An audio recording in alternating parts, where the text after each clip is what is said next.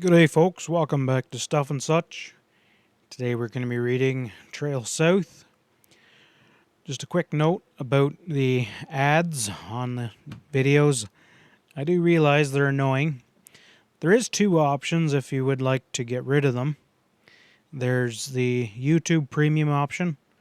It's the more expensive option, but it lets you stay on YouTube and also get you other features for other channels and watching. You can download and watch them and listen when you're not near cell service. So that's always handy. Another option is to head over to my Patreon account. I go by the handle The Reading Farmer over there. It's only $1, and I got about a couple hundred hours of audiobooks over there now. I got lots of Louis Lamours over there. Got a bunch of these Peter Fields. And I think I might have a Zane Grey or two. Anyways, those are two options if you want to get rid of ads. So you can get the YouTube Premium, or you can go over and see me at the Reading Farmer. I'll have in the comments, I'll have a link where you can find me. Anyways, let's get on with the show. Trail South by Peter Fields, Pat Stevens, Ropes and Outlaw Gang. Chapter 1. The week's accumulation of mail that Saturday afternoon in early May consisted of a catalogue of ladies' dresses for Sally Stevens from a Chicago mail-order house, a brief typewritten letter addressed to Mr. Patrick Stevens from the Colorado Stockman Association, and a dog-eared envelope addressed in a soft, smudgy pencil to Pat Stevens, somewhere in Powder Valley, Colorado. "This'n took a long time getting here," the postmaster at Dutch Springs chuckled as he handed Pat the last letter. "It's been to Pablo and Hopewell Junction and all around. Getting it at all proves you're mighty popular in Colorado, I reckon." A grin crinkled Pat's firm mouth. "Oh, Powder Valley ain't so big," he protested, holding the envelope up to study the postmark. "When does it say it was mailed?" "Oh, nigh on to 3 weeks ago," the postmaster pointed out importantly. "From down in New Mexico, town name of Santa Alice or something like that." The envelope had no return address. Pat turned it over and over in his hands, frowning down at it as he strolled across from the mail window in the Dutch Springs General Store to the end of the counter piled high with woolen blankets. Pat Stevens was a tall, bronze man who carried his 30-odd years with a look of jaunty youthfulness. Settling down to the stationary life of a married rancher in the almost civilized community of Powder Valley had quieted down naturally roving eyes and sobered up a quirky mouth.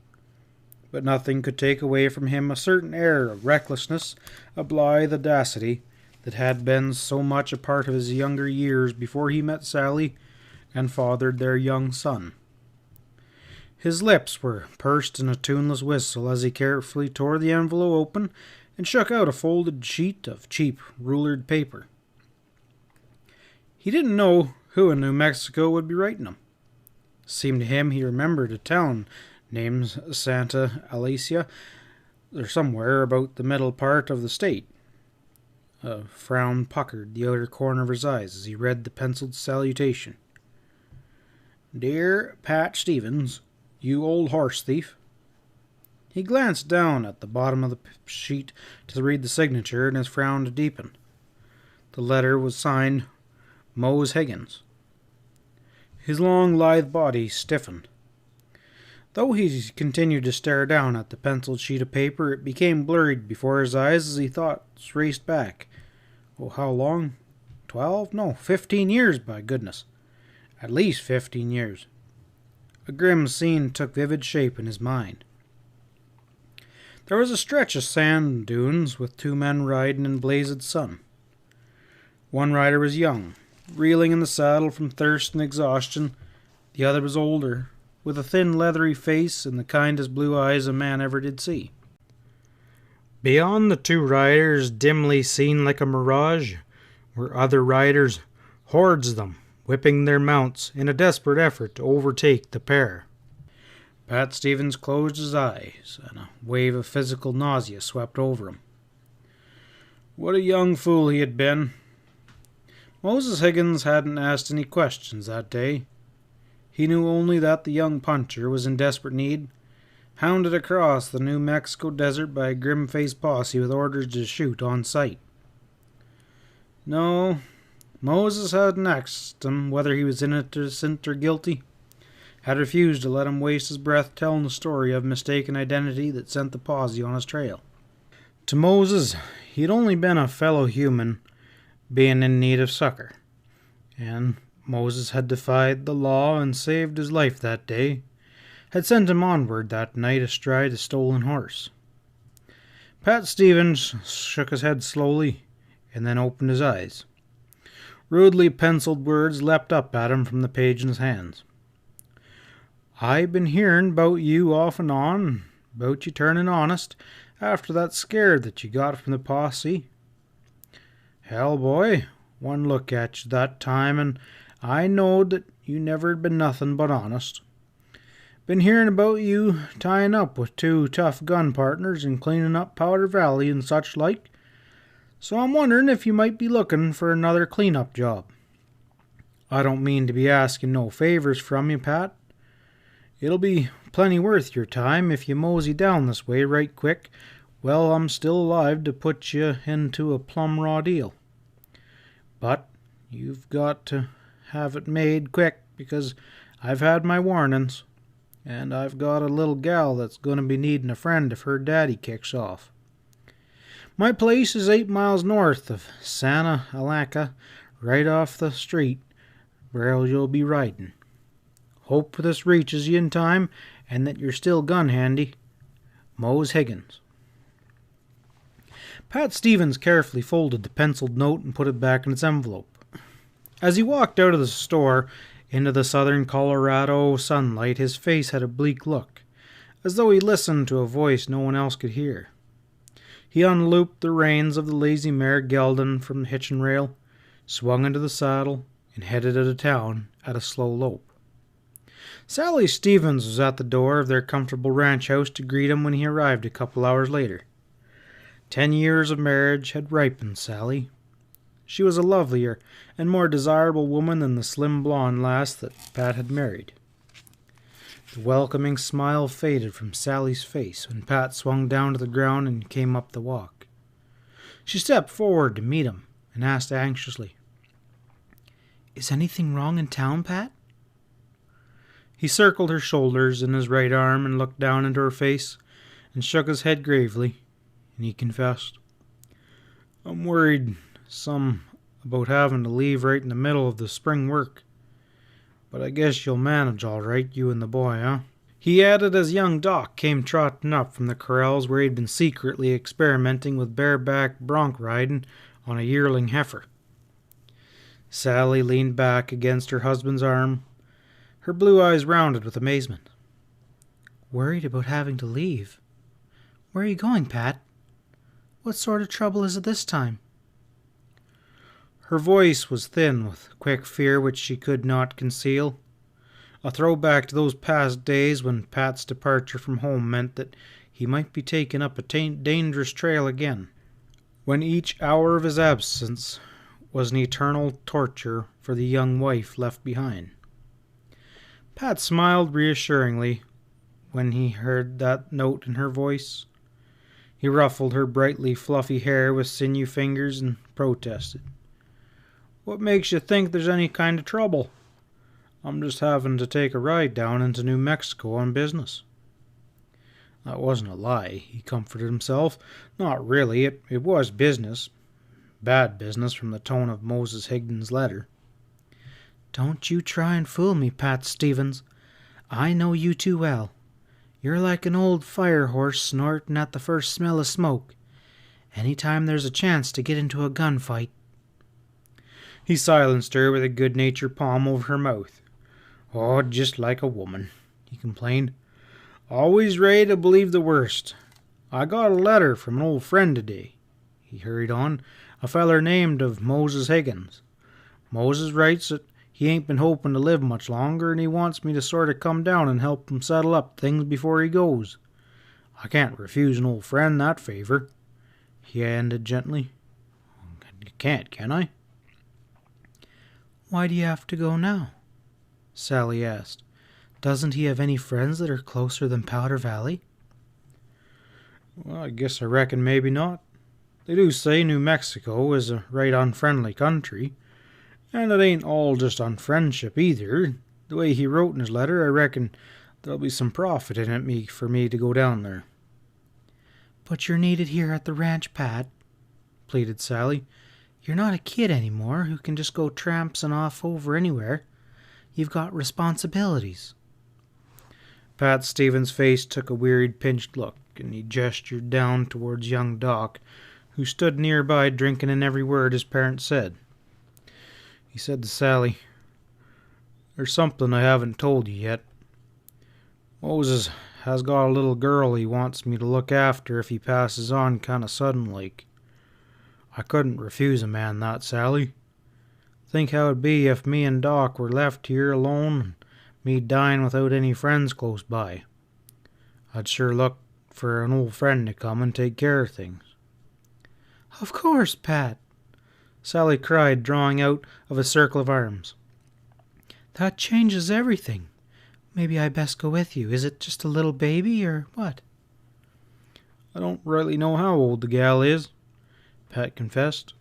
"Moses didn't say in his letter, but I don't see how you can go along. No trains go that way, and we couldn't take Doc along. No, honey, I reckon I better take this alone. I'll leave early in the morning. That way I can be back quicker." "I'll try not to worry. You go ahead, Pat, and you bring that little girl right back with you if it turns out she's orphaned and needs a home to stay in. Everyone says 2 children aren't much more trouble than 1. She smiled brightly, and Pat felt a great lump rise in his throat as he bent to kiss her. He was ashamed of the way he had fooled her, but hell, a man couldn't tell his wife everything. Sally would just worry her head off if she knew the implication of danger contained in Moses' letter. This thing was certainly best, and after it was all over, Sally would understand and forgive him. Daylight hadn't broken when Pat swung his long legs out of bed the next morning. He was shivering in the darkness as he cautiously gathered up his clothes and went out to the bedroom so he wouldn't waken Sally with his dressing. There was a faint glow in the eastern sky when he was fully dressed and ready to go. He hesitated in the middle of the long living room, glancing down doubtfully at his waist, unadorned with gun belts. His guns were in the bedroom, hanging in a dusty holster on nails in the room above the head of the wide bed in which Sally was still sleeping. He took a step towards the bedroom door, and his spurs rattled loudly in the pre-dawn silence. He stopped, then squatted down and removed both spurred boots. Treading silently in heavy woolen socks, he reached the bedroom door and pulled it open soundlessly. The reflecting glow of a kerosene lamp behind him lit Sally's face. She lay on her side with one white hand doubled up under her chin, breathing evenly. For perhaps the 1000th time, Pat Stevens decided he had the prettiest wife in the whole darn world. He stood in the doorway a moment to admire her, to steel himself for what had to be done. She'd be fit to be tied if she woke up, and then found his guns missing. But that was a chance he had to take. He'd feel worse than naked riding down into New Mexico without them sagging on his hips. 2 steps took him close enough so he could reach out and get a hold of the wide leather belts. He lifted them off the nails and started to back out. Sally stirred and sighed softly.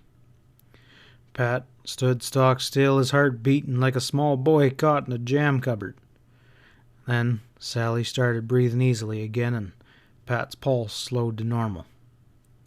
He backed out of the room and closed the door, buckled the heavy gun belts about his waist, and then stepped into his boots.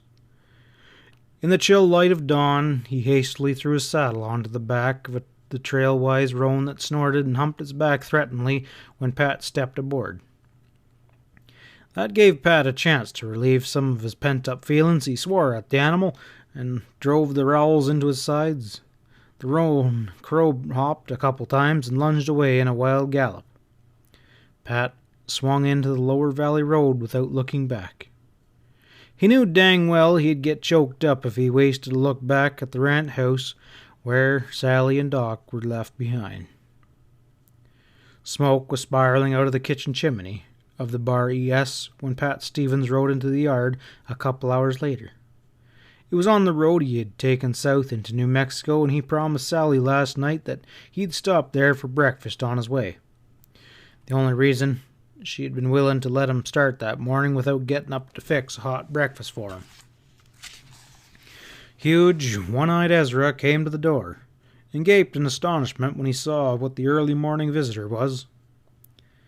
Unshaven, in a ragged undershirt with duck jeans belted about his hips, Ezra looked like some savage caveman out of a prehistoric past, but he opened his big mouth and roared a welcome to his old partner when Pat strode up the pathway. "Well, dog my cats," he bellered happily.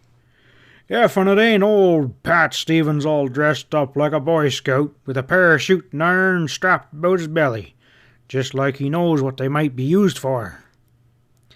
He engulfed Pat's hands with a bone-crushing grip while his single eye gleamed happily in the early morning sunlight. From inside the kitchen came Sam Salone's querulous voice. "What's all your hooting out there about, Ezra? If we got company for breakfast, I gotta throw some more dishwater and flour into the flapjacks." Pat entered the hot kitchen with a grin. "I wouldn't have stopped here to eat if I knowed you old lobos were too lazy to milk a cow so that you could make some decent flapjacks," he greeted with the dark-featured, wiry little man. "Plumb shiftless, that's what it is." With a dirty flour sack tied about his waist, Sam beamed at him above a glowing hot wood range. "You set your carcass in a chair and stop shooting off your mouth. How come Sally untied you from her apron strings long enough for you to drape in here with some real dinings to get the inside of your belly coated?" The three men had been close gun partners for years past, forming a trio that was hard to beat in that country where the men who shot first were the men to survive. When Pat Stevens broke up the trio by marrying Sally and settling in the Lazy Mare Ranch in the upper Powder Valley, the other two partners had regretfully decided it was time for them too to take a vacation from action, and had set up a bachelor quarters on the Bar ES Ranch lower down on the valley. There, all three had lived continuously for more than a decade. A contented and quiet life that had broken only sporadically by ventures remindful of past exploits, but they were still three to be reckoned with when they took to the trail of a desperado or a gang of criminals. One-eyed Ezra, with his gargantuan strength and his ability to carry out orders, small, dark Sam Salone with the nerve of a catamount and cunning of an Indian on the trail, sober, strong, and resourceful Pat Stevens, who had never been bested in a gunfight or a trail of wits. The three of them together formed a combination that had performed deeds already becoming legendary throughout the length and breadth of the untamed West. "Just heading down into New Mexico on a little jaunt," Pat told Ezra and Sam as he wolfed down crisp flapjacks and burned his guts with Sam's caustic coffee. "I got a letter from Moses Higgins at Santa Lisa yesterday asking me to drop in and say howdy." "So you just buckled on your pop guns and started riding?" snorted Sam. "Who the hell is Moses Higgins, the two-gun terror of the Badlands?" Soberly, Pat related the facts that concerned his acquaintances with Moses Higgins. "That was the time I ran foul of the law in Santa Fe on account I looked too much like a killer that made a specialty of busting old women over the head with his gun butt," he explained. "Moses hid me out and helped me steal a horse for a getaway, so I figure I owe him a favor if he asks for it." And what kind of favors he asking for this time? Sam said suspiciously. Pat shrugged with elaborate pretense of unconcern. Well, it seems like Moses figures he's got one foot in the grave, and he's worried some about what will come of his little gal when he gets both feet underground. So Sally, she shoos me off with orders to pack the baby back to the lazy mare while she'll take care of her from here on out. A heavy, disbelieving silence settled over the kitchen when Pat finished speaking. Sam winked across the table at Ezra and then glared at Pat. Wearing your guns for the baby to cut her teeth on while she's riding back with you, I reckon, he demanded sarcastically. No, how'd you guess it? Pat looked up at him in amazement. Mind reading, that's what that is. You could make some money with that stunt going around the county fairs and such. Ezra blinked a single eye solemnly and said, Me, I think he's lying, Sam. Of course he's lying, Sam snorted. He's been a liar since he left his mammy's breast. He's got some fun figured out down there, and by golly, if he ain't planning to leave us here sitting back sucking our own thumbs while he goes and gets himself killed down there in New Mexico. In which case, said Pat, smiling broadly, I'd take it kindly if you two ring-tailed sidewinders will sort of look over Sally and Doc. He got up and stretched. Well, thanks for the bellyful. It'll last me an hour or so, maybe. He rode away from the Bar ES ranch with an uneasy feeling in the pit of his stomach. He knew that if he had let one word fall that sounded remotely like an invitation, Sam and Ezra would have dropped everything to ride south with him. But he had thought it all out last night and decided it wouldn't be fair to them to ask them to join. After all, he only had a hazy notion to go on. He didn't even know there'd be any trouble when he reached Santa Alicia. Moses Higgins had woefully been vague in his letter, and the chances were that he would arrive much too late. Moses had mentioned the need for speed, yet the inadequately addressed letter had been weeks on the road before it finally reached him. No, he would feel like all kinds of a damn fool if he let Sam and Ezra's hope get aroused and had them riding with him, just to have the whole thing fizzle out. And they had their ranches to take care of. It was a small spread that they had no steady hired hands on. It was much better this way, Pat told himself, as he rode southward alone. It was his debt to Moses Higgins. It wouldn't be right to mix anyone else up in it. End of Chapter 1. Chapter 2. A steady, relentless downpour was drenching the sandy hills of central New Mexico. Though it was still early in the evening, a solid layer of black clouds overhead was like a giant roof that stretched from horizon to horizon, cloaking the countryside with a heavy, velvety blackness that was revealed in intervals by a jagged dagger of lightning piercing through the clouds. A single rider, plodding southward through the darkness and drenching rain.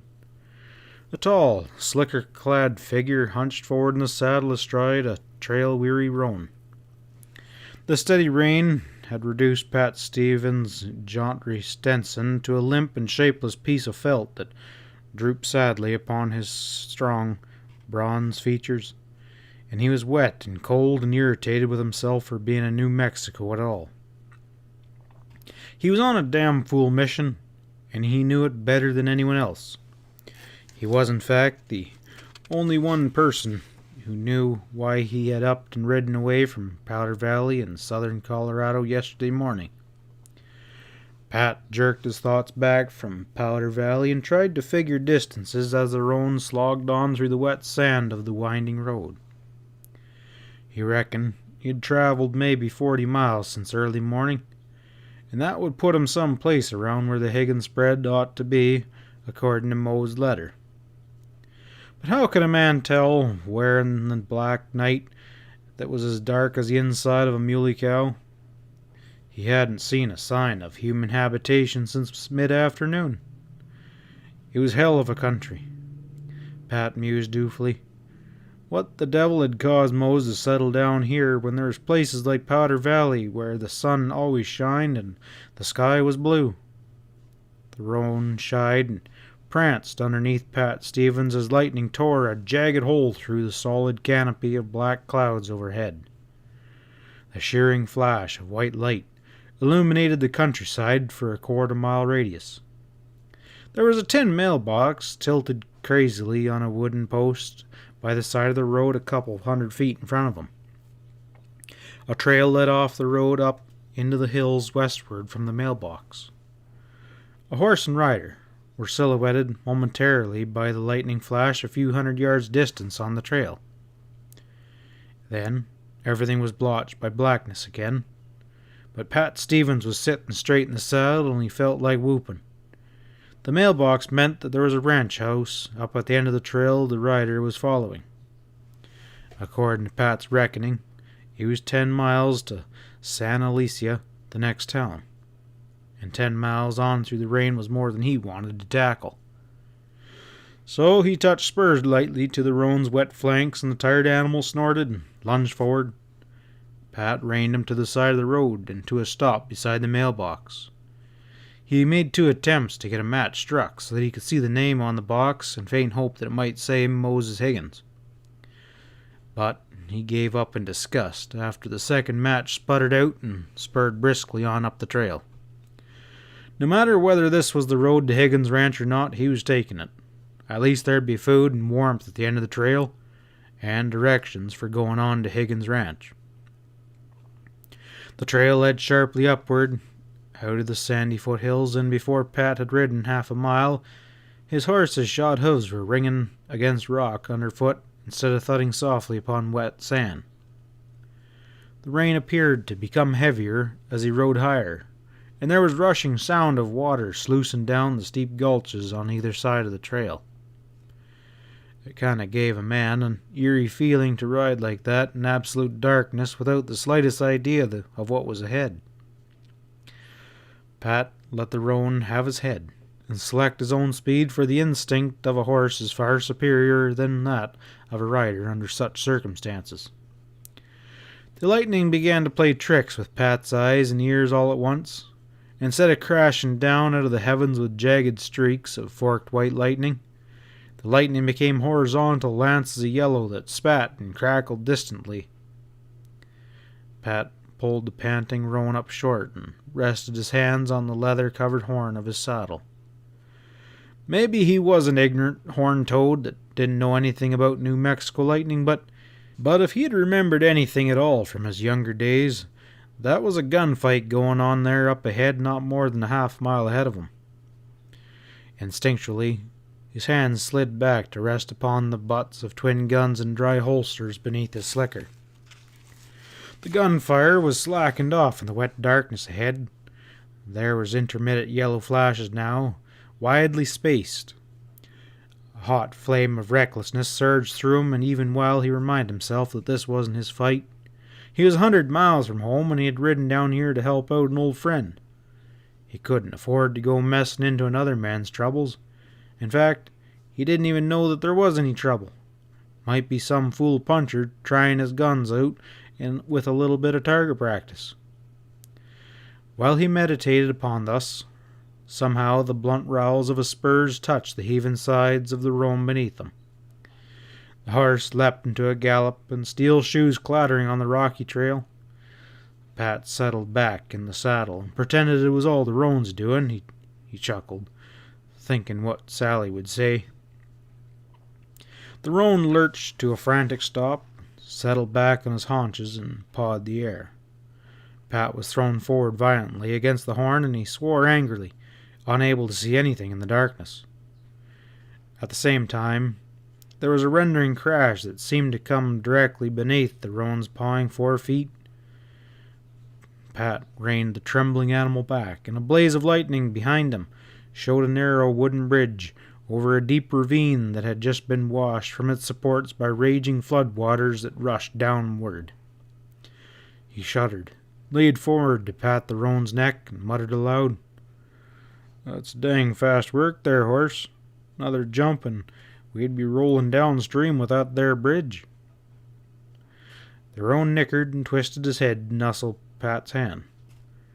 "Well, that kind of leaves us in one hell of a mess," Pat grumbled aloud.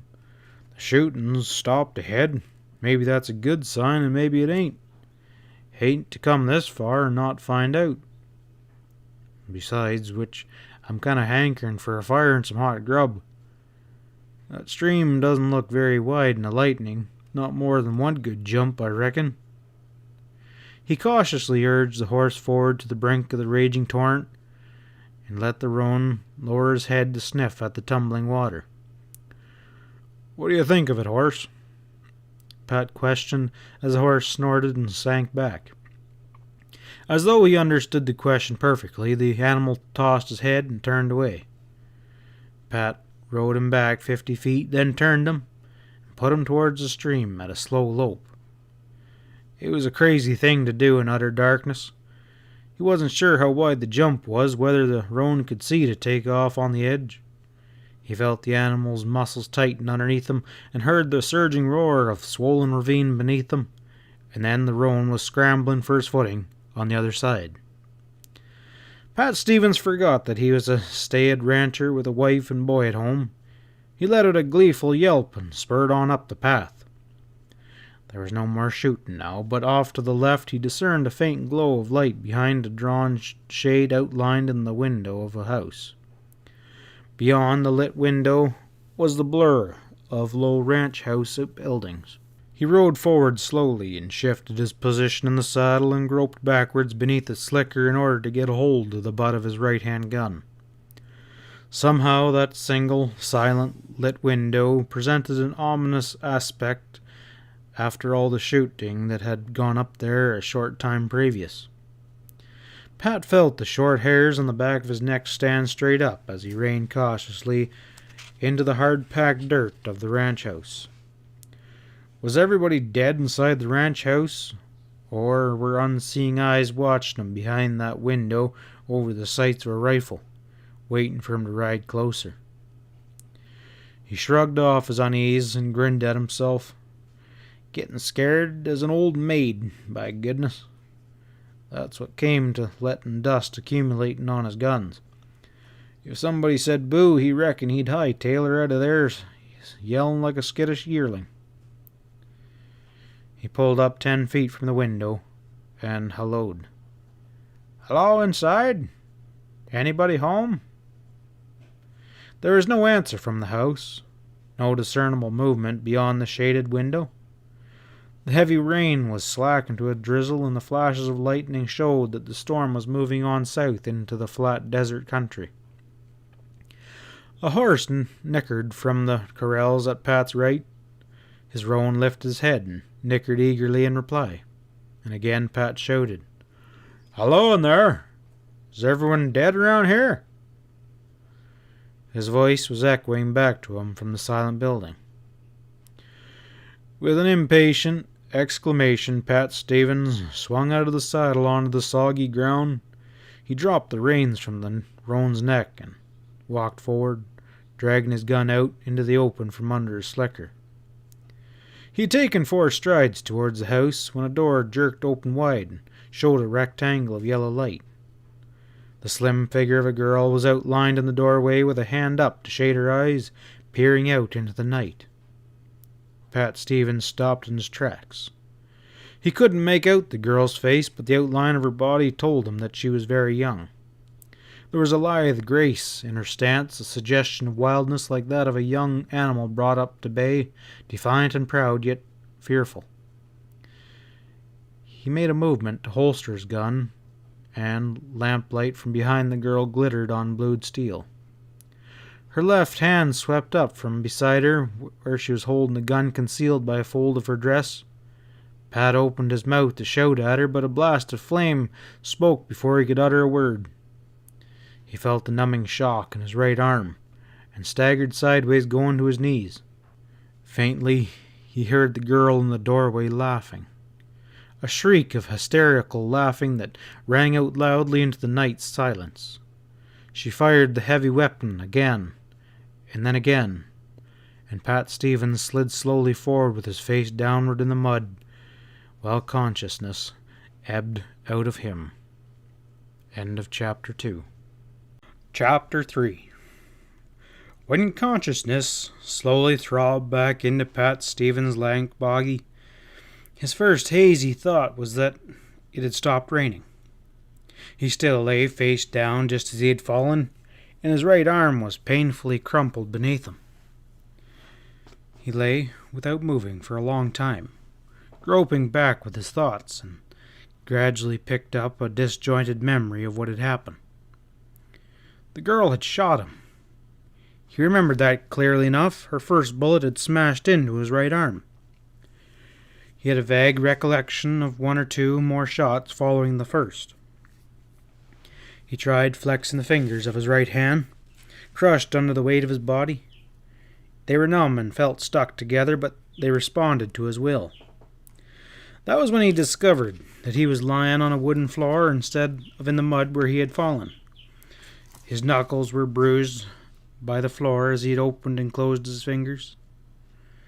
He blinked one eye open and caught a glimpse of a yellow light from a kerosene lamp, and he saw a pair of feminine shoes sitting squarely on the floor in his line of vision and not more than 10 feet distant. They were dainty, black pumps, but right now they were heavily encrusted with mud. Slender, unstockly ankles rose out of the black shoes, and above the ankles was the swell of a smooth young calf, and his view was modestly cut off above that point by the hem of a gingham skirt. Pat could see no more without moving his head. He closed his eyes to rest a moment before making that effort. The upper portion of his body was a solid mass of pain, and in his weakened and semi-conscious condition, it seemed to Pat that he could feel his blood and his life slowly ebbing out of his open wounds. He wondered what kind of girl it was who would deliberately shoot a stranger without warning, drag his unconscious body inside out of the rain, and then calmly seat herself in a chair and watch him bleed to death. All sorts of fantastic images formed in his mind as he lay there with closed eyes. She must be some kind of female ogre, a soulless, heartless creature without a spark of human mercy in her well-formed body. He recalled that single glimpse he had had of her before she fired, the suggestion of wild freedom at bay. He set his teeth together hard and shifted his head so that he could see all the way up to the girl's face. She met his eyes with an intent, fixed gaze. She sat in a straight-backed wooden chair, bent slightly forward with elbows resting on her knees. A pointed chin was nestled in the palms of tanned hands, and thin, bloodless lips were twisted in an expression of angry scorn.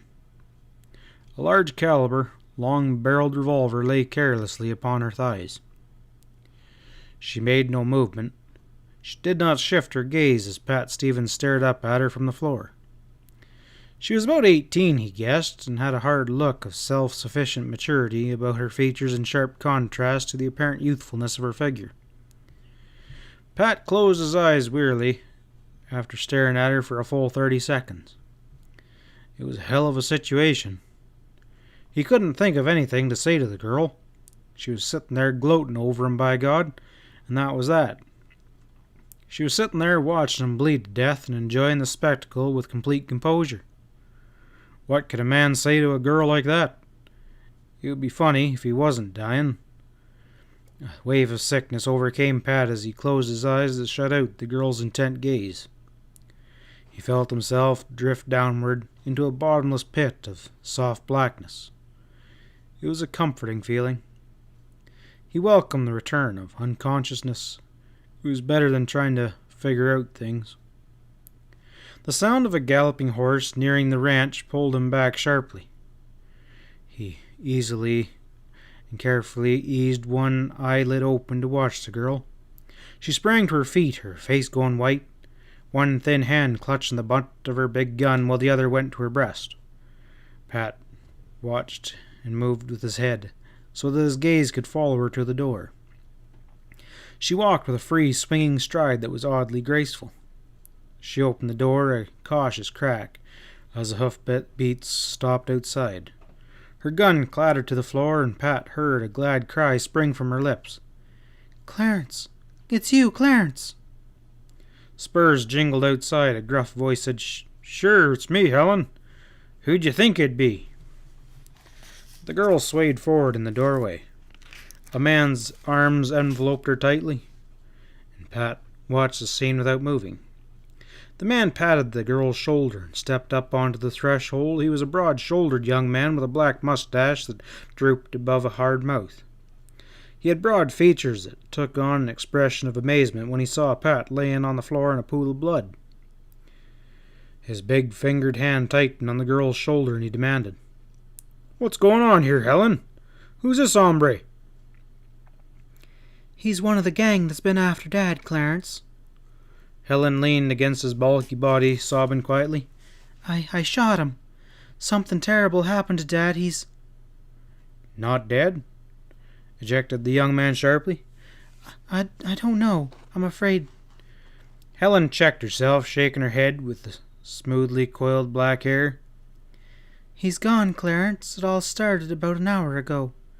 Somebody called Dad to the door, and it was raining terribly. And the shooting started as soon as Dad opened the door. And he ran out into the night, and he hasn't come back. And then this man came riding up and tried to pull a gun on me, but I shot him first." Helen paused to glance at Pat, shuddering.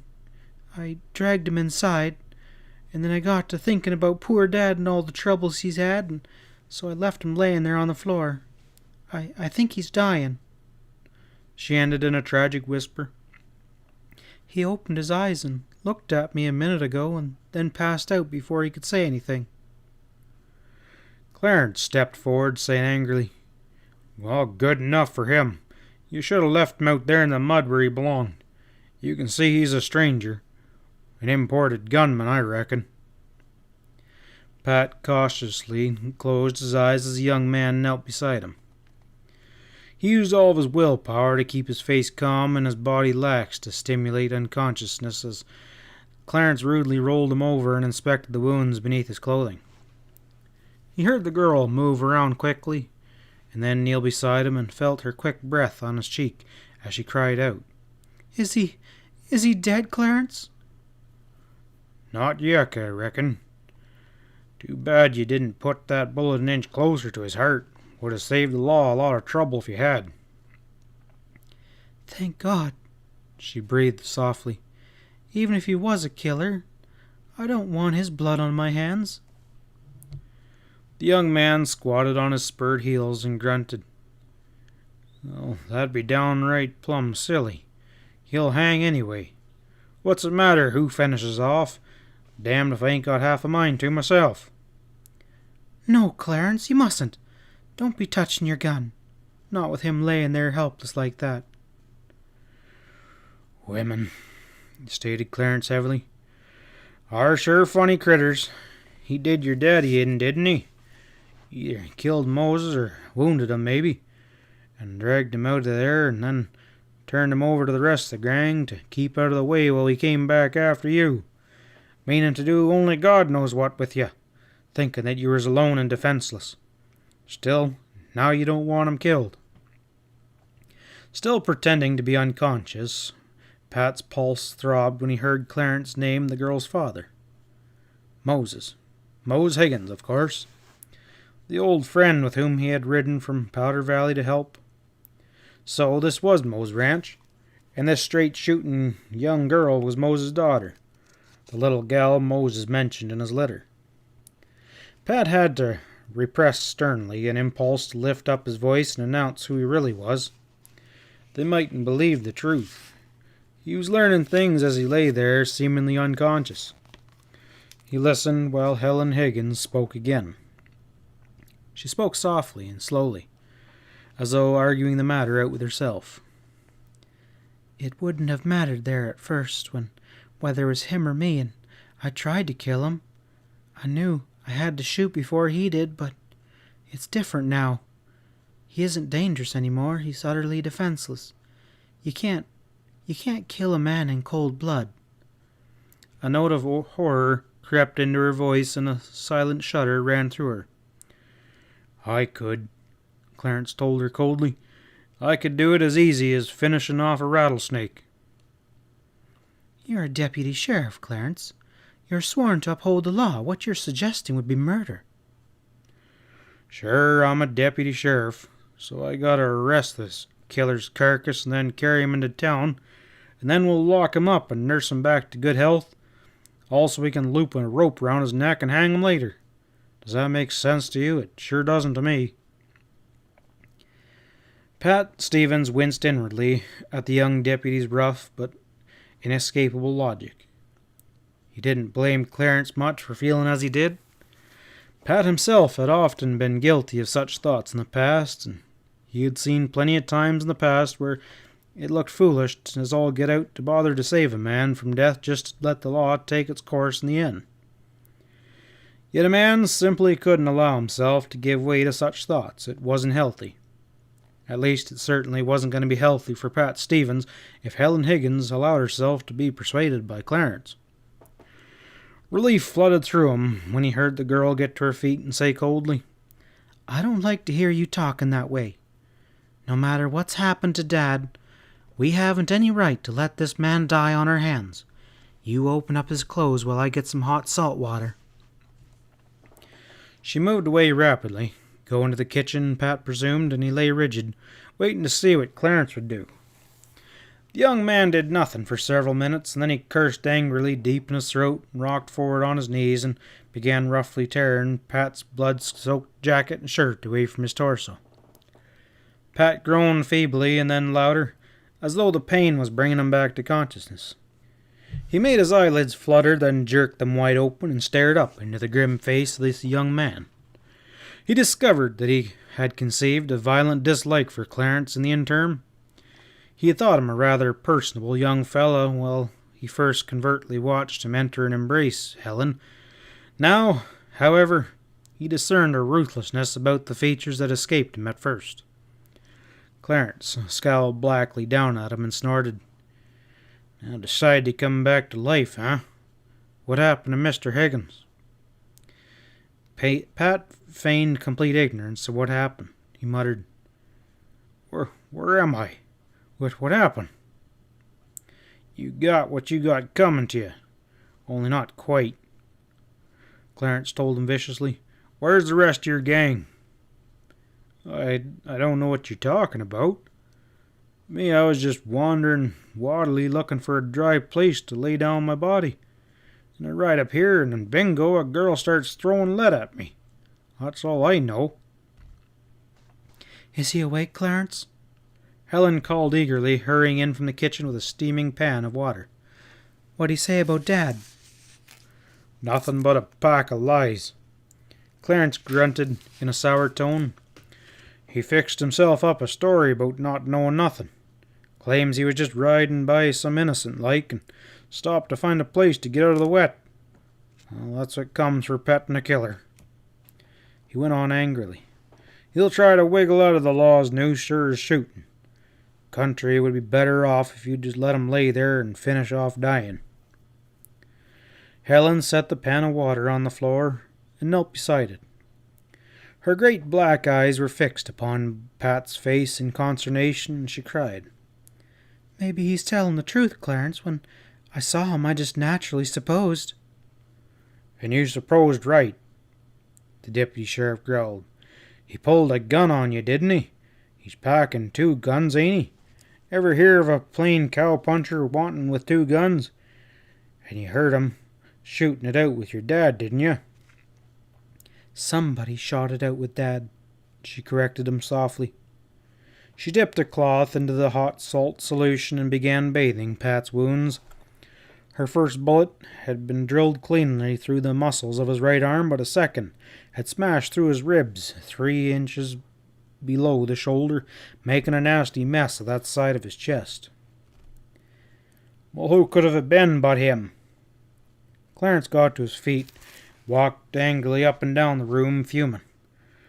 After all the trouble your daddy had lately. By God, Helen, you're one unnatural daughter. Your father's missing, killed most like, and out there in the dark and wet, and you're squatting in here playing nursemaid to a 2-gun killer. We'll let the law decide that, she told him calmly. That is if he lives to come to trial. This wound in his chest looks pretty bad to me. Hand me that dry cloth so I can bind it tight. The bullet did come out, and that's one good thing." Clarence angrily handed her the required cloth and then resumed his pacing. "Well, maybe he won't reach the jail alive," he hazarded darkly. "A fellow like him's liable to make a break for it, knowing he's heading for a noose anyway. If I have to shoot him while he's trying to escape, I reckon I can't be blamed for that." Helen Higgins finished binding Pat's wounds tightly. She rocked back on her heels, angry, and scorn flashed in her black eyes. "I don't think much of a man who uses his law badge as an excuse for killing." Clarence stopped and looked at her. "Meaning me?" "I could mean you, couldn't I? Isn't that what you're halfway pining away to do to this man?" "Didn't say that I planned it that way, just said if he should try to make a getaway." "Which prisoners have a strange way of doing when they're in your custody, don't they?" Helen was eyeing the young man queerly, half nodding her head as though confirming a long-held suspicion. He blustered. "I don't know what you're talking about. If you're through coddling that there killer, I'll load him on his horse and get started." "You must know what I'm talking about. You remember that you captured 2 members of the Lacy gang in the last 2 months and killed both of them trying to escape while you were taking them to jail." Helen got to her feet slowly. "Well, this man is my prisoner. Well, sort of. I feel responsible for him, and I think I'll ride in with you just to see that nothing happens." "You don't know what you're saying," Clarence protested. He stepped towards Helen, extended his arms. "You're just all upset about this here shooting. You can't ride out tonight. Maybe Moses will be coming back." Helen eluded his embrace and slipped away from him to catch up her slicker hanging near the door. "You go on out and saddle a horse for me," she ordered with a quiet finality. "I'm riding with you to San Alicia. If Dad's able to get back here, he'll be able to take care of himself." For a moment, Clarence hesitated, a slow flush of anger suffusing his face. Then he turned and flung himself out the door with a muttered oath of exasperation. End of Chapter 3. Chapter 4. The girl started to slip into her slicker, then stopped and glanced down at the gingham dress she wore. She hesitated, and then hung the slicker back on its hook and went into the room across, and then went in towards an inner door. She passed through it, and then closed the door behind her. Pat Stephen cautiously tested his strength and his reflexes by sitting up. The upper and lower portions of his body felt unconnected, though his body retained control over each portion. He discovered that both of his holsters were empty, and he awkwardly sat up to work on the buttons on his shirt and leather jacket over the bandage that Helen Higgins had placed over his wounds. He didn't try to do any thinking for the moment. There'd be plenty of time for that later, when he was safely in jail. He was damn glad Helen had insisted on riding in with them. He hadn't liked the deputy's tone when Clarence suggested that he would probably try to escape. The young man was entirely too free and easy with his ideas of saving the country the expense of the trial. He had walked right into the middle of a batch of trouble, all right. This was what Moses Higgins had hinted in his letter. Pat wished that Moses had been here a little more specific. He wondered what had happened to Moses tonight. Seemed sort of funny that neither of the young folks had even suggested conducting a thorough search outside to see if the old man was lying out there wounded. That was only one of the funny things about the whole setup. Helen re-entered the room as Pat finished buttoning his jacket. She had changed to Levi's and riding boots with short, snug-fitting sheepskin jacket buttoned tight against her girlish swell of the bosom. A floppy Stetson topped off the outfit, hiding her coiled black hair and making her every inch a boy. Pat grinned at her and said, "Thanks, ma'am, for taking this trouble to see that I reach jail alive." She replied back, "Don't mention it." and then went past him to take down her slicker. "I didn't shoot your daddy," Pat told her. "I don't know nothing about nothing. I did see some shooting while I was riding up the lane from the main road." Helen whirled about with one arm in the sleeve of her slicker. "Did anyone pass you coming out of the lane?" Pat shook his head. "Nary a soul."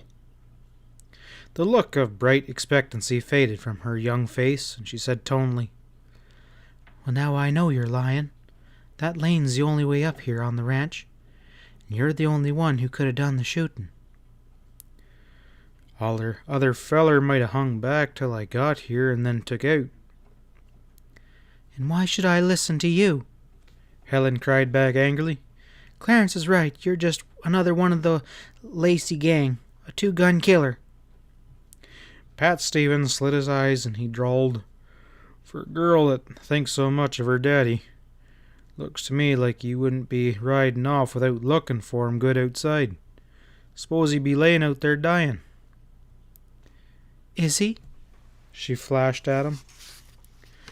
"I don't rightly know, but if I was you, I'd take some time for a look around before I went riding off to town." She hesitated, then shook her head. "You're just trying to trick me. Delay things until some others of your gangs get set to rescue you." "Wouldn't hurt none to look around," Pat insisted. "Might be Moses laying out there." "And you're just a wandering waddy that happens to drop in?" she cried scornfully. "How do you know that my father's name is Mose?"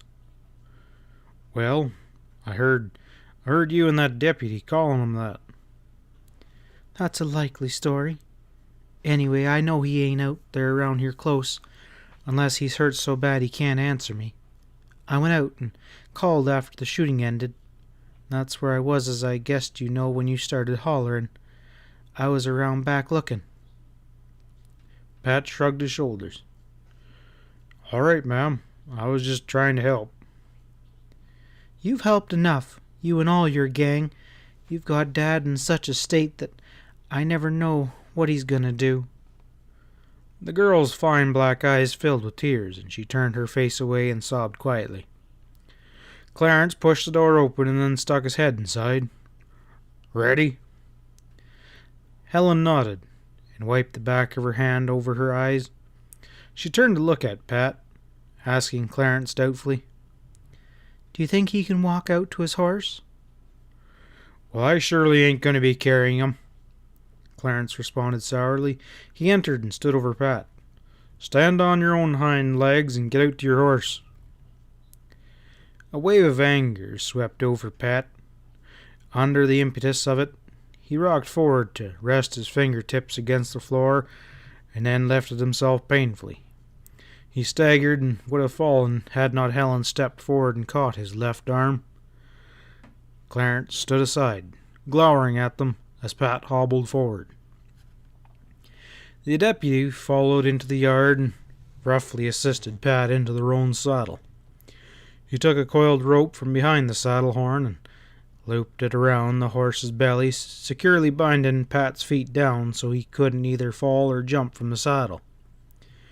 He then looped his own rope around the roan's neck, removed the bridle, and fastened the other end of the lead rope to his saddle horn. Helen had mounted her horse in the meantime, and the little procession started down the laneway away from Higgins' ranch, with Pat's roan docilely following the other two. They went along at a trot until the lead horses suddenly stopped on the brink of a ravine where the wooden bridge was washed out. Pat's lead horse trotted up beside them, and he heard Clarence declaring, "Been telling Moses another rain would wash that dang bridge right out. How are we going to get across it?" "The bank is shallow just below the bridge." Helen reined her horse down the slope, and Clarence followed. The ravine widened abruptly, and the steep sides gave way to flat banks. The swollen stream had gone down since Pat had jumped his horse across. It was only feet-log deep as they splashed across.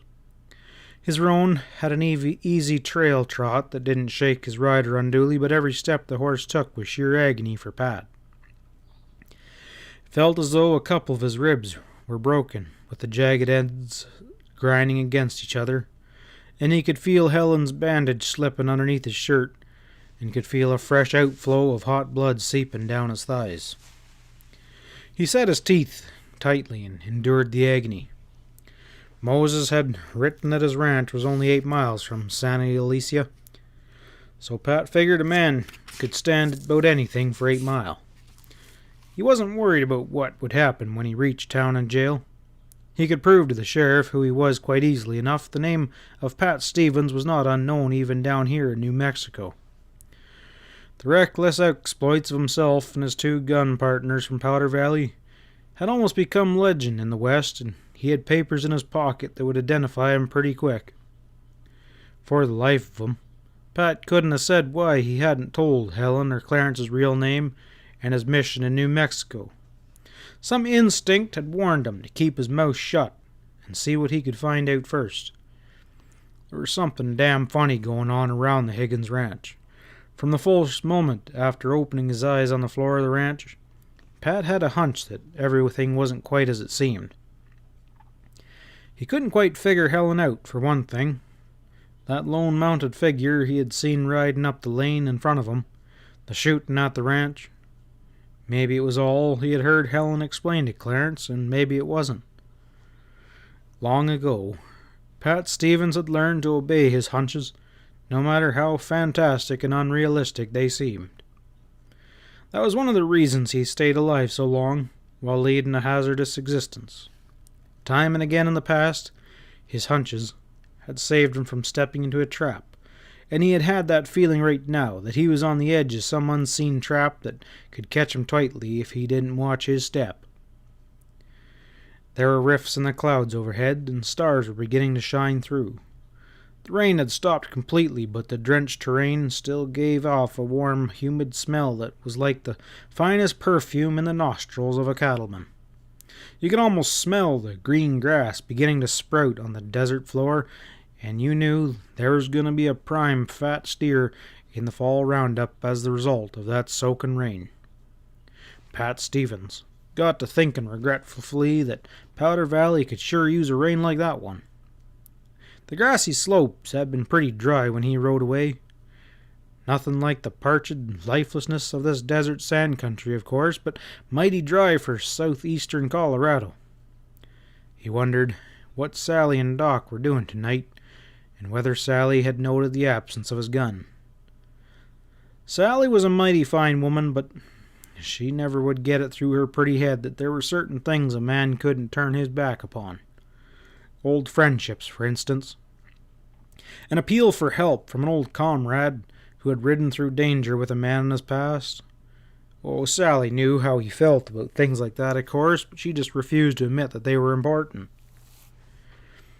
His thoughts were rudely jerked back from their dreaming by a sharp exclamation from ahead. He lifted his head, conscious that 2 lead horses had come to the abrupt stop. In the elusive sheen of faint star glow, he saw a half-dozen mounted men grouping in the road ahead of them. Clarence reined up and demanded harshly, "Who are you fellas, and what do you mean blocking the road this way?" Rough laughter answered him from the group of riders. A surly voice answered, "It's none of your business, mister, who we are. State your names and your business." "Well, that can't be any concern of yours," blustered Clarence. "Move aside up there so we can ride through." "Not so fast," the surly voice answered. A shadowy figure detached itself from the group and rode forward close to Helen and Clarence, leaning forward to peer at them. "It happens that we're looking for a certain feller riding this way." He stopped with a sudden exclamation. "There's 3, huh? Didn't see but 2 at first." "This man's my prisoner," Clarence said loudly. "We're taking him into jail where he'll hang for trying to kill Moses Higgins tonight." The rider replied, "Do tell. He looked back at the others. "You boys, you hear that?" There was a muttered growl, vast and sinister somehow in its scarcely veiled implications. The other riders began to crowd forward, roughly jostling Helen and Clarence. "Stay back there," Clarence ordered angrily. "I'm the law hereabouts, damn it, and I'll arrest every mother's son of you if you interfere with me." "Hear that, boys?" the first rider mocked. "He'll arrest us." He laughed hoarsely and reined past Clarence to the side of Pat's roan, tipping a heavy Stetson back to look into Pat's face. Pat saw a scarred, cruel countenance in the faint starlight. A wide mouth twitched a knowing grin at him. "So, you're him," came in a cryptic murmur from the thick lips. "You don't look so tough right now. Sort of like a stray lamb being led to a butcher shop." Before Pat could figure out what sort of reply to make, he heard Helen Higgins say sharply, "I don't know what you men mean, but this man back here killed my father tonight." Her young voice shook with anger. "If you're any sort of men, you won't interfere with putting him in jail where he belongs." "A gal?" one of the night riders said in a wondering voice. "This here feller's a gal." A murmur of approval, of anticipation, drifted up from the others. "See here," put in Clarence desperately. "Let me talk to one of you alone for a minute. I think we can make you—" "Should I put a bullet into this lawman, Harry?" one of the riders demanded of the man who spoke to Pat. "No use doing that. Not yet," Harry ordered sharply. "We ain't sure just what the setup is hereabouts. You take his gun off him and quirt his horse down the road towards town. We better take the gal along with us. She might come in pretty handy if she can cook." A loud groff greeted his words. "And if'n she can't cook," one of the followers suggested slyly. In the meantime, Clarence was being roughly handled by two of the armed men. Despite his loud and angry protests, he was relieved of his hardware, and the lead rope of Pat's roan was untied from his saddle horn. Then his horse was set scampering down the road out of sight, while Helen was held back on her horse. "Can you make out a way to ride?" Harry asked Pat anxiously. "Or did you want we should make a hackamore out of the rope so you can handle your own horse?" Pat Stevens felt himself reeling in the saddle from a wave of faintness, and through set lips he murmured, "Lucky I'm tied in the saddle so I can't fall out, but I reckon you better keep right on leading my horse." The stars were circling about in queer convulsions overhead. Nothing made sense any more. He was only dimly conscious of being led alongside Helen's mount, of men taking the lead and others falling in behind and turning sharply off the main road and galloping upwards into the low foothills leading off from the New Mexico desert. End of chapter 4.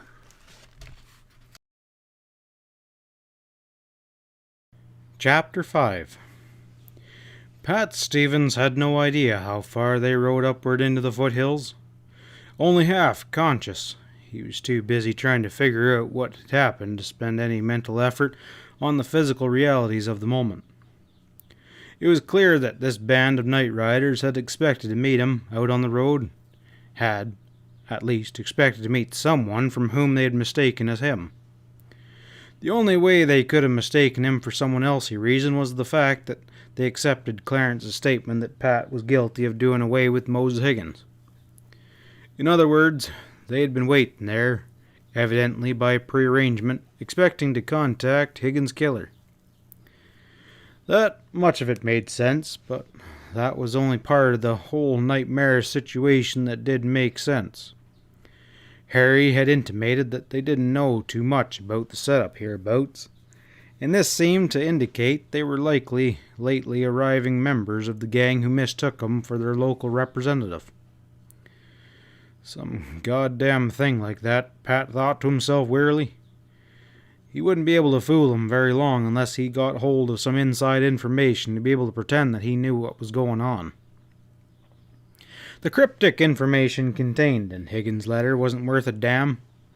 Mose had merely hinted at some sort of desperate situation confronting him and had vaguely mentioned receiving some sort of warnings. And the conversation he had overheard between the girl and Clarence didn't clarify much of either. The hell of it was, he couldn't ask questions of anybody without revealing the truth about himself. Both Helen and the gang members accepted him as being one of them. Pat realized he wasn't thinking very clearly as he was jolted along through the night towards some unknown destination. He had been played the damn fool back at the Higgins ranch by not declaring his identity and explaining his presence immediately. But it had looked like a good idea at the time, and now it was a cinch that Helen wouldn't believe him if he did get a chance to talk to her alone. And Helen's presence was the worst part of the whole dang thing. He felt that he'd gotten her into it. She had taken his part with Clarence, and she would have had ridden towards town for the sake of ensuring his own safety to get delivered to the jail. Pat's thoughts wandered off again, irrationally. There was something damn funny about that deputy sheriff, about the way the gang of men had dismissed him so casually. They didn't seem to be a bit worried about the law following them. Most outlaws would have put a bullet into the deputy sheriff who happened to be around when they decided to rescue a killer and kidnap a young girl. Could be they weren't outlaws at all. Maybe nothing was what it seemed to be. Maybe he was crazy and nothing was like Powder Valley at all. They topped over a long ridge and descended a steep slope into the bottom of a narrow ravine. The riders ahead seemed to know exactly where they were going. They turned up the ravine between a forbidden walls of rock. The moon had come out from behind the clouds, but the bottom of the dark ravine remained cloaked in darkness. A will-o'-the-wisp light flickered ahead above the shoulders of the riders. It appeared to dance on and off as they followed the winding course of the stream bed upward, and Pat couldn't figure out whether it was an actual light or a product of his feverish imagination. For a long time it appeared to be moving ahead of them steadily at about the same gait as they were riding, then all at once it was right in front of them, burning brightly, a lantern hanging outside the door of a low log house built solidly upon the rock wall of the overhanging cliff. Pat swayed in the saddle and clutched the horn tightly with both hands when they come to a stop. Riders dismounted and came back to cut the ropes that were holding him into the saddle. He swayed sideways into their arms and was carried inside to a large, dimly lit room with rough solitude. He saw Helen Higgins standing in the center of the room as he was laid on the floor inside. Her face was dead white, but she appeared completely composed. Harry was holding her onto her arm, and he was saying with a leer, "Don't you worry none. Maybe this ain't so fancy, but I reckon you can put up with it for the sake of—" Helen tore herself away from his grasp with a little cry, and she ran to the far corner of the room where the figure of a man lay outstretched in the dark shadows. She dropped to her knees beside the still form while the men watched her in amazement. She fell forward and buried her face on the rain-drenched body and sobbed vehemently. Harry shot a queer look at Pat, laying on the floor, and asked aloud, "Now, what the hell you reckon?" He walked forward towards the girl's side, and Helen shrank away from him, her features distorted with grief. "Why didn't you tell me?" she cried out. "Why didn't you tell me my dad was here dead?" Harry shook his head, looking completely baffled. Your daddy? Sure, that ain't seem a very nice thing for a girl to walk in on. Sure enough, we didn't know. He swung around to glare at Pat. "Why didn't you tell us? What the hell did you bring him here for?" Pat closed his eyes without replying. He needed time to think of an answer. His brain was in a whirl. How could Mose Higgins be here, dead so many miles away from the ranch? They had ridden a couple hours, he figured. All he could think of was that this circumstance could prove to the girl that he couldn't have done it. One of the other men standing over him told Harry, "He passed out again. Want I should dose him with some water?" "I'll let him lay," Harry said sharply. He scowled in black decision. "Something's damn funny about all this," he decided. "I wish Lacy was here to put us straight." Pat kept his eyes closed and lay inert. He heard the men moving about and familiarizing themselves with the interior of the cabin, which was well stocked with a supply of stable food, and heard Harry order the horses unsaddled and a guard set at the downstream approach. Through it all, Helen's quiet sobbing in her corner of the big one-roomed cabin was a pitiable background for the other noises. After a time, a fire was got going in the big wood range, and heat and the smell of strong coffee began to permeate the cabin. Pat tried to elbow himself up and managed to get up on one elbow. Harry and 3 others were tipping back in chairs against the wall and watched him interestedly. When he showed signs of life, Harry turned to Helen and ordered her roughly, "Cut out your crying and get yourself over there to see how bad that wahoo is. Nursing's a woman's job." Pat saw Helen hesitate a moment, then slowly came across the room towards him. He eased himself down on his back and stared up at her pinched white face, drained all of emotion except of hatred. With a shock, he realized that her hatred was directed directly at him. Hell, he couldn't blame her. Not with her thinking he was responsible for her father's death. She listlessly unbuttoned his clothes and turned them back to expose the bandages that she had placed on his wounds. Her fingers were icy cold when they inadvertently touched his bare flesh, and after a quick examination, Helen shrank away from him as though he were unclean and said tonelessly, "The blood is clotted again. He'll be all right if he stays quiet." "I don't trust her, Harry," one of the armed men spoke up importantly. "Be just like her to let him bleed to death lying there." Helen whirled on the man and flung at him savagely, "You needn't worry about that. I'll do my best to see he don't die so easy. He'll live to hang. You hear me?" She stamped her foot angrily. "I'll see that's the best I can." The men gawped loudly. Harry said, "I don't reckon the gal likes you so much, partner," said to Pat. Pat Stevens lifted himself painfully into a sitting position. Through set teeth he demanded, "Give me a cup of coffee to warm the inside of my belly." Without moving from his tilted back chair, Harry ordered one of the men fussing over the hot stove, "Fill him up a cup. You feel like doing some talking yet?" he said to Pat. "About what?" "Lots of things." Harry's voice was even but threatening. "Looks to me like you messed up here pretty good. Why'd you bring that dead man here and then go back and get yourself shot and picked up by the deputy?" Pat murmured, "I had a right to go back for the gal, didn't I?" "Oh, that's it, huh?" Harry's voice grew colder. "You know what Lacy says about mixing women with business." One of the men handed Pat a cup of steaming coffee, and he lifted it shakingly to his lips and burned his belly with a draught. His lips curled back from his teeth as strength re-entered his body with the near-boiling potion. Tentatively he said, "To hell with Lacy." "Sounds to me like you're getting a little too smart for your britches," Harry grunted. "Got the big head handling things over here on your own for a couple months. Lacy'll take that out of you pretty quick."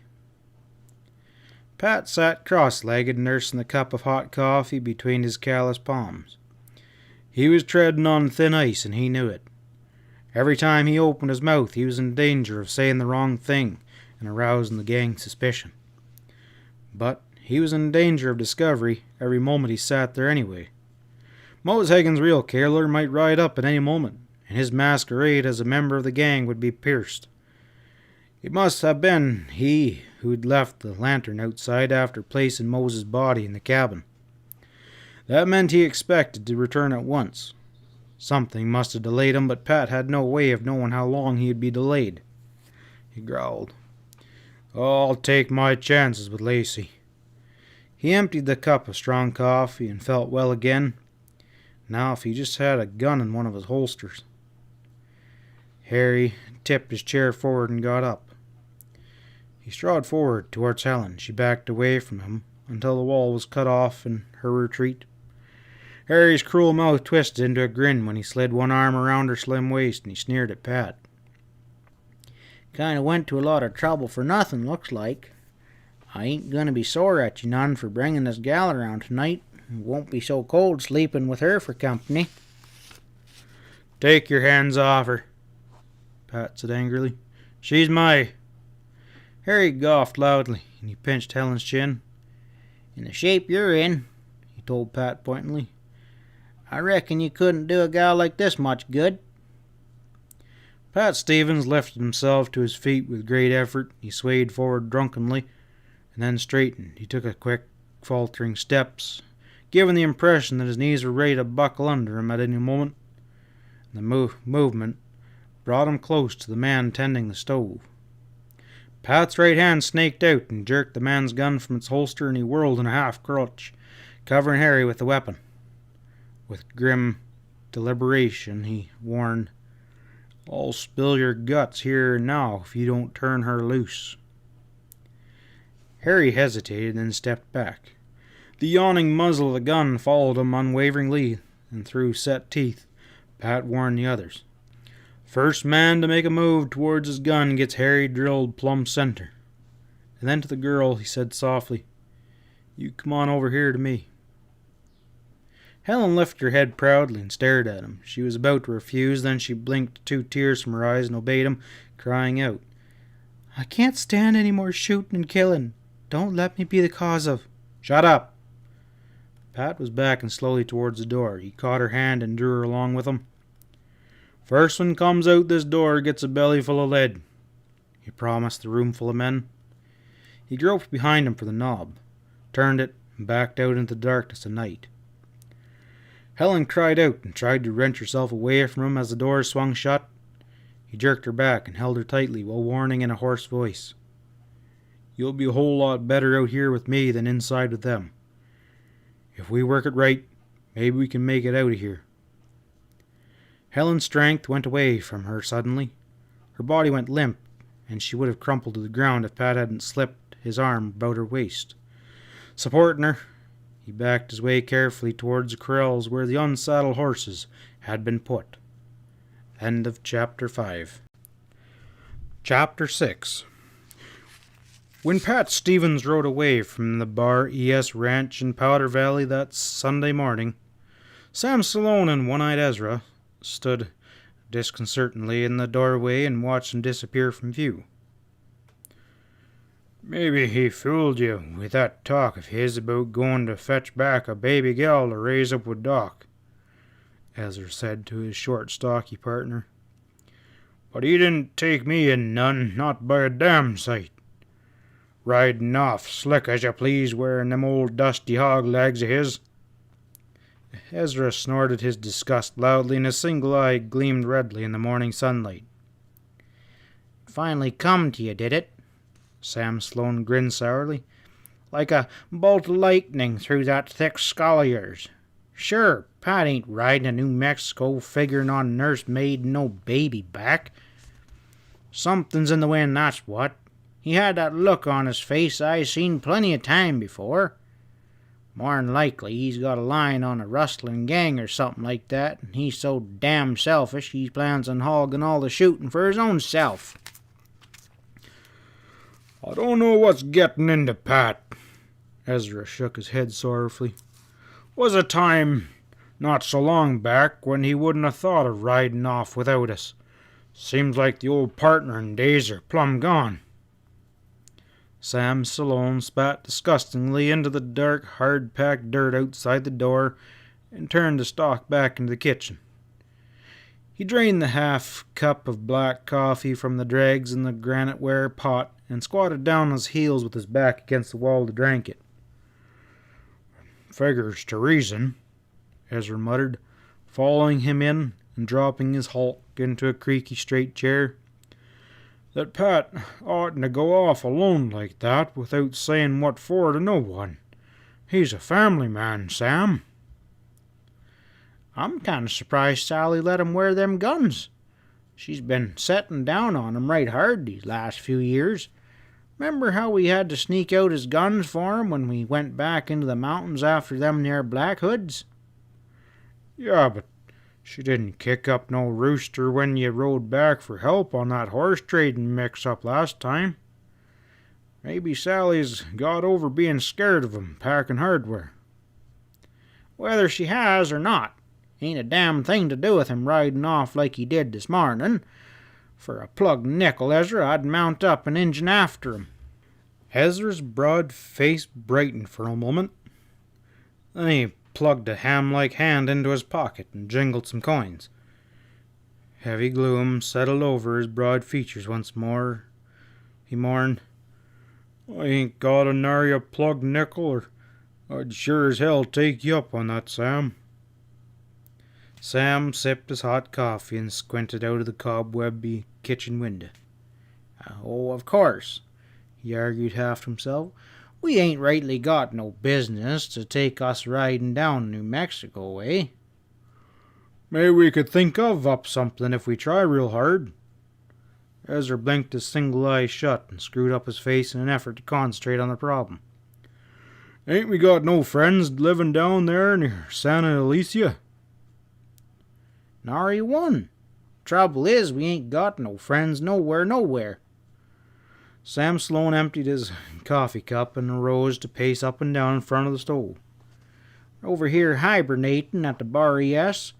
That's what we're doing. Might as well be at a couple of bars holed up for winter, the way we never stick our noses out any more. Was a time we knowed fellers from Rio Grande to the Canadian border. Now we can't even think of no one to go visit. It's all Pat's fault, him setting on the lazy mare and breaking up the partnership." "But Pat, he don't let it tie him down. When he takes a notion, he goes a-riding." "Well, sure he does." Sam Sloane was gradually working himself up into a lather of rage at the unfairness of it all. His ugly dark features became blacker as he brooded over the blithe manner in which Pat had ridden off alone into danger. Or at least so had Sam fancied.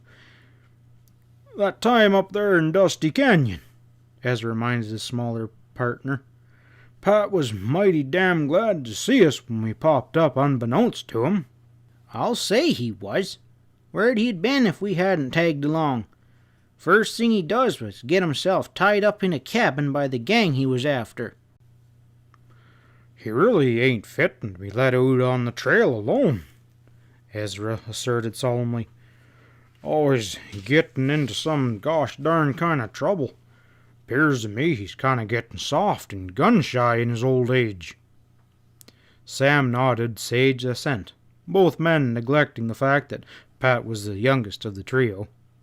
"Well, that has to be it," Sam agreed.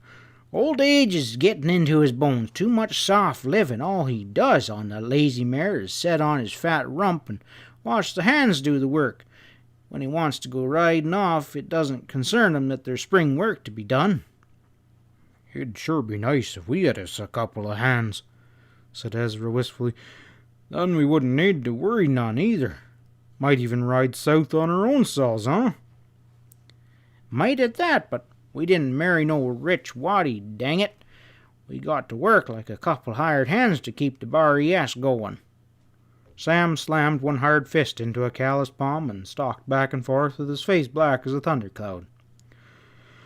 Both of them were silent for a while their thoughts went back regretfully to the retrospect to the old wild days before Pat met that pretty blonde widow, when their gons had been their passports to adventure, the hard ground the only beds their weary bodies had known, when life had been interesting and dangerous, not the humdrum experience that now held their chafing on the little ranch in Powder Valley while Pat rode off over the horizon with his holstered guns ready for any new adventure that might just come his way. The sound of a trotting horse outside obtruded their silent thoughts, and both men jerked their heads around to listen, an expression of expectant hope on their face. Both men were thinking the same thing, that Pat had relented and ridden back to get them to accompany them southward. Sam grinned at Ezra and winked slyly. "Oh, the old son of a gun," he said happily. "He got soft in the heart after you rode off a ways, or else he got scared thinking of tackling the job on his lonesome. Let us pretend that we ain't been studying none about him, that we don't give a plumb damn what he does." He turned to the stove and began rattling the pans noisily. The ridden horse had stopped outside the door. Ezra got up with an answering boyish grin. "We'll pretend we're surprised as hell when he come back for us." He bent over and gathered up the breakfast dishes with the back of the door. They heard a pounding on the wooden panels outside. Ezra looked at Sam and winked his one eye, and his big face wreathed in a grin of anticipation. Sam Salone rattling the pots more loudly and wondered why in the hell Pat just didn't come in without standing on for ceremony. Then they heard the door creak open, but both perversely kept their backs turned, determined to prove to Pat that they weren't at all interested in his comings and goings. A nasal voice from the doorway brought them both upright and stared. Quite the leanest and dirtiest cowbody either of them had ever seen stood there with a wad of chewing tobacco bulging in his cheek. He had merely asked, innocently enough, "Is this here the Bar ES spread?" And he was quite taken back by the malevolent glares that met his query. Ezra, a fearsome object at any time, took a pace forward, and it seemed to the puncher that red flames shot from his one eye as he demanded thunderously, "Where at is Pat Stevens, and what have you done with him?" The lean puncher stepped backwards hastily, throwing up one arm as if to fend off Ezra's approach. "I don't know what you're talking about," he gasped, his Adam's apple bobbing up and down. "I swear, mister, I don't." "Leave him be, Ezra," grated Sam. "'Tain't his fault, and ain't Sam riding back like we guessed. Come on in," he invited the puncher ungraciously. "Riding the chuck line, huh?" "Uh-huh, sorta." The long-legged puncher took a fearful step forward and was still staring at awe at Ezra's threatening face. I ain't looking to make no trouble. I heard your Ranny's had a nice little spread over here and might need some help during the spring work." Sam started to shake his head and then stopped the motion suddenly. He glanced quickly at his big partner. "You hear that, Ezra?" "Sure, I heard him. I ain't deaf, but we ain't hired no hand." "Why ain't we?" demanded Sam. "Can't you see that this puncher was sent?" "Sent by whom?" rumbled Ezra, wrinkling his brow and shaking his head in perplexity. "By God, I reckon." Sam turned to stare at the man carefully. "Though I must say I don't see no wings a-sprouting yet." The man's mouth gaped open, and he took a hasty step backwards while his eyes was bulging out. No one had warned him that a pair of lunatics ran the Bar ES. "He's a mighty stringin'-looking article to be sprouting wings. I swear, Sam, sometimes I wonder." "Wasn't we just wishing that we could ride off to the ranch for a little look-see in the New Mexico area?" Sam said happily. "But we didn't see how we could cut her out with all the spring work to do, and then this feller walks in like an answer to a prayer, if either of us knew how to prayer, that was." "You mean we're going to hire him?" "No one else but. He's working already," Sam told the astonished job seeker with a wide sweep of his hand. "You can just start in here with these kitchen dishes while Ezra and me pack our extra pair of socks for a little ride. We'll tell you all about what's got to be done, and then she's yours till we get back." "By golly, Sam, you're right." Ezra walked forward and grabbed the hungry-looking rider and swept him into a bear hug and executed an exotic buck and wing while the astonished new Bar ES employee vainly sought to escape. And then, like a couple of schoolboys happily playing hooky, the two partners rode away from the ranch and set their mounts on the road to Santa Alicia, not more than 3 hours behind Pat Stevens. With carbines swinging in leather boots beneath their stirrup leathers, and the short guns securely belted about their hips, they were ready for anything, and fervently hoped that anything would not prove an uneventful ride in Pat's tracks, merely to help him bring home an orphan kid, as he intimated with his sole reason for making the trip. They had a hunch that Pat was going to need their help badly before they saw Powder Valley again, and, like many of their hunches in the past, this one was due to get a good workout sooner than either of them had ever expected. End of Chapter 6. Chapter 7. Sam, Salone, and Ezra rode into Santa Alicia a little before midnight. They were wet and cold from the rain that had fallen earlier in the evening, stiff and tired from their long ride south on Pat Stevens' trail. The little New Mexico cow town presented a dreary and dejected attitude to the pair of travelers in search of shelter and hot food. The adobe buildings were grouped about a typical Mexican plaza, and only a few of them were lit at that hour of night. Sam and Ezra pulled up in front of the only 2-story building in town and wearily dismounted. Their mounts stood apathetically at the hitching rail with the drooping heads. A weathered sign above the entrance told the travelers that they had stopped at the Palace Hotel. There was an uncarpeted lobby strewn with aged chairs and tarnished spittoons. A wizened Mexican was snoring in a rocking chair beneath the scarred pine counter. Flies hovered about his open mouth, and appeared that the only violent outdrafts prevented them from entering and settling in for housekeeping. Sam and Ezra thumped their booted heels loudly on the bare floor before the desk, but didn't seem to arouse the sleeping Mexican. Sam leaned over the counter and studied the situation intently, while Ezra forgot his cold and hunger as he waited to see what his partner's strategy would be.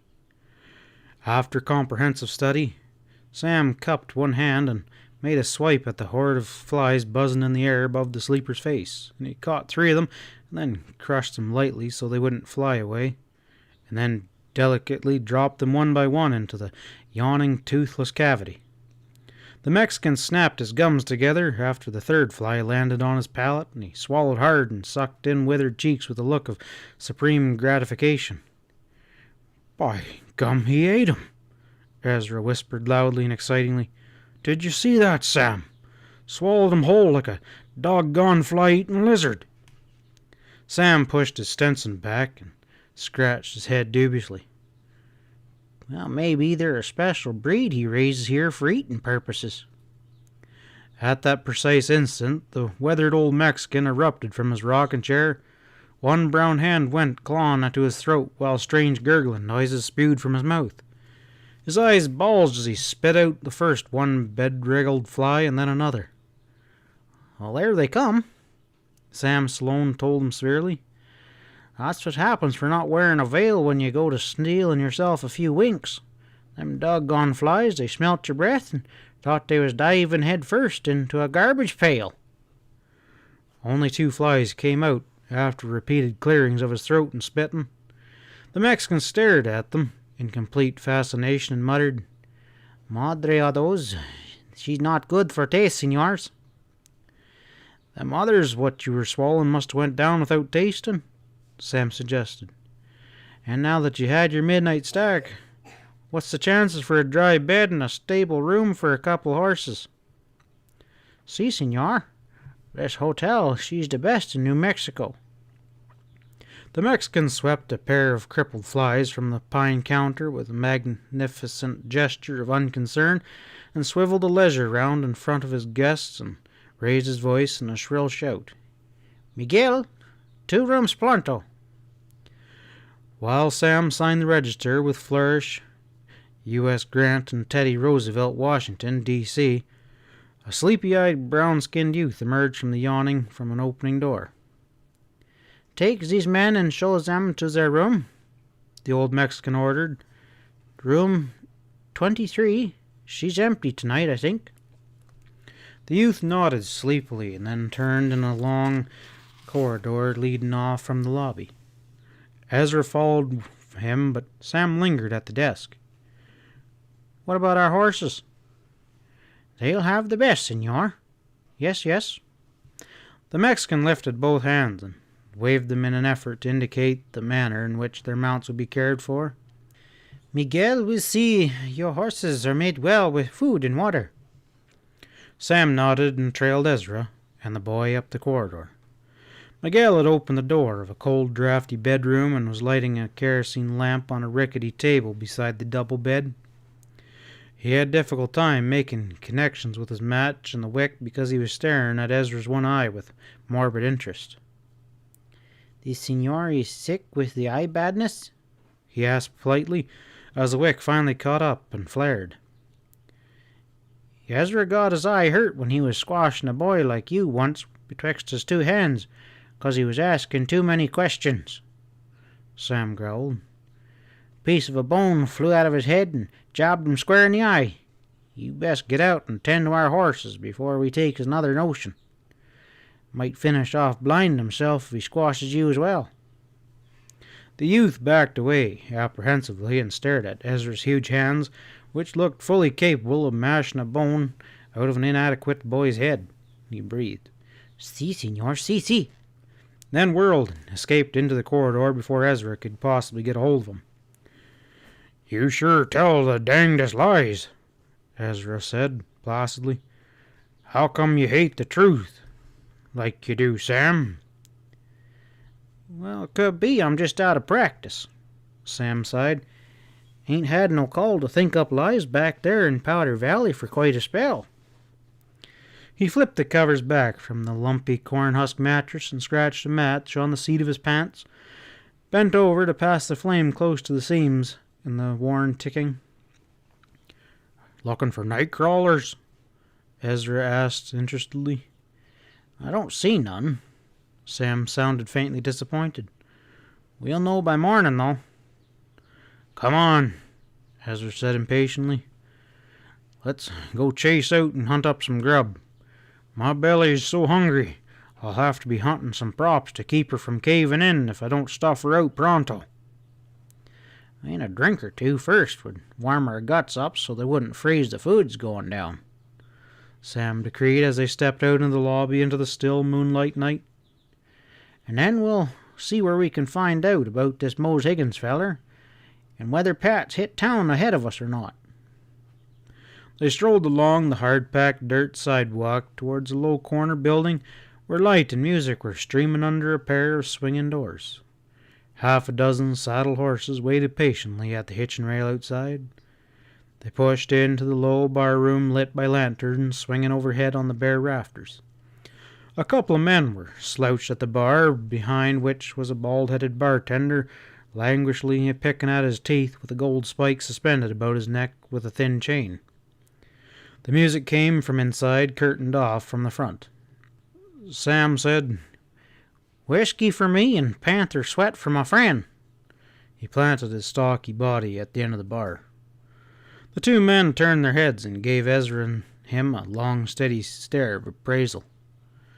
Ezra nudged his partner and growled, Kinda looks like they're wondering whether we're even human. One of the men was tall and cadaverous individual, wearing blue overalls and a frayed white shirt.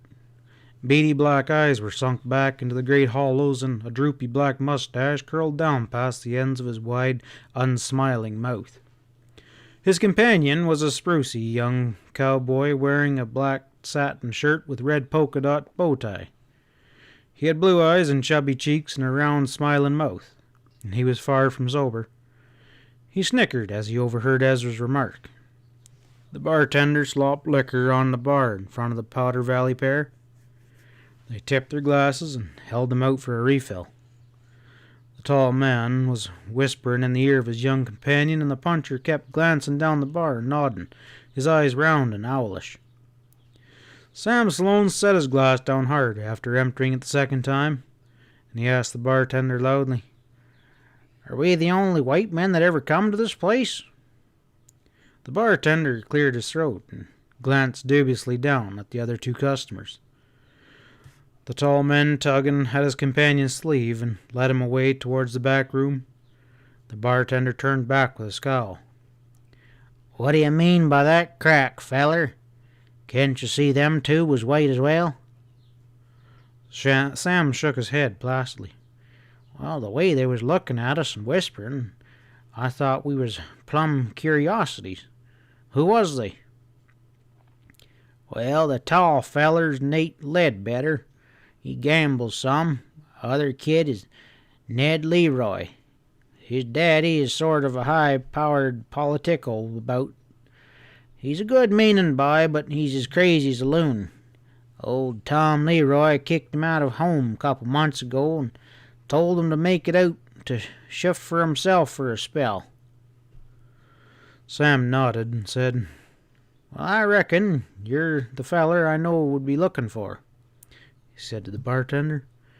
"You know a feller named Moses Higgins north of town?" An extraordinary change came over the bartender. He backed away from Sloane, and the friendly expression disappeared from his face, and he asked shortly, "What do you want with Mose?" "What's the matter what I want with him?" The rich mahogany color of the bartender's face turned to a pasty yellow, and he shook his head. "I ain't meanin' to get mixed up in Mose's trouble." "Well, what kind of trouble is it?" "I ain't sayin' this or that.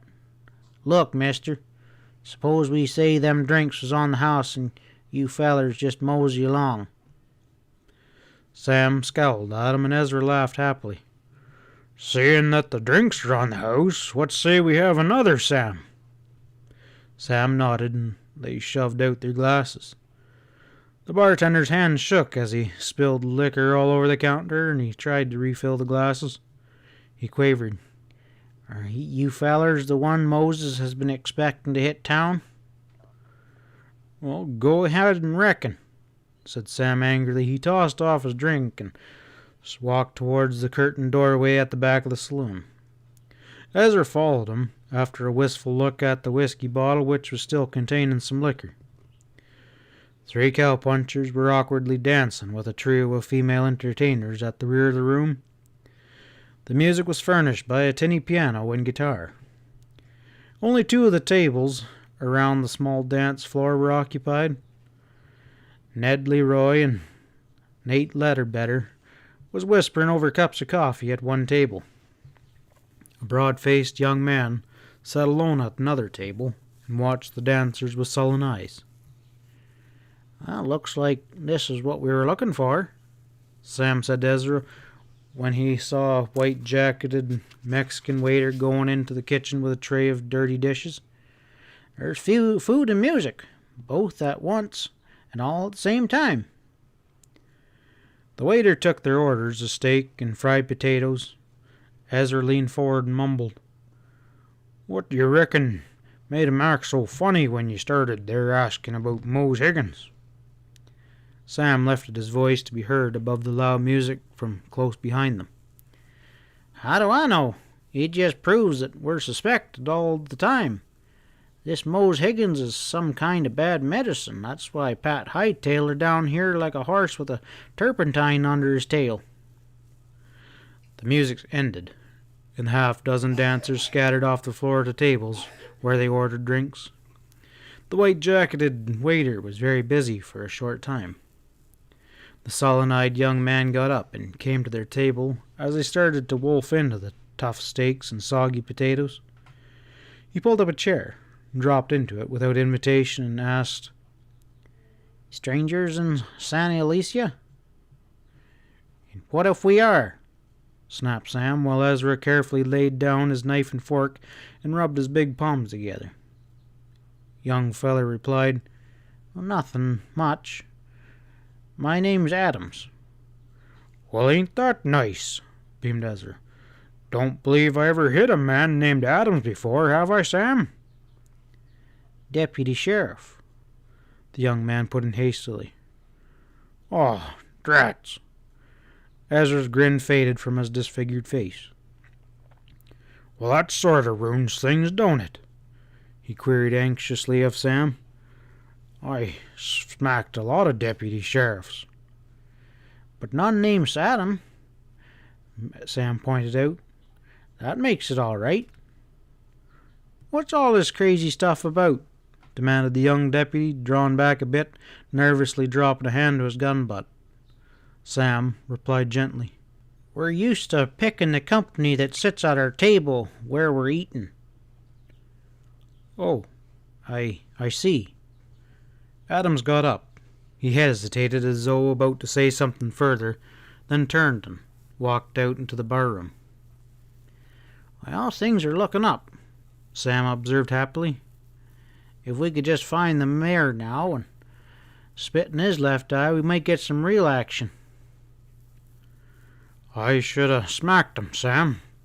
I just didn't caught in his way at all. Well, there'll be plenty of chances for that again, Sam comforted him. Pour that chuck down so we can get your strength back. I got a feeling we're heading right into the middle of a whirlwind without much compass to know which way's which. The music stirred again, and the dancers swung back into action. Ezra scraped his plate clean and wolfed down the potatoes left by Sam, and was on the point of ordering another serving all around when the square-faced deputy sheriff entered the room by the side of a tall, hawk-faced man with a livid scar running diagonally from the outer corner of his left eye right down to the point of his chin.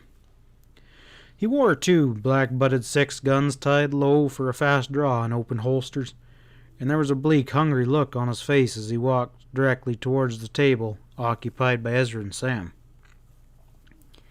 That's them, panted the deputy from one pace to the rear. Like I was telling you.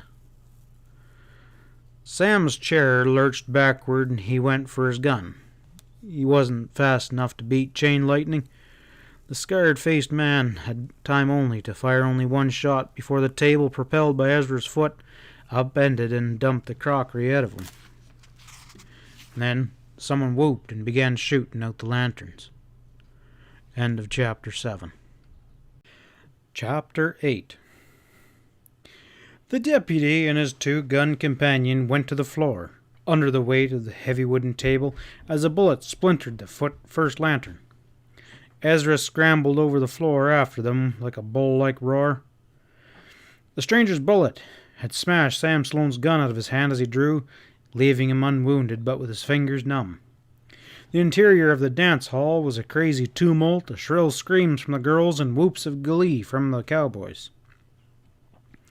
Another lantern went out as Ezra reached the scar-faced gunman and got one of his big hands about his lean neck. From the floor behind Ezra, Sam was shouting for him to come on and get out of the mix-up, but Sam's words were indistinguishable in the general hubbub. Sitting on the floor, Ezra began enthusiastically throttling the deputy's companion. A bullet splintered the 3rd lantern suspended from the ceiling, plunging the dance hall into darkness. Silence came with the darkness, and as though the inmates of the room were suddenly appalled by what had happened. Ezra heard Sam panting angrily in his ear. Come on, in a hurry. Let's get out the back way. Happy to know that his runty partner was still alive, Ezra gave a grunt of approval. He lunged to his feet, dragging the man up with him and tossing him over his shoulder like a sack of oats. He stumbled forward in the darkness behind Sam with one arm clamped tightly about the man's arms and body to prevent him from using his guns. Sam drove shoulder first into the swinging door leading to the lit kitchen. A Mexican chef jumped back out of their way as they stampeded through his kitchen out a rear door into the refuge-strewn alley. Sam heard Ezra pounding along behind him, and he didn't slow up or look back until they had run the length of the alley and emerged out into the open on the outskirts of the village. He drew up, panting loudly, in the shadow of a group of cottonwoods on the bank of a small irrigation ditch. Ezra stopped beside him as Sam muttered, "A hell of a mess now. We can't even go back for our horses." "Most damn fun I had in the coon's age," Ezra chortled. "Reminds me of the time." What gets me is what started all the shooting. Sam sank down on his haunches, exhausted, and dragging out papers and a sack of tobacco from his shirt pocket. Sorta seemed like to me that deputy took a disliking to us. I should have smacked him when he first sat down at our table.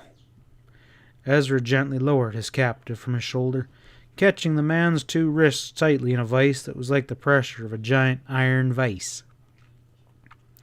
Sam had his head bent and was carefully pouring flake tobacco into a pouched cigarette paper. I can't figure out where the deputy got a hold of the gunslinging gent, or why. He ain't been gone more than 10 minutes. Of course, the bartender might have told him we asked about Mose Higgins, and that seemed a bad sort of subject. But man alive, how that man went for his hardware caught me flat-footed and sitting still. I sure admire to meet up with him again. What are you mumbling about? Asked Ezra placidly. Here he is waiting to meet you. Sam came uncoiled like a released spring. He jumped a foot off the ground and came down, peering through the black shadow cast by the trees at Ezra and the tall man standing by his side. He stared unbelievingly for a little minute, and then shakingly, You mean to say you brung him along? Sure. I hoisted him onto my shoulder while you said we was be getting out. I thought you might want to ask him some questions. God almighty, breathed Sam in an odd tone. He stepped closer and plucked the man's left holster gun, made sure the other holster was empty, and then demanded angrily, All right, mister, start talking. He was rewarded with a string of oaths in a vitriolic undertone. Ezra tightened his grasp on the wrists until the bones gave forth a warning crackling as though they were about to splinter under the pressure. The oaths gave way to shrill exclamations of pain. That's just a mite for a sample, Ezra told them. Start talking before I really go to work on you. All right, the man snarled. What do you want me to talk about? What's your name? None of your... Jeff Crotchery. Hold it, Sam whispered. I hear men coming. He jammed the muzzle of the tall stranger's gun into his belly and warned him. One yelp out of you and you'll be yelping no more. Excited voices were approaching them from the direction of town. Further away, in the other direction, a dog yelped and the hoofbeats of a trotting horse came through the silent night to the listening trio. We best cross the ditch, Sam muttered. Strike out into the open and see if we can locate us a couple of horses. He started forward, relaxing the vigilancy of his gun hand for a single fatal instant. Caudry threw himself sideways and dived in amongst the huge trunks of the cottonwoods, which gave him momentarily shelter from the lead that Sam blazed after him. And then he was running into the darkness, shouting wildly, and Sam wasted 2 more futile shots after him. The blast of lead was answered by shouts from the searching party. Sam grated, We're caught now, and paused. He heard us planning to take out across the creek. Which we better not do, Ezra remarked quietly. He stretched one arm upward and caught a long, heavy horizontal limb above his head, snaked his heavy body upward as lithely as any circus performer on a trapeze. Astride the heavy limb, he leaned down and caught the outstretched hand of his smaller partner and yanked Sam up effortlessly beside him. They could see the advancing men now, a dozen or more, it appeared in the dim moonlight. We best climb up a few more limbs, Ezra suggested, so to be hiding if one of 'em takes a notion to look back and a bit upwards. Ain't much chance of that, Sam scoffed as they carefully climbed up and settled themselves on a sturdy perch, screened from below by the green leaves. None of 'em seems to know that you have monkey blood in you. If I hadn't let that feller jerk away... Better off up here than fast-footing it across the sand dunes, Ezra whispered. Maybe we can hear something. It'll make some sense. Sam shushed him as a group of excited villagers arrived beneath the tree. They could hear Jeff Condry, his thin voice, explaining. Last I saw them, they were streaking out across there on the other side of the ditch. They wouldn't stay and fight, dang 'em, even if they did have both my guns. An excited mixture of Mexican and English voices broke out underneath the tree.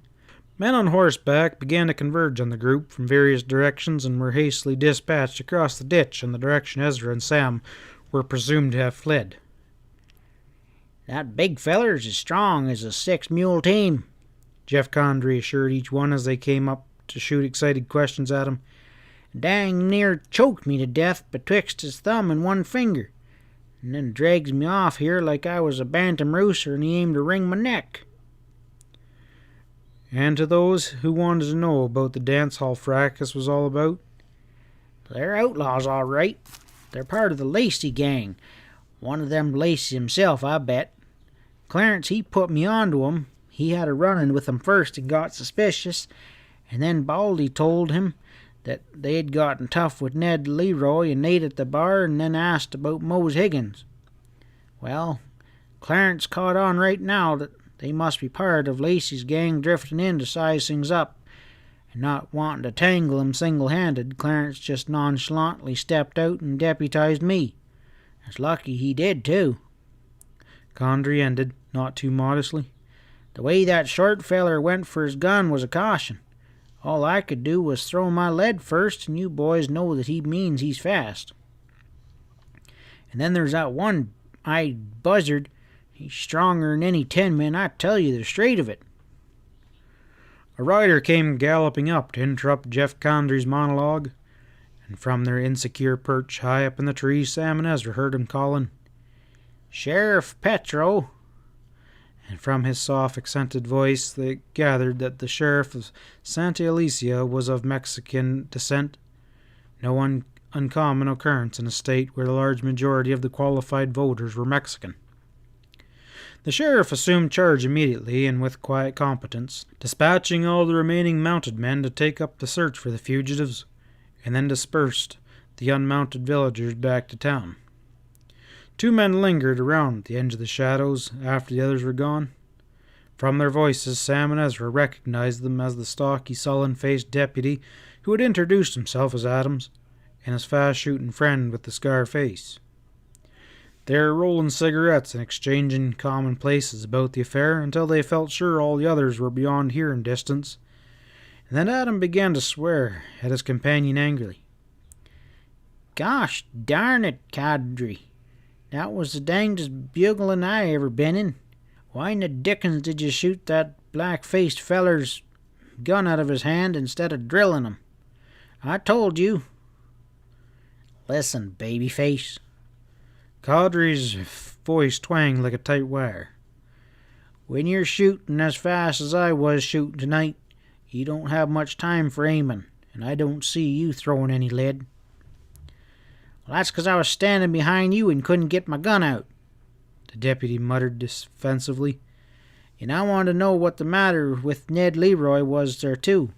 He sat there and didn't even go for his gun. You better jump that fool Pete Bemis for shooting the lights out, Cadre declared. Hadn't it been for that, we would have had him. Oh, I reckon we got him anyway. They can't get away on foot. I wish to goodness this was all over, Jeff. I'm getting jumpy and I don't care who knows it.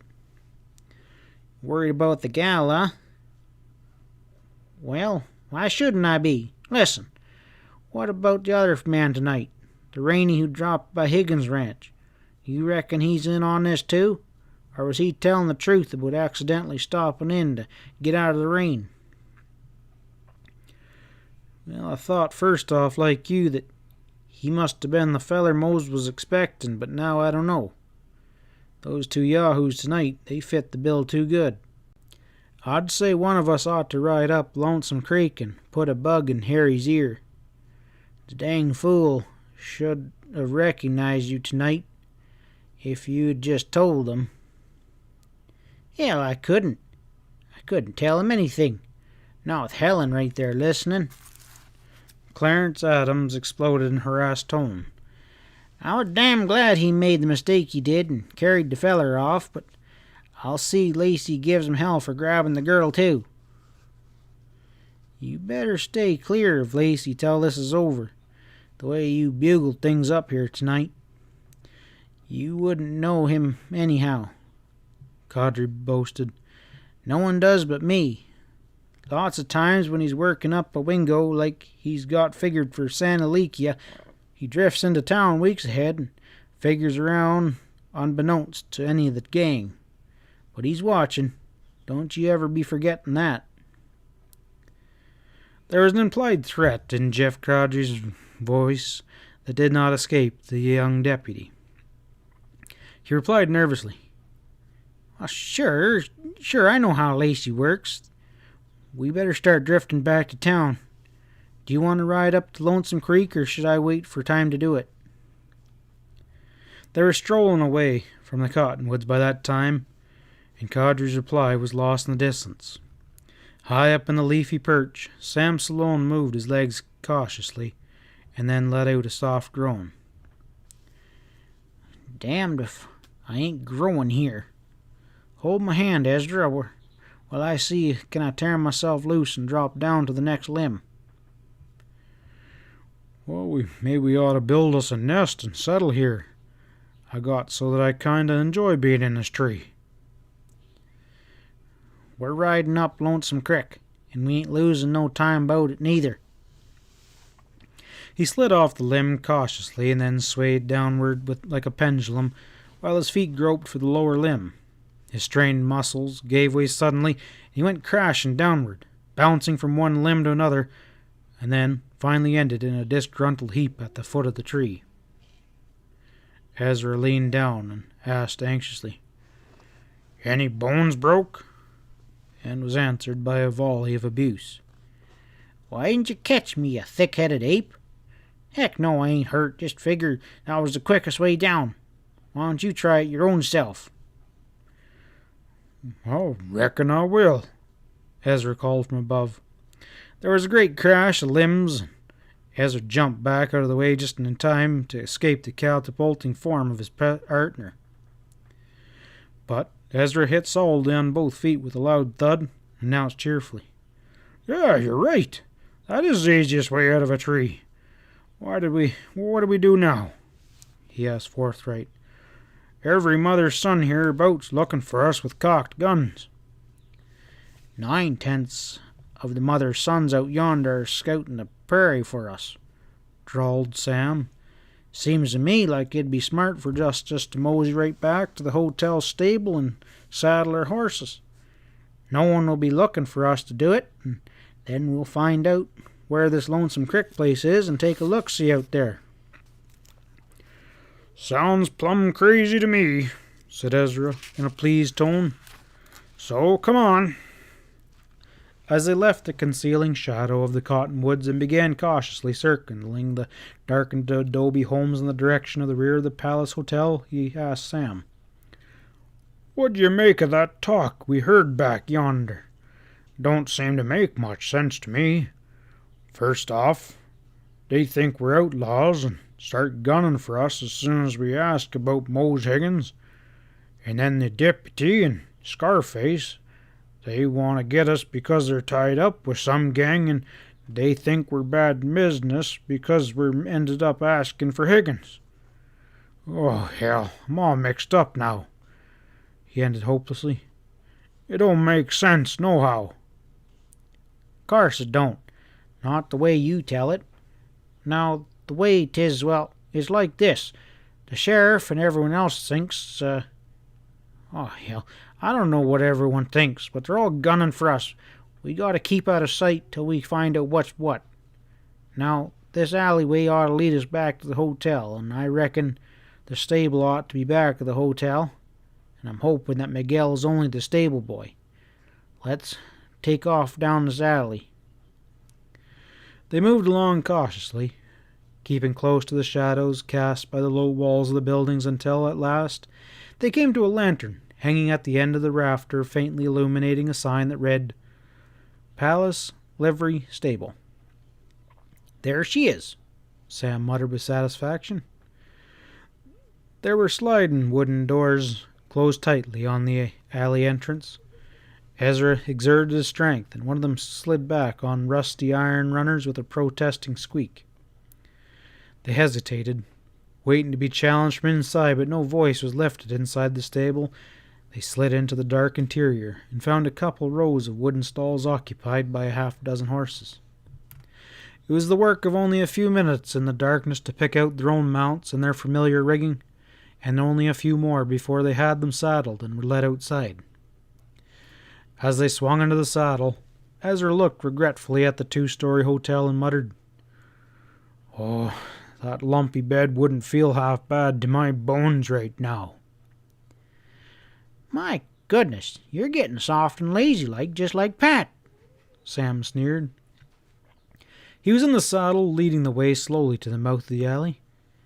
"Call yourself lucky we didn't end up sleeping in that dang cottonwood tree." They were at the end of the alley when a sleepy Mexican voice called from the sidewalk, "Quinez?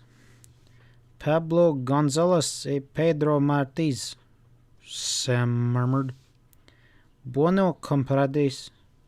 The Mexican guardian of the alley stepped back to let them pass, satisfied that they were members of his own race and not the two gringo outlaws. Sam reined up when they were opposite of the Mexican and asked him in fluent Mexican for directions to Lonesome Creek. The answer came readily enough, explicit directions for riding directly to the creek, where it spread out from the mountain ravine into the sandy plain. Sam thanked his informer with a flourish, and he and Ezra put their tired horses to a trot.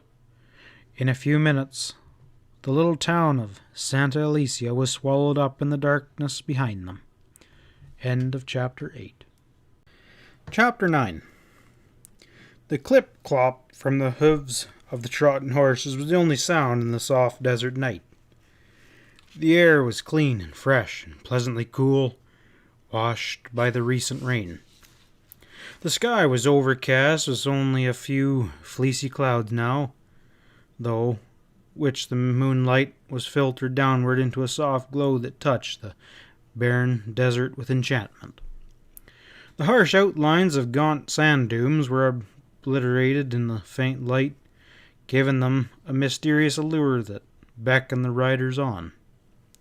Great cacti that grew upwards to enormous height of scraggly trunks topped with warped branches that reached upward to the sun took on the fantastic appearance of weary old men with bowed heads and thin arms raised in supplication. Occasional clumps of mesquite and catclaw lost their forbidding, thorny look and appeared to be pleasant green shrubs scattered along the desert floor. Moonlight on the desert is a mystical experience for any man, and has a way of evoking a brooding sense of reverie that sweeps over the obtrusive realities of life and brings a cautious feeling of contentment to those who live close to nature and respond to her varying moods. Simple men of the saddle and of the gun, without book learning and without the proper words to express their innermost feelings, had they not been too shy to attempt to do so, Ezra and Sam were conscious of a close-knit harmony between themselves and the God who directed the destinies of men as they rode towards Lonesome Creek from Santa Alicia.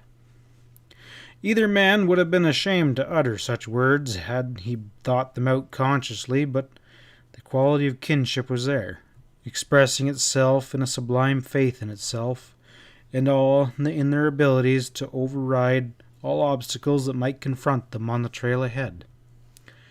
What those obstacles would be, they had not the slightest idea. As yet, they scarcely knew why they were in Santa Alicia. They'd ridden south with the vague idea that Pat Stevens might need their help. They wouldn't have called it a questful impulse that had thrown them into the white heat of danger. To them, the motive had been much simpler than that. A friend was riding into danger, and they, perforce, were riding with him. Tonight, Death had brushed them with his black wings, but death had often been their trail companion before. They knew that every man must die, and that no man dies until his time was come. The complexities of living and dying become just that simple when men ride the desert at moonlight, and their silence and beauty amongst them. After more than an hour of steady riding, they began to leave the sand dunes behind them, and entered into the rolling foothills of the mountains far northward. Sam broke the silence that had enveloped them since leaving Santa Alicia. Ought to be coming on to Lonesome Creek about here. That Mex said it was about 6 mile. I reckon it can't be much further. Ezra hesitated, then asked, Did you mind what the deputy sheriff and cadre said about another feller turning up at Higgins' ranch tonight? Yeah, I heard him. You reckon it might have been Pat? I reckon it couldn't be nobody else.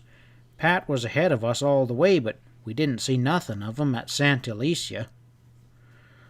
He said something about the gang carrying Pat off, Ezra mused. Yeah, with a girl. Reckon maybe we'll carry back an earful for Sally, chuckled Sam Wiggly. This looks like the place the Mex told us about.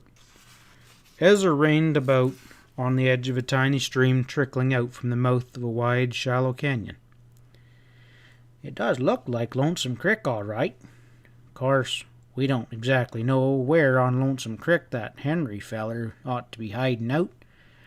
Reckon if we follow her up into the hills, we'll come upon something.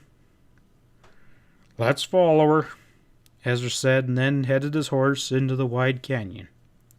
Sam Salone spurred his horse up beside Ezra's, and they jogged along in silence for another long period.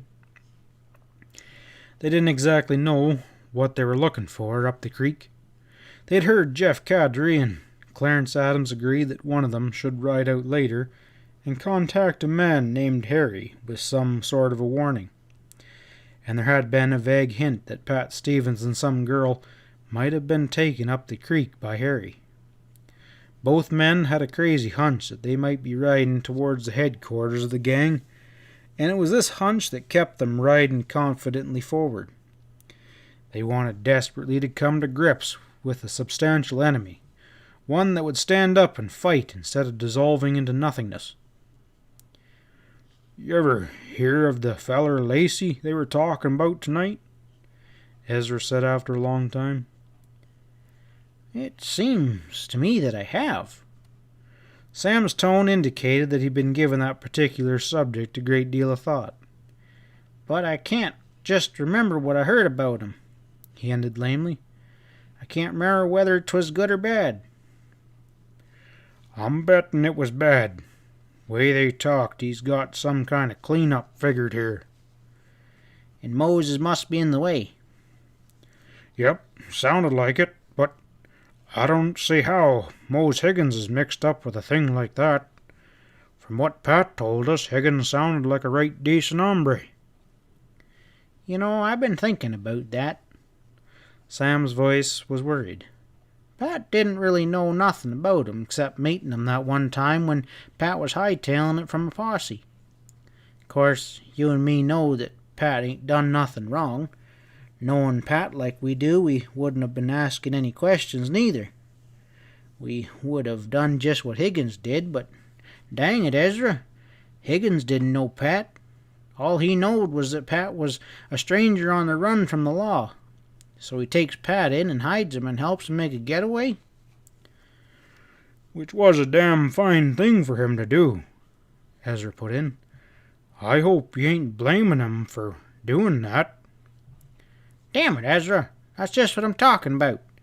Sure, it was a decent thing, because we know Pat's innocent. But Higgins, he didn't even ask no questions.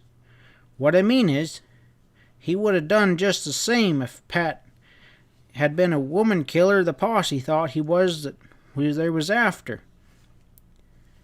Ezra rode on silently for a full 5 minutes while he fought against the inescapable logic of Sam's deductions. Sam was right, by God. The way Higgins was treating Pat that time came near proving Higgins wasn't no law-abiding citizen. Still, he had saved Pat's life, no two ways about it. He voiced that thought to Sam. Sam agreed vigorously. Sure he did, I ain't denying it, and I ain't blaming Pat for riding down helping him, but it all kind of points to maybe a tie-up in the old days between Higgins and some outlaw bunch. This same Lacy gang, maybe. Maybe Moses turned honest, and then his old partners found out where he was and pressured him into helping in whatever plans they got now. I sure don't know, but it maybe explains what's going on. That's all I'm saying. Yeah, sounds fairly reasonable, Ezra agreed dubiously. Right up there, yonder. He changed the subject. It looks like the canyon narrows down there. They were approaching the point where Pat Stevens had entered the canyon with his armed escort some time previous. It was the highest feasible point of entrance into the canyon, for the walls narrowed sharply just below, becoming too steep for a rider to make it down from the top. Yep, there's a side road coming into it right there, Sam agreed. I reckon we can keep right on. They were passing the point where the side road joined their trail through a dense thicket of stunted juniper, when a hoarse, strained voice warned them. Stop where you are and put your hands up. You're covered. They stopped and slowly lifted their hands, craning their necks towards the juniper thicket whence the voice came. That's the way. The voice was young and harsh. I figured some of you coyotes would be riding this way. You keep your hands high. I'd like nothing else than an excuse to drill you both.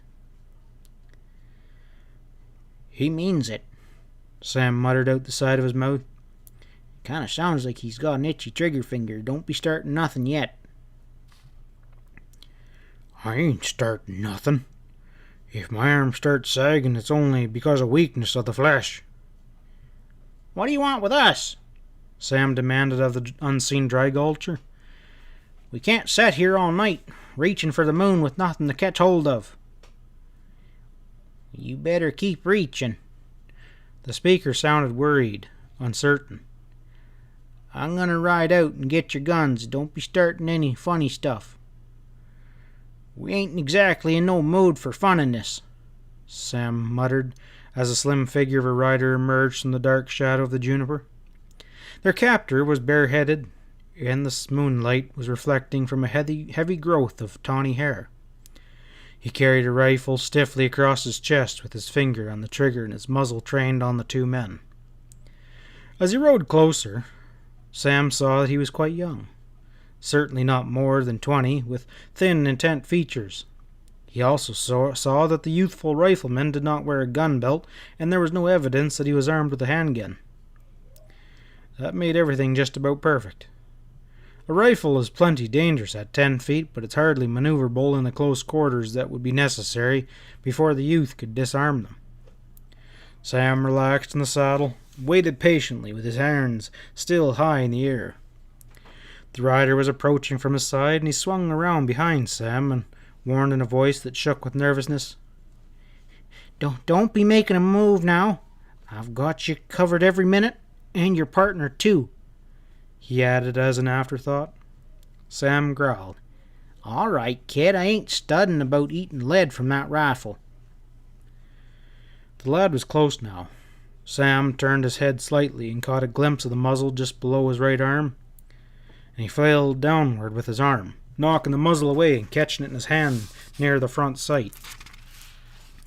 At the same moment, acting with uncanny coordinates, which always prevailed between the two while in tight spot, Ezra spurred his horse sideways and caught the slim wrist of the youth in a bear hug, and lifted him clear of the saddle, panting, "All right, Sam, I got him."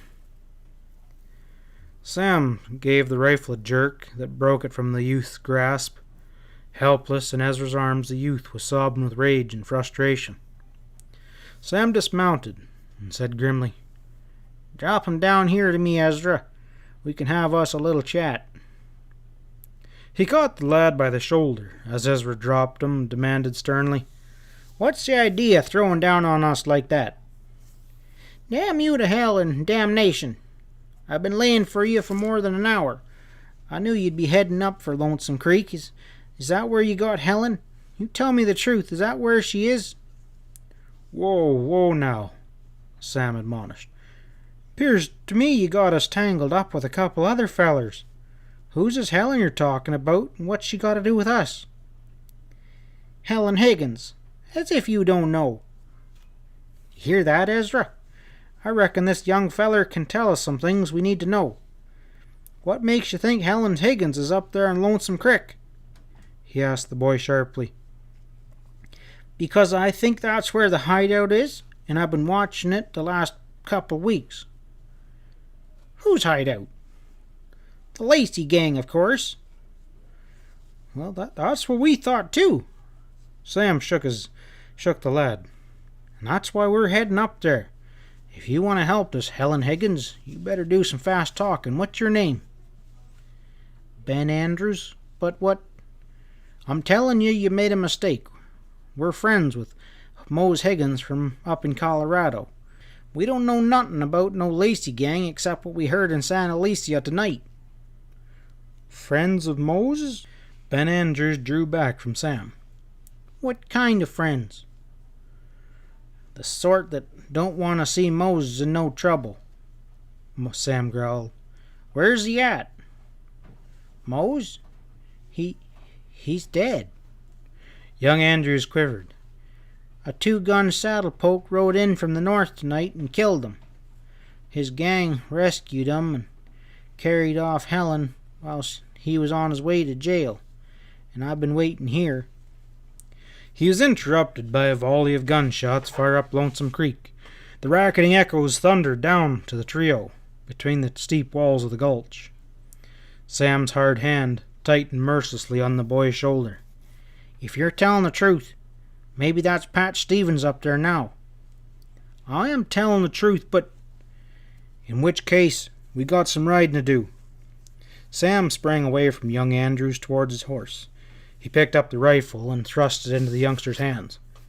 "Come along with us if you want a shot at the gang." The young puncher hesitated for a moment. The first volley of shots up the creek had settled down to a steady crackling now. Sam and Ezra were both in the saddle, spurring away without a backward glance at him. He made up his mind suddenly and swung into the saddle to join them. At least, there was the promise of definite action by following them up Lonesome Creek. End of Chapter 9. Chapter 10. As Pat Stevens backed away from the log cabin, he supported the limp body of Helen Higgins with his uninjured arm, while he held his commanding 6-gun tight against his side with his right hand. His arm and chest were a flaming mess of pain, but the terrible necessity of the situation kept him on his feet, moving slowly backwards to the corral. He had only get Helen out of the hands of the gang. That was the only thing that mattered now. Through a horrible series of mistakes, he was responsible for her presence in the gang's hideout. The lantern hanging outside the cabin lit the door clearly, and when Pat and the girl were less than 50 feet away, he saw it swinging open, a curious crack. He pressed the trigger of his gun and was grimly surprised to see a bullet knock a wooden splinter from the edge of the door. He could still shoot, by God, wounded and shaky as he was. The men inside the cabin jerked the doors shut when his bullet showed them that he was still in command of the situation outside. The echoes of the single shot were still racketing back and forth between the sheer walls of the gulch when Helen stirred in the circle of his left arm. He continued to back away from the cabin slowly, counseling the girl. "Take it easy now. Everything's going to be all right if you leave it to me." "If I leave it to you?" Helen's voice held biting scorn. "I'd be safer inside with all those men than outside here alone with you." "That's where you're making a bad mistake," Pat told her quietly. "If you'll help me get a couple horses saddled." "Help you?" She shrank away from him again, suddenly began wringing and twisting to be free. "After you killed my father?" Pat's left arm held her like an encircling iron band, and he spoke harshly to jar her out of the impending hysteria. "Haven't you figured it out yet that I couldn't have killed your dad? It was a good hour's ride to this cabin from your ranch. How the devil do you think I carried him here, and then got back to the ranch for you to shoot me 15 minutes after he went out and got shot?" He shook her violently. "Get it through your head. I didn't kill Mose Higgins." "That's right," she said wonderingly. "It is a good hour's ride to this cabin, then. You couldn't have done it. Perhaps you are telling the truth all the time, but those men think so too, though. They took you away from Clarence by force to save you from going to jail. You're one of the gang that was after Dad." "Sure, that's what they think. You and that Clarence told them so, didn't you?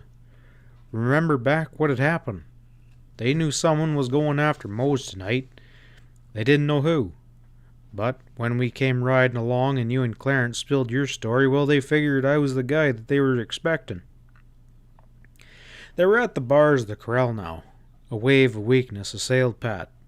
His left arm sliding away from the girl's waist, he groped at the corral fence for support and got a hold of a rail and clung to it desperately, while he kept his gaze glued upon the front door of the cabin, his gun leveled and ready to fire at the slightest indication of action from them that were cooped up inside.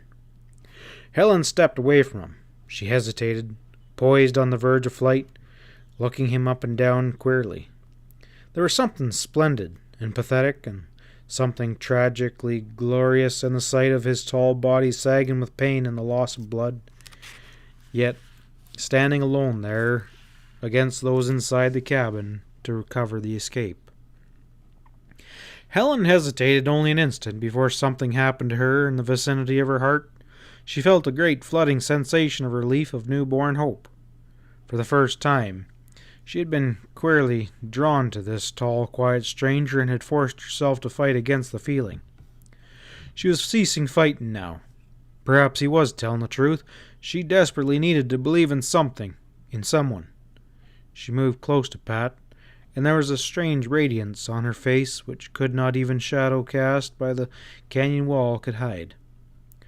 Her voice was husky with emotion as she pressed against him. "I've got to believe you. I'm going to make myself believe you, if you want to put your arm around me again." Her voice was an invitation, and Pat turned his head and saw that her young lips were parting very close to his. He set his teeth against tightly and turned back to keep watch on the cabin door. He continued to hold himself erect with his left hand gripping at the fence rail. "Don't," he told her gently. "I want you to get out of this mess in one piece. Don't forget, there's young Clarence waiting for you back in town." It was funny. Pat was thinking in a queer, impersonal way how death and love were always so mingled together. He had seen it happen so often in the past, passion blazing in the face of danger.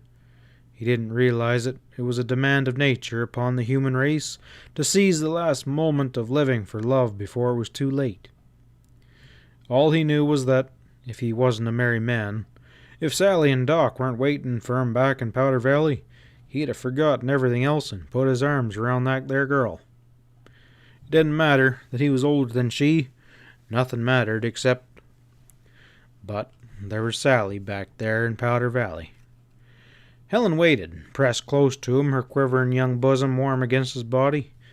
She didn't understand it any more than Pat did. All she knew was that she wanted desperately to make up to him for what had happened tonight. The flame died in her breast for a moment, while Pat remained turned away. She drew in a great shuddering breath and asked him quietly, "What do you want me to do?" "Can you make out to saddle a couple of horses while I keep an eye peeled on that door to see the varmints don't be getting out?" "I think so. I'll try." Helen moved away, walking firmly to the corral gate. She was hell of a fine girl, Pat thought to himself. Make some man a wonderful wife. Clarence, though? He let go of the fence with his left hand to wipe sweat from his face. No, He was pretty sure it wouldn't be Clarence, and he felt strangely relieved. Somehow he didn't like the thought of her being married to Clarence. It seemed to him that the cabin door moved kind of slightly. Might be a trick of his vision. He wasn't seeing very clearly. He fired at the door again just for good luck. Might as well let them know he was still out there. What about the guard that was stationed down there on the creek? It was funny, he didn't come up to see what the shooting was, but maybe he was used to a few stray shots from the gang. Maybe he had strict orders not to leave his post no matter what happened. Ah, damn that guard anyway. If it wasn't for him, Pat could have stayed here and covered the cabin door while the girl rode off for safely. As it was, Pat figured their best chance would be to mount 2 horses and make a break for it together. He could ride in the lead and shoot it out with the guard and make the girl follow a little behind him. He heard Helen in the corral behind him. The horses were circling the enclosure, snorting and terrified. She would have to rope them out. No mean feat for an experienced roper in the darkness and with a bunch of strange horses. She was a girl in a million. He could hear her talking soothingly to one horse, leading him towards the corral gate. His body sagged lower and lower against the fence despite his best efforts to hold himself upright. He wondered vaguely how bad he was shot. He never quite felt this weak before. He had to hang on.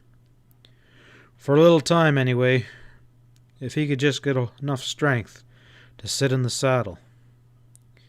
He heard Helen roping out another horse. He hoped she'd be able to pick out his roan for him. He was used to that horse. It'd be easier to stay in the saddle with a familiar gait underneath him. He concentrated all of his strength on staying erect and keeping his watch on that front door of the log cabin. He and the girl wouldn't have a chance to escape unless he kept Harry and the others cooped up inside until they got away. Helen was getting the second horse saddled now.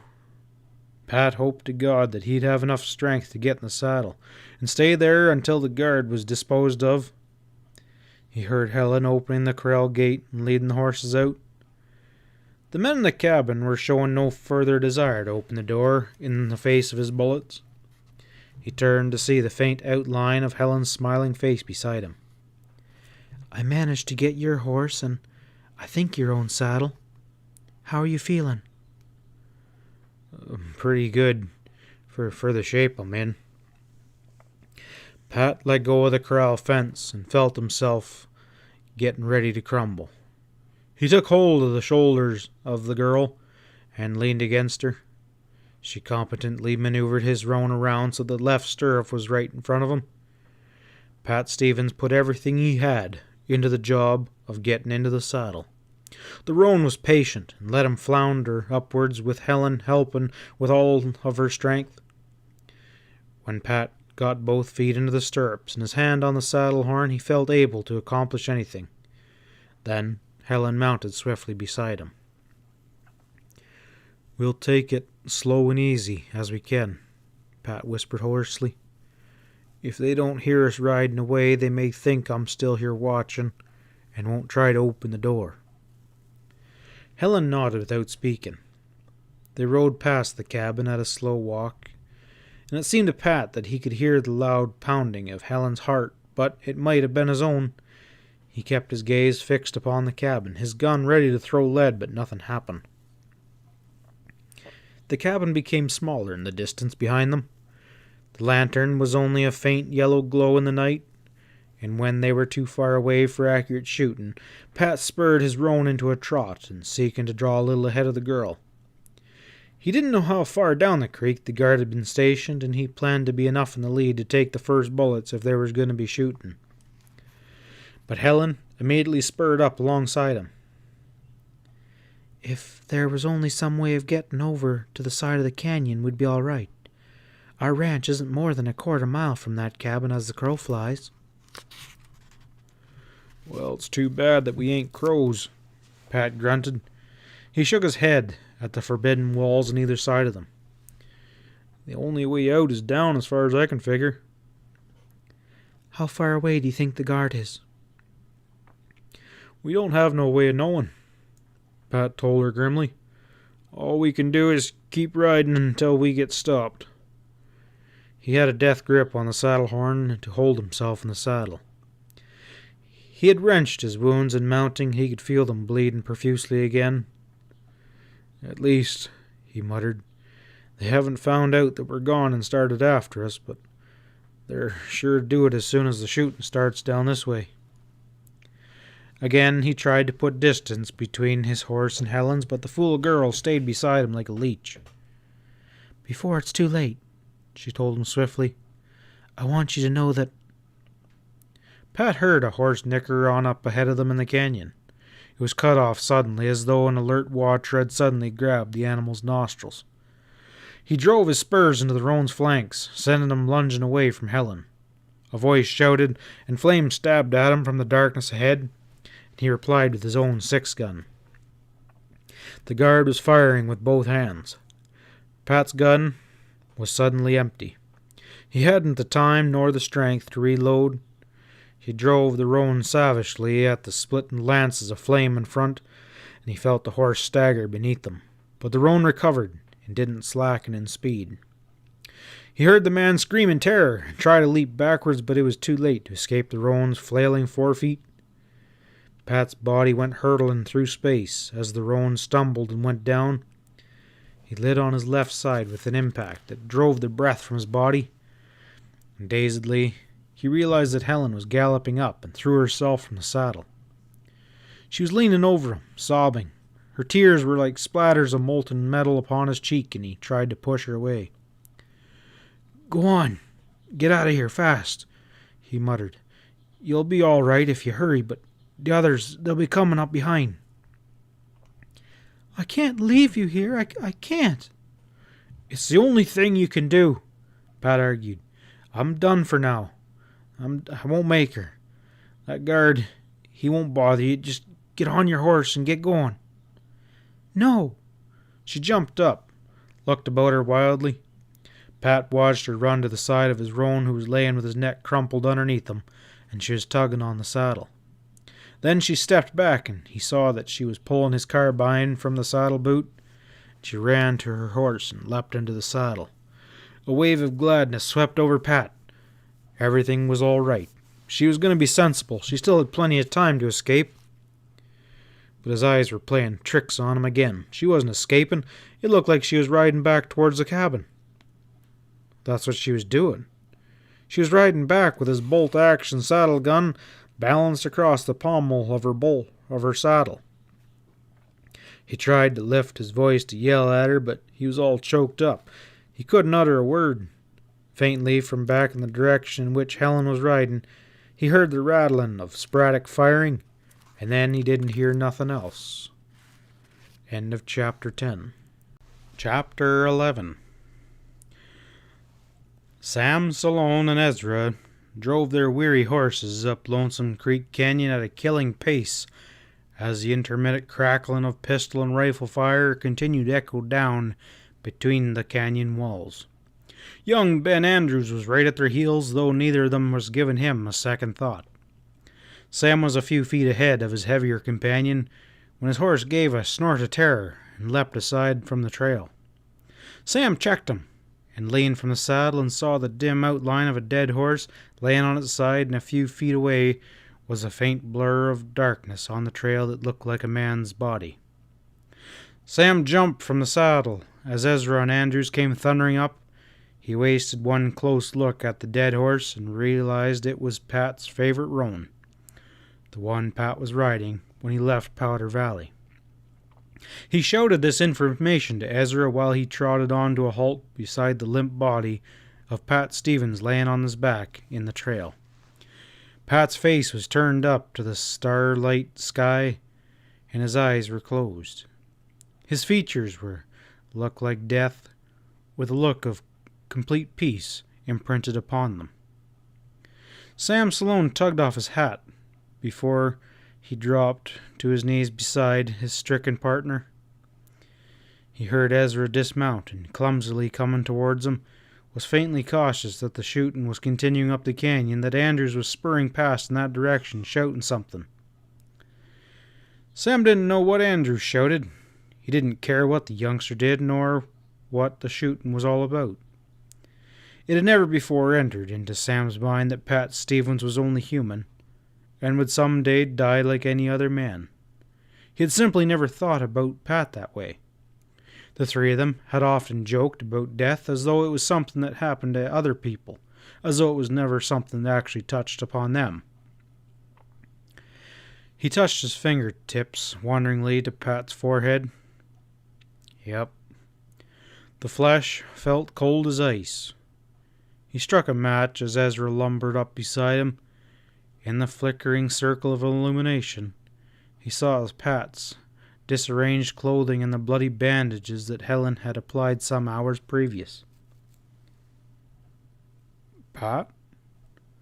The single word was jerked disbelievingly from Ezra's lips as he dropped to his knees beside Sam.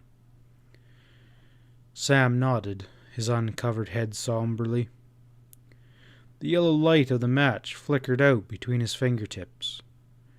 Big, one-eyed Ezra lifted his hand and slowly pushed off his floppy black hat. In a voice that was choked with grief, he muttered, "Must have happened while we were arguing with that kid back yonder." Sam replied, "Yup, I reckon." He rocked back on his heels and forced his numb fingers to roll a cigarette. Ezra, what are we going to do? Still in the choked tone of disbelief. Sam thumbnailed the match. When he stuck flame into the crimped end of his cigarette, the yellow light showed his dark features set in harsh lines of determination. "There ain't but one thing for us to do," he said after a time. "Carry him out of here?" Sam shook his head slowly. He carefully dislodged a flake of tobacco from his upper lip with his tongue and spat it out on the ground. "I ain't studying about Pat no more. I'm concerned with the fellers that done this." Ezra lifted his big head to listen. The rattle of firing from up the creek had dropped to desultory and sporadic outbursts. He grunted. "That Andrew kid's up there with his rifle." Funny thing, Sam meditated. There was shooting still going on after I found Pat laying here, which means there must be more of 'em than Pat in the fight. "Aren't we get up and we try and whack at 'em?" "Ain't no hurry," Sam decreed calmly. "From what we heard, there ain't no other way up the canyon. No other way out other than them coming through here. We can set a decent while with Pat, I reckon. It's all we can do for 'em now." "I can't believe it, Sam," Ezra whispered shakingly after a minute of silence. "I can't get it out of my head that Pat just won't rise up and start laughing any minute. It'd be just like him to be playing possum." "Did you see what I saw when I struck the first match?" "Sure, I saw all right, but that don't make no difference. Why, Pat, Hell, Sam, have you thought about Sally and little Doc? They're going to be taking this pretty hard." "Mighty damn hard," Sam agreed somberly.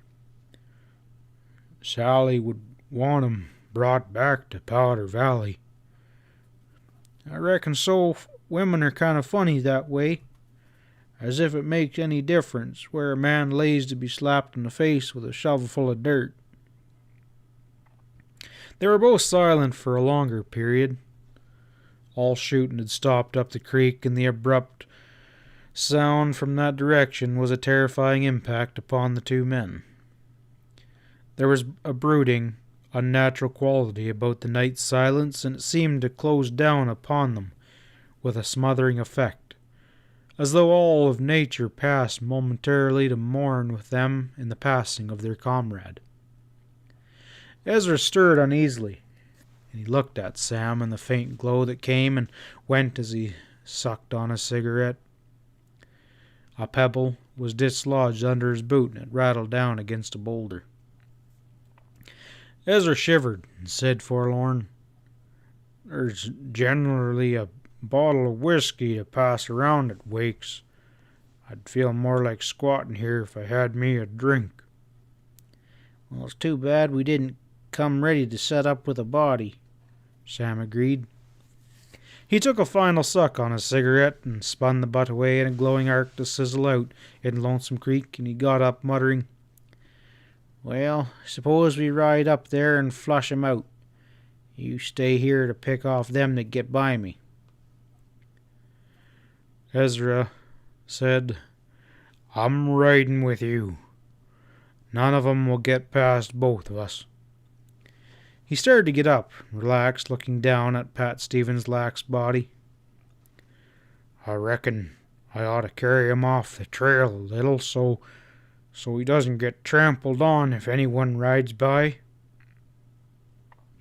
"He wouldn't mind getting trampled on," Sam began with a flash of his normal humor, but he checked himself awkwardly and agreed, "Yeah, I reckon you best put him up there with them rocks."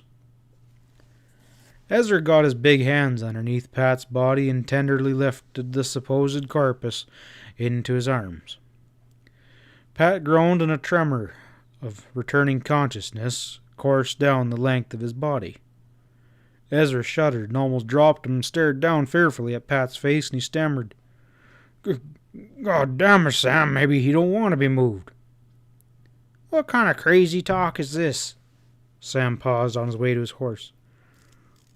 "Kind of sounded like he said something when I picked him up. I swear to God, it sounded like he did. I sure never thought Pat would be one to come back to haunt us." Sam interrupted his faltering words with a sudden exclamation. He stumbled excitingly to Ezra's side and plunged his hand under Pat's shirt and jacket to the vicinity of his heart.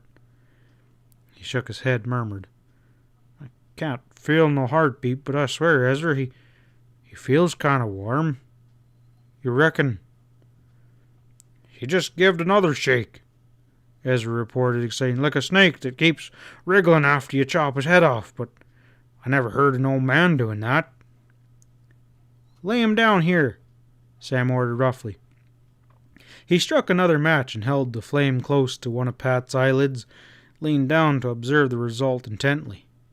He emitted a loud shout when the Ezra fluttered involuntarily under the scorching heat. "Get some water from the crick. Get a hatful of it." Ezra grabbed off his hat and lumbered down to the creek. He trotted back with a hatful of water, which he dumped unceremoniously on Pat's face. The unconscious man responded to this rough treatment by rolling his head sideways. "That's the ticket," Sam cried out happily. "Douse him some more. He'll come out of her when he gets mad enough." Ezra went to the creek and returned with more cold water.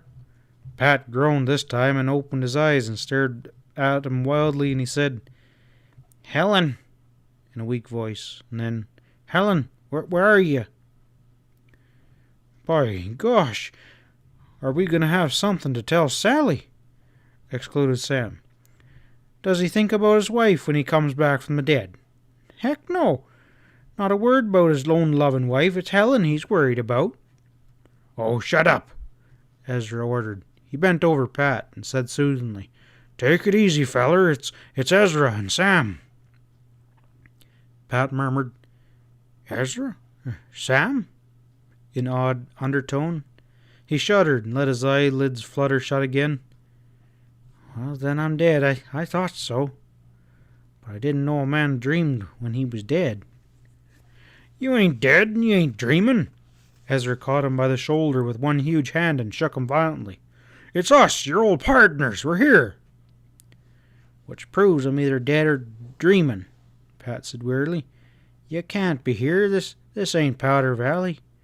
You're both too old to leave the peace and quiet of the bar, yes. That proves that you ain't here. Yet I got the funny idea I'm hearing your voices, so I must be dead or dreaming. And I ain't asleep, so I can't be dreaming." He sighed unhappily at this inescapable logic. Too damn old to leave the peace and quiet of the bar, yes, Ezra snorted to Sam. Did you hear what he said, Sam? Damn if it wouldn't have served him right if we was off to ride off here and leave him just be layin'. That's just what I was thinking, Sam agreed sourly. Casting slurs at us while he's the one that's layin' down and quittin' if a bullet comes close to him. Pat waggled his head from side to side. I keep hearing voices, but they don't be saying nothing, he complained. Reminds me of old times when I had a couple gun partners named Sam and Ezra that could talk more without saying nothing than any two other men I ever knew before.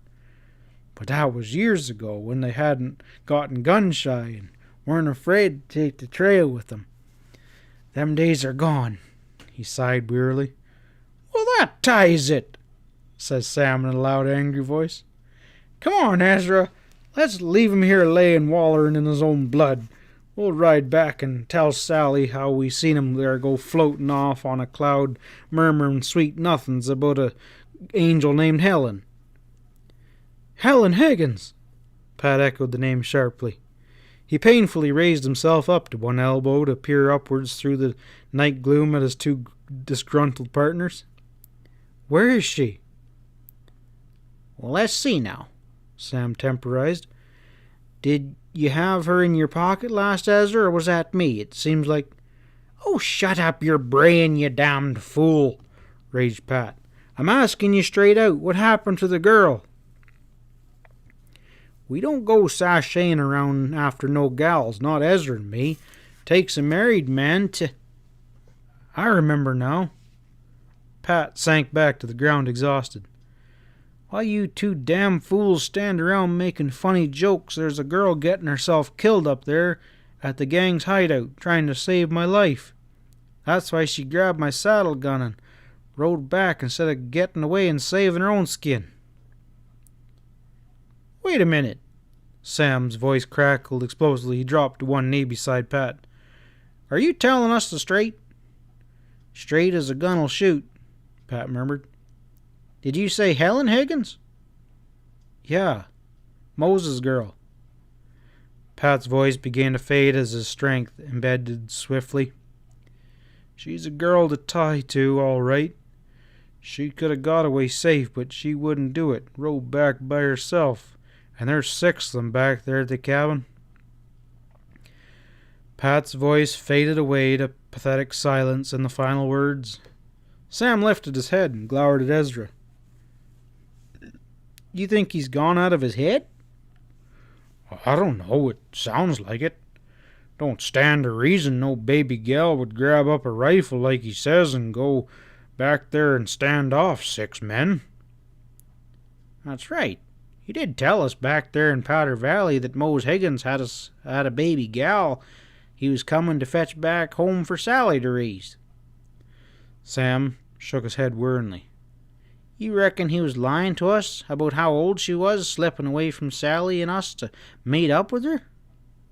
Wouldn't surprise me none. Best way to find out is to ride up to that cabin and see whether Helen wears a diaper or a long skirt. Well, what do we do with him? Sam looked down at Pat's relaxed body. Oh, leave him and lay there, suggested Ezra cheerfully. I plumb sure know that no bullet ain't gonna kill Pat Stevens. He's too damn no account. I guess you're right. I'll roll him up in one of those rocks where he can get comfortable and not get trampled if anyone should ride past. Sam bent and lifted up Pat, stumbled a few feet off the trail, and lowered him onto a bed of rounded boulders washed up there by a spring flood. He trotted back and swung into the saddle beside Ezra, grunting. I reckon now that Andrews boys said something about Helen Higgins being took up here by the gang and said her daddy was dead. Ezra cleared his throat as they urged their horses up the canyon trail. I feel bad in my stomach, he admitted miserably. You remember all that shooting that kept going on while we were setting around mourning over Pat? Must have been that girl holding off the gang like he was saying. and there ain't been no shooting for the last 10 minutes. Sam agreed. Kinda looks like we messed up proper. With this dismal foreboding, they pushed their horses up the trail as fast as the tired beasts could make the stiff climb. There was complete silence ahead of them. In the vicinity of the hideout cabin, and the shadows of the bottom of the canyon grew deeper as the perpendicular walls rose higher on each side. They were almost upon the cabin before they realized it, because the hanging lantern had been extinguished above the door, and it was merely a darker blotch in the shadows, like an unholy some growth attached to the rock wall of the canyon. They reined up simultaneously 100 feet from the log structure and leaned forward to peer through the darkness at the silent cabin. Not a single ray of light showed through any of the cracks, nor was there a slightest sign of life discernible to them. They sat their horses silently for a moment, fighting back an eerie feeling of uncertainty that gripped them. And then Ezra laughed recklessly deep in his throat and spurred his horse forward. He leapt to the ground in front of the closed door and pounded on it, while Sam advanced a little cautiously. Ezra turned the knob and rattled it, but the door appeared to be barred on the inside. He drew back with an oath and threw his weight against it, shaking the log structure on its rock foundation. Flame erupted in his face as he did so from the muzzles of unseen guns poking out through the wide crack in the door. Ezra staggered back to his knees, and a second vicious salvo roared over his head. He came crawling back to Sam with blood streaming down his cheek with a neat crease upon the side of his head and said fretfully, "I reckon there's somebody in there after all." "I reckon maybe," Sam agreed in disgust. "You walked into that one like a lame-brained kid that ain't had time to dry behind the ears yet. Luckily they had their guns aimed high enough to get you in the head, else you would have got bad hurt." "Yeah," Ezra agreed cheerfully. "That was lucky for me, far as I'm concerned. They can stay right there inside their dang log house until they rot." "That'd be all right. Except I reckon they got the gal and Ben Andrews in there with them." "How do you reckon that?" "Where else would they go?" Sam gestured towards the cabin, to the blank wall of rock where the canyon dead-ended. "Kinda looks like the end of the trail to me." "Yeah. So you're saying it's up to us to get 'em out, huh?" "Well, it's our fault they're in there," Sam reminded him. He squatted down cross-legged and began rolling a cigarette while Ezra got out a red bandana and dabbed up the bleeding flesh just above his right eye. He was perfectly content to let Sam take charge now. Sam was good at thinking up strategies when a frontal attack failed. End of Chapter 11. Chapter 12. Sam turned his back to the cabin when he struck a match to his cigarette in order to shield the flame from view of possible watchers inside the log cabin. Even this precaution failed, however, because a 6-gun blasted into the silence behind him the moment the match flared. A bullet slapped into the ground not more than a foot away from him. He blew out the match and cupped his hand over the glowing end of his cigarette, expelling smoke, and grunted. "Pretty good shooting." "Too damn good." Ezra scrunched back a couple of yards from Sam to be out of range if shooting continued. It didn't. It was evidence that the belligerent gunmen in the cabin were old hands at this game and had no intentions of wasting lead without a target to shoot at. Behind the thick log walls, they had the advantage and they knew it. With no light showing inside, there was nothing whatsoever for Sam and Ezra to shoot at. Backing up against the rock wall, there were only 3 sides to the cabin to defend, and Pat had said there was a half-dozen members of the gang inside. That added up to a pretty tough odds against a direct assault. "Well, we could try burning them out," Sam suggested after smoking in silence for a minute. "I reckon it'd probably be easy enough to slip up close and light a fire under their tails before they know what we was doing." "Wouldn't help the gal and the boy much to burn 'em up along with the gang, Ezra demurred. Yeah, you're right. I was forgetting the boy and the gal being in there with them. Sam shrugged his shoulders and took a last drag on a cigarette. It'll be daylight in a couple hours. Yeah, light enough for 'em to see us for straight shooting if we're still hanging around outside. Well, they can't get out of the canyon if we go back to where we left Pat and wait for 'em, Sam reminded him. What'll be happening to that Higgins gal in the meantime? According to Pat, she ain't the kind that'd be happy locked inside a cabin throughout the night with a half-dozen outlaws. That wasn't something either of them enjoyed thinking about. You're right, Sam agreed harshly.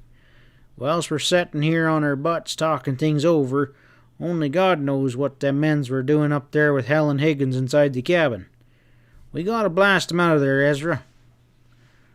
Well, if we had us a stick of dynamite to set off under the door. But we ain't got no stick of dynamite. We gotta think of something else. I reckon I better crawl around on my belly and size things up. Ezra stayed behind while Sam crept forward to listen in on the situation.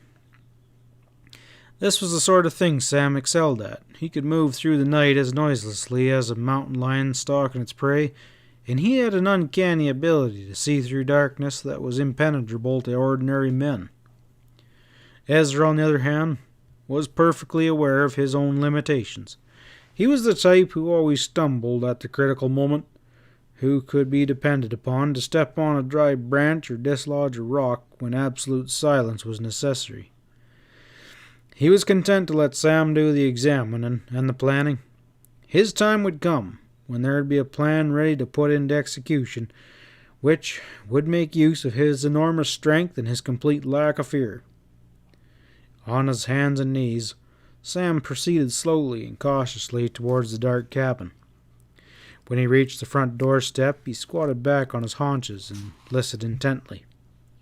Not a sound came from inside the log cabin. It appeared to be completely deserted, almost absolutely harmless. Yet he knew there were 6 desperate men inside, waiting for the slightest sound that would indicate the position of their attackers. Such absolute silence under those trying conditions indicated a high degree of discipline among the members of the gang. It was a battle of nerves with time working for those cooped up inside the cabin. After listening intently for a moment, Sam began a careful circuit of the cabin, feeling his way along the bottom logs set in the solid rock foundation. Not a sound had reached his ears by the time he had stopped abruptly by the rock cleft in the rear. There was no room for a man's body to squeeze between the rear wall and the cabin, so Sam was forced to retrace his steps around the front of the cabin. He was halfway around the other side when he stopped abruptly, hearing the unmistakable clink of iron against iron inside the cabin. It was followed by a muffled oath, and then a low voice demanded, "What you doing with the stove?" There was another faint click, and a voice responded, "I don't see no use in freezing while there's plenty of dry wood. I figured on building up the fire and heating up the coffee pot." "All right, but get back to your window soon so you can get the stove fired up. I don't like this thing of nothing happening outside. I figure they're up to something, so we gotta keep watch every minute." Sam slithered away from the cabin and back to Ezra, completely satisfied. Nerves were beginning to wear thin inside the cabin as a constant vigilance was kept. The girl would be fairly safe as long as her captors were kept on tiptoe to ward off an unexpected attack. "Figure something out?" Ezra asked in a loud whisper as Sam approached him. "I think I got an angle," admitted Sam. "Come on with me and let's prowl the corral in the barn." "What for?" Ezra moved off his side willingly enough. "We've got to find us a couple tow sacks. If they don't feed their horses oats, maybe we can cut up a saddle blanket, so that'll do the trick." "What trick?" They were reaching the edge of the corral and were feeling around the ground for a discarded grain sack. Sam repeated the conversation he had overheard from inside the cabin. Which means they'll be making a roaring fire in the stove pretty soon. If we can make out to stuff up the chimney, it might be mighty unhealthy for them fellers inside. The smoke will get thick enough they'll come tumbling out like rats out of a hole. All they gotta do is put out the fire that starts smoking, Ezra objected. Sam snorted loudly. How you gonna put out a wood fire when it's going good? You gonna pour water on it? That'll make it smoke all the more.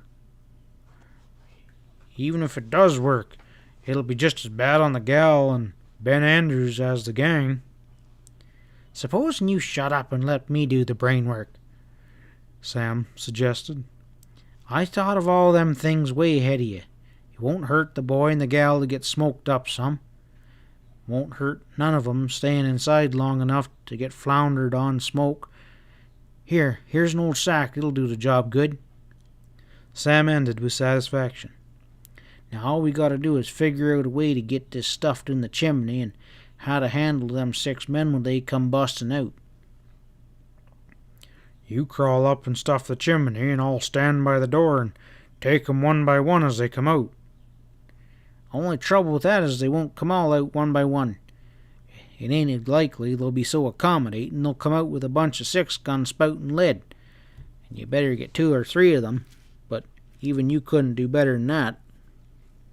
Well, I can try, said Ezra. Sure you can try, you lunk-headed ape. But trying ain't gonna do us no good. We gotta fix it so none of 'em gets away to warn off others in town. Well, we might spread a wide loop over the door to catch 'em all together when they come busting out. There's a nice tall aspen about 10 feet back at the door. Bend that down with the loop tied around it and let her go when they're all in the loop. Remember how we caught jackrabbits that time when we was holed up in the mountains without nothing to eat? By gosh, I do believe you've pappyed an idea for once in your life. Sam stopped in his tracks to stare at his hulking partner in amazed awe.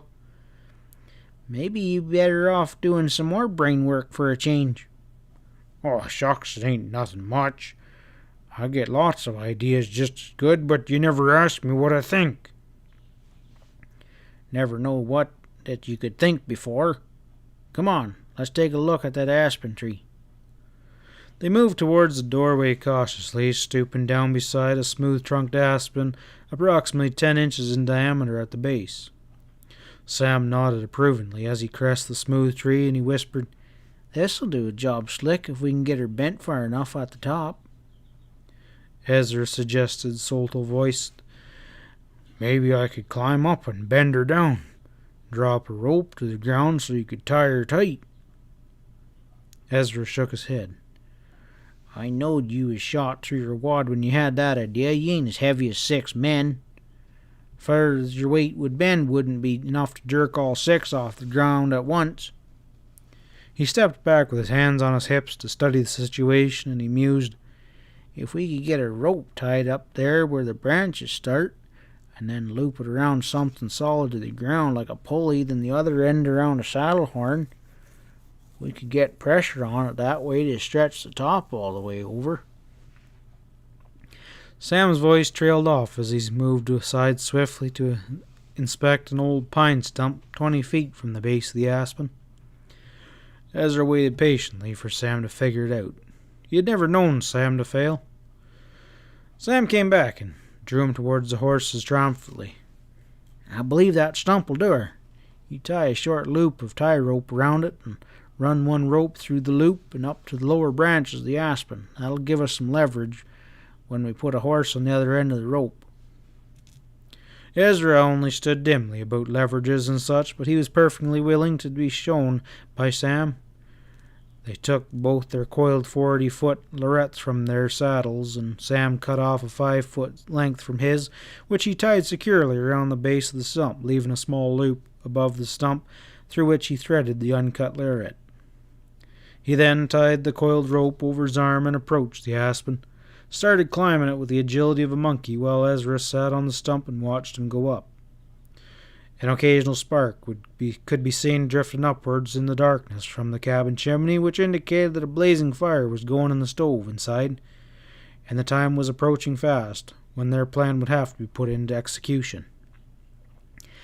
After attaching one end of the rope firmly to the aspen trunk some 20 feet from the ground, Sam slid back to the earth and brought the slack to the stump, which he drew through the rope loop that was to serve as a ground pulley.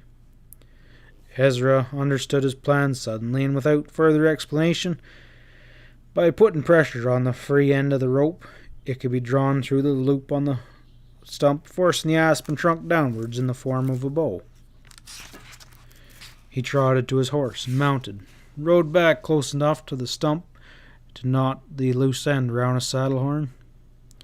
"Take it easy," Sam directed in a low tone. "I'll stand here at the stump and tell you when she's pulled down low enough. Then you take the slack off. I'll tie her so she can't go back." Ezra turned his horse away and let him into a pull gradually. The animal was trained to keep a tight rope from the saddle horn to a thrown steer, and as soon as he felt pressure on the girth, he leaned into the job like a willing draft horse leans into the collar. The aspen creaked protestingly as the trunk was inadvertently bent earthward, and Ezra chuckled to himself as he envisioned the worried guesswork of the men inside the cabin as they listened to the queer sound. They wouldn't know what the hell was coming off, he thought happily. Unable to see anything, they could only stay behind the barred door and wait. His horse was straining and panting, digging into the ground for a foothill as the strain on the rope became greater and greater. Ezra could hear the girth and the latigo straps creaking protestingly under him, and he momentarily expected something to give way as he strained his ears for Sam to command to stop. At last it came, a low-voiced "Whoa!" from the darkness behind him. He spoke quietly to his straining horse, easing him forward gently until he felt the pressure give way as Sam had the knot made fast on the stump. Ezra swung off and walked back to join Sam, grinning wildly. The aspen was bent almost to the ground in a perfect arc, held in that position by a rope tied to the stump. The rope twanged like a tight guy wire when he touched it with his fingers. Sam was busy laying out a large loop of the other rope and measuring the length that would allow the loop to be suspended above the door frame with the other end tied to the bowed aspen. When everything was in readiness, a perfect trap was set with a loop hung over the doorway waist high, where it would be sure to encircle the members of the gang as they rushed out, and the other end attached to the top of the aspen so it would jerk high in the air the moment the strained rope was cut. "Neatest job as we ever did on a rabbit trap," Sam exulted as he dropped down to the stump to rest a moment before going on with his part of the plan. "You set right here with your rope out and ready to cut the rope. You let 'em hit that loop solid and try to get it all of them before you cut the rope to jerk 'em up. If it does miss one or two, I reckon you can handle them." "I'll take care of this end," Ezra promised. "You go get that chimney stuffed up tight." Sam nodded and slipped away into the darkness as silent as a ghost. Ezra got out his pocket knife and opened the long blade, testing its keenness with the callous ball of his thumb. It was sharp enough to shave a man. The slightest pressure of the blade against the rope would sever the straining fibre. Ezra crossed his knees comfortably and waited for something to happen. There was quite a number of sparks flying out the chimney now. He couldn't see anything of Sam, and he couldn't hear a sound, but all at once the sparks stopped coming out of the chimney. He knew Sam must have scaled the cliff and gotten on the roof and stuffed his sack down into the chimney. Ezra tensed and gently laid the edge of his knife on top of the rope. One downward slash would suffice. He wondered how long it would take to smolder the men out. Sweat stood on his forehead as his single eye was fixed unwaveringly on the front door. It was up to him to do his part just right. A moment too soon would spring the trap before all were in the noose. A moment too late would allow some of the men to duck out of the loop before it tightened and jerked them off their feet to dangle helplessly in the air. Nothing happened. No sparks had come from the chimney in a long time. At least 10 minutes, it seemed to Ezra. And then he began to hear angry sounds emanating from the hitherto silent cabin. The smoke must be getting thick. He heard a loud banging and knew they must be trying to open the wooden window shutters. He worried about that for a moment. Would that allow enough smoke to escape so that they could stay inside without smothering? They might be hanging their heads out the window. He drew his gun and blasted a shot at one of the windows just to discourage any such action. The infuriating shouts inside the cabin grew louder. Sounded like they were fighting amongst themselves. Might be their leader, urging them to stay inside and swallow some smoke.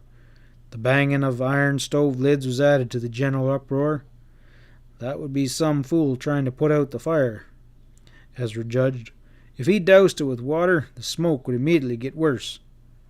Then there was a sudden silence, almost like they all died at once. The silence endured for a full 2 minutes. The front door was suddenly slammed open, and men came tumbling out. The first one surged into the lower edge of the loop and pulled it away from the door frame. It was too dark for Ezra to see if all were caught in the trap, but he took a chance and slashed the rope. The released aspen trunk zinged loudly as it sprang free and righted itself upright.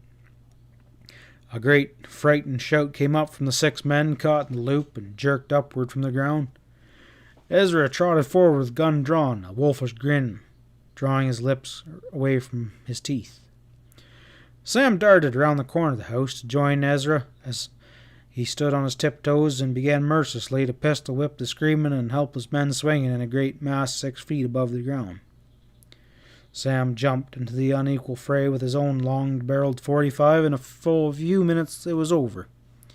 The 6 gunmen were thoroughly beaten and helpless, and when Sam cut them down, Ezra pounced upon them, who were still conscious, and swiftly tousled their arms behind them, laying them aside in a row like 6-foot lengths of stove wood, with no more fight left in them in the same number of fireplace logs. While Ezra was finishing up, Sam dashed inside the cabin, muttering, "I stayed on the roof till they come out and unstopped the chimney. I reckon it's clear enough to look for Andrews and that Higgins gal." Ezra was finished tying up the members of the gang and was just straightening up when Sam came trotting back with the astonishing unwelcome news that he was unable to find any trace of either boy or girl. "They ain't inside the cabin," Sam panted. Ezra said, "Hell's you say?" and sat down on the ground suddenly. All that worrying about rescuing the pair, and now they had vanished. What in the hell was the use of trying to help people that weren't even there? End of Chapter 12. Chapter 13. Sam walked over and stared down at the tussled-up members of the gang. 2 of them were still conscious, but the other 4 were completely knocked out. "What'd you do with them?" Sam demanded of the 2 conscious men. One of them was the leader, whom Pat knew as Harry. He spit blood and profanity out to answer Sam's question. "Who the hell are you talking about?" "You know who I'm talking about." Sam's voice cracked dangerously. "The Higgins gal and that young feller named Ben Andrews that rode up here to help her." "I don't know nothing about no Ben Andrews." "And what about the gal?" "Ain't seen her since she was dragged out of the cabin by that crazy galoot that was all shot to pieces. Hunt him up and ask him what he did with her." "He means Pat, I reckon," Ezra put in. "Yeah, and I reckon he's lying, too. Pat said the gal came back, and we know Andrews rode this way." Harry grunted malevolently from his prone position on the ground. "I swear we don't know nothing. None of us have got 10 feet from the cabin since that tall feller and the girl walked out on us. Heard some shooting down the creek a ways. What was that about?" "Well, that's just the tall guy getting himself shot up some more," Sam told him cryptically. "What happened up here after?" "Well, we made a break for the outside soon as we heard the shooting and figured the door wasn't covered no more, but There was a rider helling back from down yonder slinging hot lead from a rifle. So we got back inside, not knowing how many there was and what was happening. Hell," Harry ended quizzically, "this here's Lonesome Creek is gonna have to change its name after tonight. More shooting here than in Tombstone, Arizona on pay night. What do you two Rainies stack up in the deal for?" "I believe I'm asking the questions," Sam told him harshly. He stepped back and warned Ezra over his shoulder. "I'm going to look around and see that he's telling the truth. We know they didn't go back down the creek. Don't look like they could have got out of here unless they sprouted wings and flew." He walked away towards the blank wall of the canyon not more than 100 feet up from the cabin. Ezra lounged forward and nudged each of the 6 men with the toe of his boot. Only Harry and one other man responded that they were conscious. Ezra figured the other 4 were dead or close to it and wouldn't be making any trouble for some time. He got each of the conscious men under one arm and dragged them up over the threshold into the cabin, where Sam could light a lamp on the table. The interior of the room was still heavy with wood smoke, but it began to clear away a little. Ezra dropped his 2 captives in the middle of the floor and made a survey of the cabin to satisfy his own curiosity. The only other occupant was a stiff corpse of an old man in one corner who Ezra surmised was Mose Higgins. There wasn't a single sign to indicate that Andrews or the girl were inside. Sam kept stalking in, as Ezra was completing his circuit of the interior, and Sam's dark features wore an odd look of utter disbelief.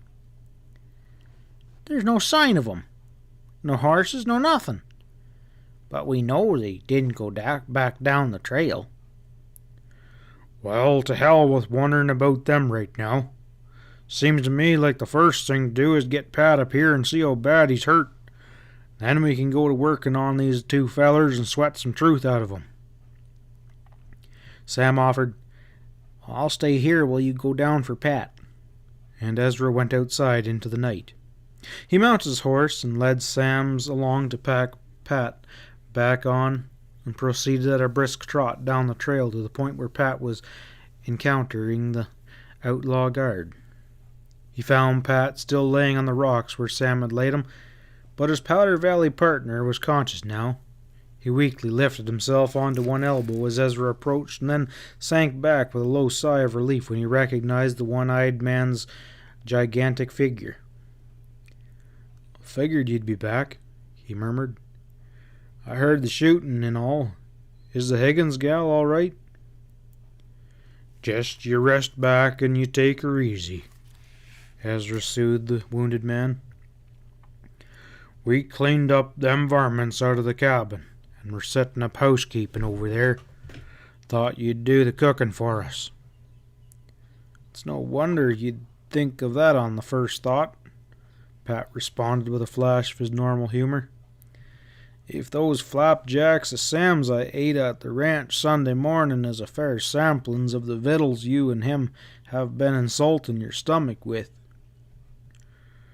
"Well, Sam's flapjacks do kind of come out of the pan sort of flat and discouraged like," Ezra agreed. "If I lift you up and carry you to the saddle horse, you reckon you can make her to ride back up the crick?" "I can try, but I ain't guaranteeing any results. You better ride behind and pick me up every time I fall off. Take it slow and easy lifting me," Pat cautioned between set teeth. "I've bled so much now that my heart ain't got much blood to work on." Ezra laughed and said, "Oh, you always did have too much hot blood for a range-bred critter." But his big hands were as gentle as a woman as he carried Pat easily into his arms and carried him lightly back to his horses and waiting on the trail. "That ain't my roan," Pat protested weakly when Ezra placed him in the saddle. He wavered there, supporting himself on Ezra's shoulder while he tried to find the stirrups that were much too short for his long legs. No, I brought Sam's horse down for you to ride back. Think you can balance yourself while I let out the stirrups? Pat nodded, getting both hands on the saddle horn to keep himself erect while Ezra swiftly and efficiently let out the stirrup straps. I reckon, Pat said, that roan of mine. He let the sentence trail off into a question mark. Yep, Ezra told him cheerfully. You won't be bothered riding that old hunk of crowbait no more. We'll fix you up with a good horse when we get you back to the Bar ES. We got a couple wore out bobtails that are just was suiting for a crippled old man like you. He stepped back and eyed Pat critically. Them stirrups, are they all right now? I reckon so. Got no feeling in my feet, so I can't hardly tell. You lead the way and I'll do my best to follow. Ezra was on the point of swinging into the saddle when he stopped and cocked his head down the canyon. He listened a moment and asked, Are you hearing what I think I hear? How the hell do I know what you're thinking you hear? There's pounding in my ears, that, if that's what you mean. There's a horse coming. Doggone it if we ain't got more company. That'll be Adams, I reckon, or Scarface. He led his horse back into the concealment of the clump of juniper by the side of the trail, and Pat touched his mount with the spurs to make him follow. You stay right here with the two horses, Ezra ordered him harshly. I'll take this feller without any shooting if I'm lucky. He slipped away through the stand of junipers to the point of high rocks overlooking the trail just below the bend where Pat's roan and the dead outlaw guard lay and squatted there on the edge of the rocks 10 feet above the trail. The hoofbeats of the approaching horse were loud now in the silence, and the rider was coming at a trot, evidently familiar with the trail and totally without fear of incumbent. Ezra waited placidly and crouching there atop the rocks like a huge gorilla until the horse and rider came into view. If the rider glanced up and saw him, he would have thought Ezra was part of the rock formation, for he continued up the trail without hesitation until he was directly posed beneath the man from Powder Valley. Then he must have thought he was caught in a landslide as Ezra's body struck him with crushing force. The terrific impact smashed him from the saddle, and his frightened horse leapt forward and then docilely slowed and halted as the reins dropped to the ground and he stepped on one of them. Ezra hit the ground on top of the bulky figure of the rider. He felt the man go limp under him as the breath was crushed from his body by Ezra's weight. Ezra got up, lifted the man with one hand encircling his throat. His prisoner was Deputy Sheriff Clarence Adams, limp as a doll rag in Ezra's hands. He plunked the young deputy's gun from his holster and snuck it under his belt and walked forward to throw Adams' body across his own saddle like a sack of potatoes. Using the deputy's coiled rope, he passed a rope under the horse's belly and bound his hands and feet together in that manner, and then caught up the horse's reins and led him to the juniper thicket where Pat was waiting for him. I got me another one, Ezra said. That adds up to 7 now. He swung into the saddle and started up the trail leading the deputy's horse. Pat sat in the saddle with his reins loosely knotted on his horse's neck and let the animal follow while he set himself to the task of remaining conscious and in the saddle until they reached the cabin. Ezra helloed cheerfully when they reached their destination. The cabin door opened immediately and Sam came trotting out. Did you get him all right? Which one? Ezra grunted, stepping down and ground tied both horses. Sam didn't hear the remark. He stepped past Sam with an exclamation of horror at the sight of the apparent lifeless man laying belly down across the saddle of the leading horse. Is Pat, is he bad off? He asked shakily. No, not as bad as this feller, Ezra told him cheerfully. You better give him a hand while I untie this yahoo and see if I can wake him up. Not until then did Sam see the third horse and realize that the limp figure across the saddle wasn't even Pat. He stepped on up to Pat without asking Ezra any questions and asked anxiously, "Are you all right, feller?" "Pretty good, considering the shape that I'm in," Pat assured him hollowly. "Look out, I'm coming down." He let go of the saddle horn and swayed sideways. Sam caught him under the armpits as he came down. He held him upright, and Pat leaned against him and then got an arm over the smaller man's shoulders. Ezra had his prisoner untied and was enthusiastically slapping the unconscious man back into consciousness with his heavy, open-handed blows upon the cheek. As Pat limped towards the door, supported by Sam, he stared in surprise at the 4 unconscious members of the gang that were stretched out on the floor. "Looks like you and Ezra have been doing some wholesale slaughter around here." "Well, some of 'em are dead and some aren't quite," Sam told him cheerfully. "There's 2 more inside the cabin that are just pining to meet up with you." He helped Pat over the threshold and guided him into a chair into which Pat collapsed. His lips twisted into a grin when he saw Harry's bloodshot eyes glaring at him. "Didn't know we were going to meet again so soon," Pat told the gang leader. "And you not quite as good shape as you were last time I saw you." Harry cursed him profanely and at great length without repeating himself. He ended by growling, "What the blankety-blank is this all about? What kind of game are you playing with this feller and that one-eyed skunk? Jim Lacy ain't going to be liking this at all." Pat wagged his head from side to side. "That's a matter that I'd like to take up with Lacy himself." "You may be surprised with the chance before you think. Wouldn't surprise me none if he come out here tonight. I got word he was around close like."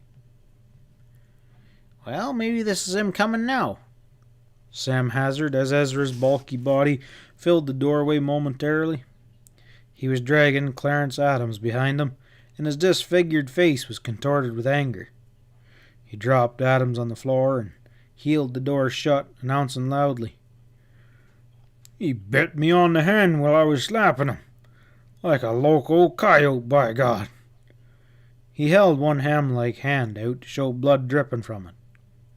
"You reckon that I'll get lockjaw or something?"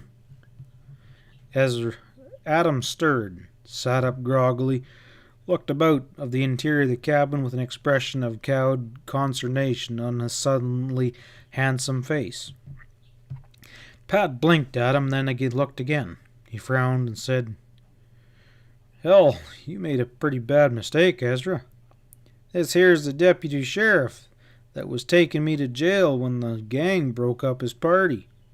You see, they thought I was working with them and that I had killed old Mose Higgins."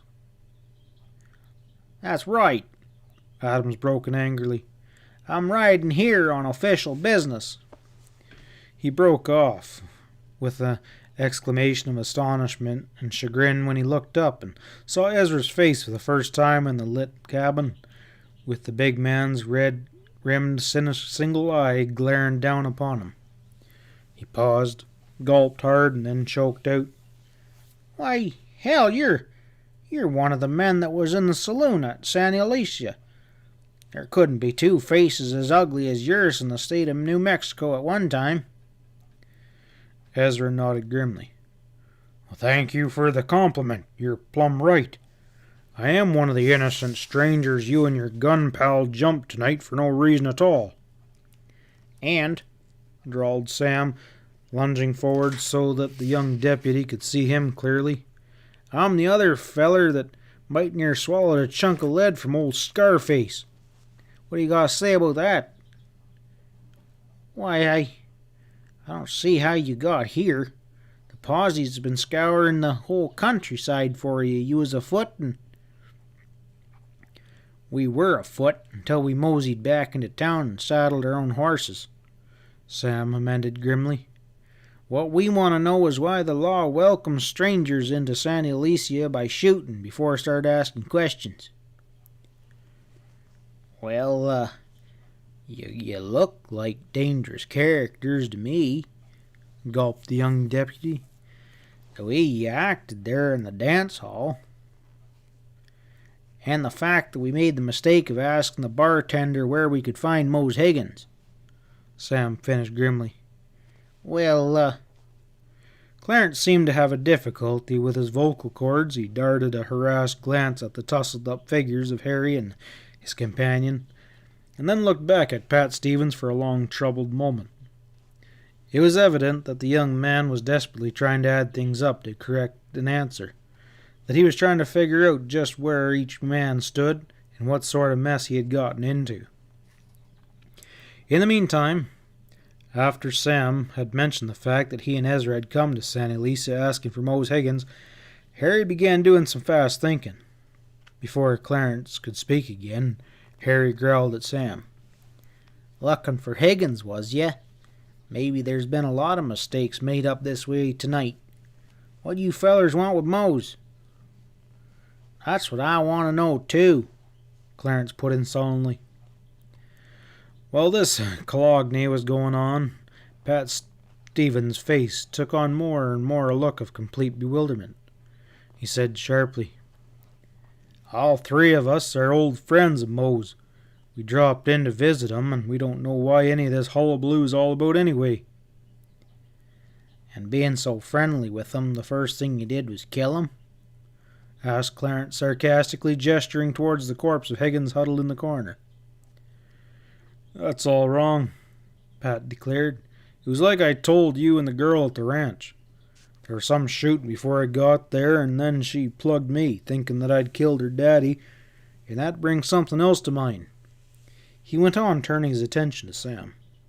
Where's Helen now? Ezra said that she was all right.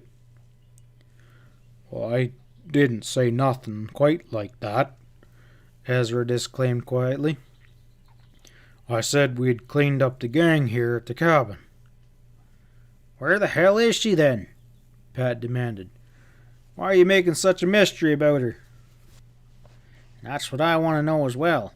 That's why I rode out tonight to rescue her from these outlaws that carried her off tonight. I think maybe this feller can tell you about her. Sam pointed to Harry. All Ezra and me know is that we couldn't find hide nor hair of her when we rode up here. We thought she was inside the cabin here till we smoked the gang out and found it empty. Then they claim they ain't seen her neither. But I think they're lying. It's time you all come clean, he growled, advanced at Harry malevolently. What'd you do with that girl and the young feller? I swear we didn't see 'em. I told you the truth the first time. Where is they then? How would I know? Ask him. He pointed at Pat. He carried her out of here under his arm because he wanted her for himself. He's probably cached her away somewhere out of sight so he can go back to her and... Sam deliberately drew back his foot and kicked out 3 of the outlaw's front teeth before he could revile Pat further. There you are, he shrugged, turning back to the others. Nobody's seen the gal.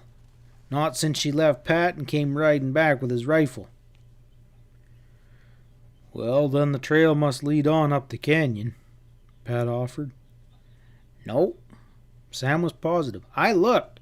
Nothing but blank rock wall in that direction. Maybe there's some path up over the side? There ain't, Clarence grumbled. Only way to reach this cabin is up Lonesome Creek. That's why Lacy chose it for his hideout. Kinda seems to me you know a lot about Lacy for a deputy sheriff. I suppose that's why he chose his cabin. What do you know about Lacy? Pat flung at him. The young man paled a trifle. He darted a worried glance over at Harry and wet his lips. Nothing much, he faltered. No more than common gossip. Everybody in New Mexico's heard about him and his gang. We're not from this cussed state, said Sam shortly. Tell us what everyone else knows. Well, his headquarters is on the other side of the border with his gang. Nobody knows just where. His gang was supposed to be broken up and scattered 20 years ago after a gun battle somewhere around here with a posse that trapped his gang after they robbed a stage and got away with a Wells Fargo shipment of gold. Most people thought Lacy was dead, but in the last few years he seemed to have gotten together another gang and started out again. Only he operated a wee bit different now. Different how? Pat snapped. Well, all I know is just what people say. He's more cautious now and plans each new coup with very carefully and doesn't ride across the border until he's all set to make a big cleanup, which he does maybe once a year. They say he's got members of his old gang scattered around the country where they've been living for years and pretending to be honest ranchers. They help him to work out a plan and for holding up an entire community and cutting the telegram wires and terrorizing the town with systematic house-to-house looting, robbing the bank and stores, hauling everything of value across the border where he can sell it at his leisure. Pat snorted his disbelief at this. This sounds like a storybook. It wouldn't be possible for a gang to get away with that. Well, Lacy's done her 3 times in New Mexico in the last 3-4 years, Clarence assured him earnestly. It's all a matter of organization, of laying the proper groundwork and getting his men in key positions before the shooting starts. They say he takes months planning each robbery, that he doesn't show his face across the border until everything is practically in readiness. Well, how about it? Sam demanded of Harry. Is that stuff right? How would I know? I never even heard of Lacy. Wait a minute, Pat interrupted Sam. He asked Clarence. What did Mose Higgins have to do with Lacy? Well, I don't know for sure. Nobody does. Some thinks he's a member of the original Lacy gang. Others think he's a little bit cracked and imagining things. But for the last few months, he's been going around dropping hints that Santa Alicia was in a dangerous visit from Lacy. He wouldn't tell anyone how he knew. He refused to talk about it, but he tried to make us get up a troop of United States cavalry in here. All sorts of crazy stuff like that. Well, naturally, Sheriff Petrillo and I figured we could take care of things ourselves.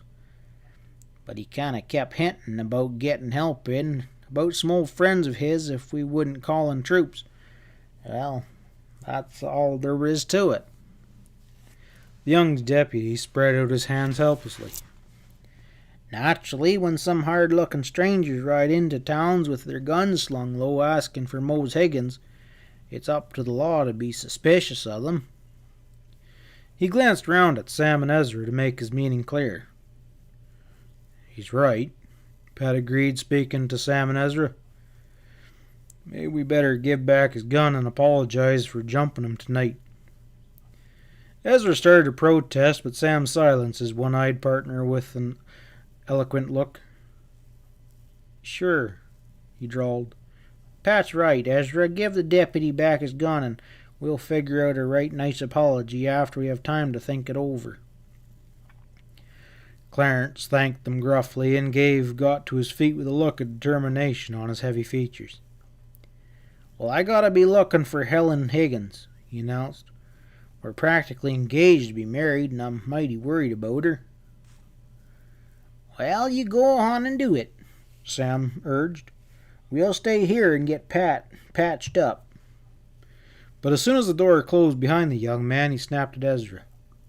You stay here with Pat and these other yahoos. I'm going to engine after that feller and see what's what. You can tell Pat what we overheard under them cottonwoods tonight, Ezra, and I'll be back soon as I find out something.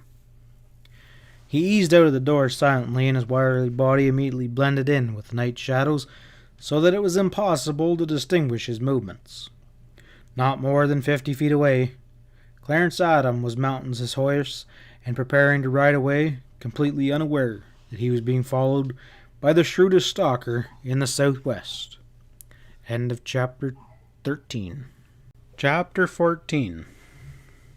Sam pressed himself back against the wall of the cabin and watched Clarence Adams swing into the saddle. He was lucky that he had been able to shut Ezra up back in the cabin to keep Clarence from finding out that his conversation with Jeff Kadri had been overheard by the two Powder Valley men. The young man must be congratulating himself on having pulled the wool over everyone's eyes. That's what Sam thought. It was a nice setup, him being a deputy sheriff and also a member of the Lacy gang. That was what he meant by careful planning and putting members of the gang in key positions before the shooting started. No wonder the Lacy gang could clean up whole communities and escape unscathed if they had the law all sewed up beforehand. Clarence Adams was hesitating, glancing back towards the cabin to assure himself that he wasn't being watched, and Sam remained frozen against the log wall, and it was impossible for Clarence to see him. Apparently satisfied that his story had been accepted and that he had been permitted to ride away unobserved, the deputy wheeled his horse away. Sam couldn't repress a start of astonishment when he saw the direction Clarence was taking. He was heading up the canyon instead of down the back trail, directly towards that blank wall of solid rock that blocked the canyon not more than 100 feet away. Sam held his position against the wall, not daring to move because he figured Clarence was just making a feint in that direction and then would immediately ride back to see if he was being watched. Sam kept his eyes glued on the shadowy figure of the horse and rider as they approached the blank wall.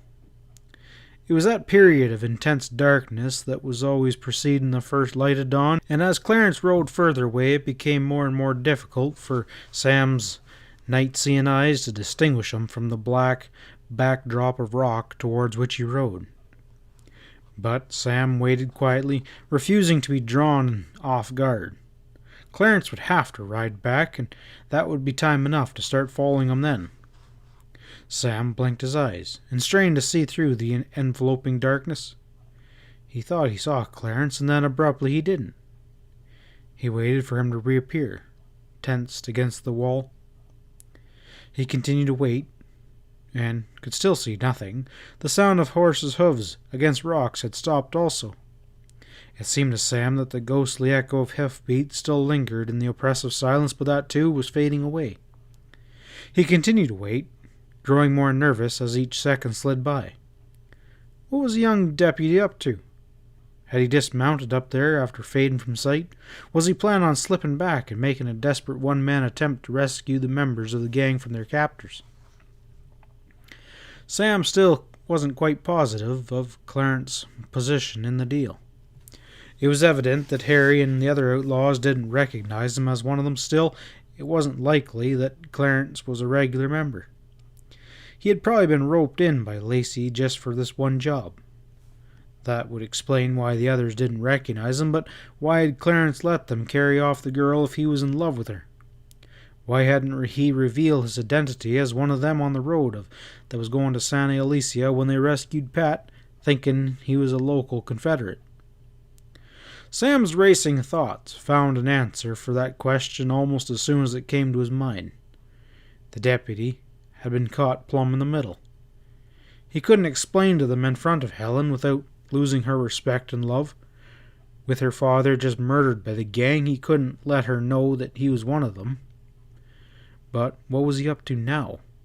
Why didn't he come back afoot if that's what he had planned to do? Not a sound, no faint fragment of noise came from the blank wall of the upper canyon. It was as though the earth had swallowed up both horse and rider right before Sam's watchful eyes. Suddenly Sam began to swear softly to himself. That was just about by God what had happened. For he was recalling the explicit disappearance of Helen and Ben Andrews under similar circumstances.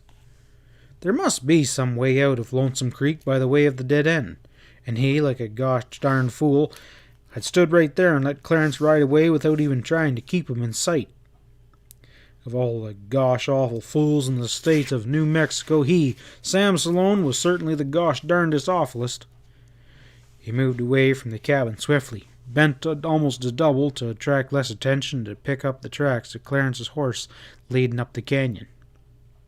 With uncanny skill, Sam found the set of tracks he sought and sorted them out from amongst the maze of other tracks and followed them with his nose close to the ground, almost like a bloodhound on a hot scent. In fact, Pat and Ezra had often in the past accused him of following a trail with his nose when he was accomplishing tracking miracles that wasn't human. Sam Sloane didn't deny the charge. In fact, he wasn't quite sure that his nose didn't help him in following such a trail. It was an instinctive process, and one which Sam himself couldn't explain. He simply knew he was on the right set of tracks, and he followed them unerringly in the darkness without knowing how he was able to do so. They led straight towards the solid rock wall. There were tracks of other horses, too, leading in the same direction. 2 other sets made not more than an hour before. Sam was bent far over and was trotting by the time he neared the rock. The 3 sets of tracks led straight ahead, seemingly vanished into the very face of the wall itself, under a low, weathered spruce tree that clung tenaciously to life with its roots sunk into a crevice at the very base of the wall. Sam pulled up short and stared in utter disbelief when he saw that the horse tracks disappeared round the tree, which appeared to cling so closely to the rock that not even a squirrel could squirm betwixt the 2. Sam took another step forward to the side of the spruce, and then planted his hands on his hips, and began cursing himself for a great deal of fluency and feelings. That's what a man got for taking anything for granted. He had walked right past that weathered old spruce not more than half an hour previously without looking behind it. Who the hell would have thought it concealed a cleft in the face of the cliff? A narrow passageway, not quite as high as the top of the tree, wide enough to admit a rider and high enough so that a tall man could ride into it without ducking his head, so perfectly hidden that even in broad daylight no man could possibly guess its presence without actually sticking his face round the spruce and looking in. Sam took a step forward into the dark entrance and stood there listening quietly. It seemed to him he could hear distant horse hoofbeats echoing back to him along the rocky corridor. All doubt was dispelled now. Helen Higgins and Ben Andrews had certainly ridden this way, and Clarence Adam had entered the passageway not more than 10 minutes before. Sam hesitated a moment over the knotty problem of whether to go back for his horse or to follow the deputy on foot. Pat's roan was dead, and that made them short one horse. Sam had no idea where the rock passage led, nor what he would find at the other end. The chances were pretty good that he'd be a long time returning from his dangerous assignment. He decided he'd better leave his horse for the use of his wounded compadre, and besides, he could follow much more silently on foot. The rock passage made sort of an echoey chamber that would warn anyone at the other end almost as soon as a horse entered it. Sam started forward into the utter darkness with both hands outstretched in front and slightly to each side, guiding him through the rocky corridor. From the feel of the rough rock walls, he was positive the rift was of natural origin, the spreading apart of 2 stratas under terrific pressure of an earth upheaval, leading upward at a steep angle from the bottom in a natural funnel that must have been there for centuries. The air was fresh and clean, with no dampness or musty odor, indicating that both ends were open so that air could circulate freely. Sam's heart was hammering loudly as he pushed himself forward at a slow trot along the steep incline. The width remained fairly constant, not deviating more than a foot either way from its 3-foot average. And then, suddenly, one of the walls angled up sharply away from the fingertips of his outstretched hand, and the angle of the ascent changed to a flat surface. Sam stopped a moment to catch his breath and decided which wall to follow. The one on his left led straight ahead, while the other to his right fell away sharply at a steep angle. He went ahead slowly, feeling his way along the left wall, and after about 20 feet he discovered that the other wall converged again to form the same sort of tunnel that he had been following from the bottom. Once again, Sam started on his upward climb. It was evidently a natural chamber formed by a freak of nature while the world was young and suffering from cooling pains, but Sam could not take time to explore it now. That would come later, after he had discovered where the thing came out at the top and just what Deputy Sheriff Clarence Adams was up to. It was an arduous climb before it ended, a good quarter of a mile from the bottom of the opening at the top. So that's what Sam figured. He climbed out of the rocky corridor suddenly and found himself at the head of a steep-walled ravine that dipped downward sharply from the brow of a low hill. The upper end was guarded by a cluster of thorn bushes which hid the entrance fairly well, though nothing quite as effective as the spruce at the other end. There was a faint glow of pink in the eastern sky when Sam emerged in the open air again. Not enough yet light to see the landscape, but a distinct forerunner of dawn. He climbed up out of the ravine to level ground and dropped down for a moment to catch his breath. A cluster of lights immediately below him, and not more than 200 yards distance, caught his eye at once. They were the lit windows of a lonely ranch house, where it was unusual for lights to be burning at this pre-dawn hour. Many ranchers made a practice of arising at daylight, but Sam knew none who got up before there was light enough to see what chores to do. He got up after a few minutes' rest and slowly made his way down the slope towards the lit ranch house. A group of saddle horses were ground tied in the yard not far from the front door, and Sam eased up to a lit window, stayed far back so he wouldn't be seen from inside. Dimity curtains were looped back at the bottom of the windows, leaving a small V through which he could see into the room. A girl sat on the far side of the room. He couldn't make out her features clearly, but he figured that she must be Helen Higgins. A tall figure was striding back and forth in front of her, talking and gesturing. Sam recognized him at once as the cadral individual named Nate Ledbetter and he and Ezra had encountered at the saloon. Sam couldn't see the other men in the room, but it was evident that a violent argument was raging inside.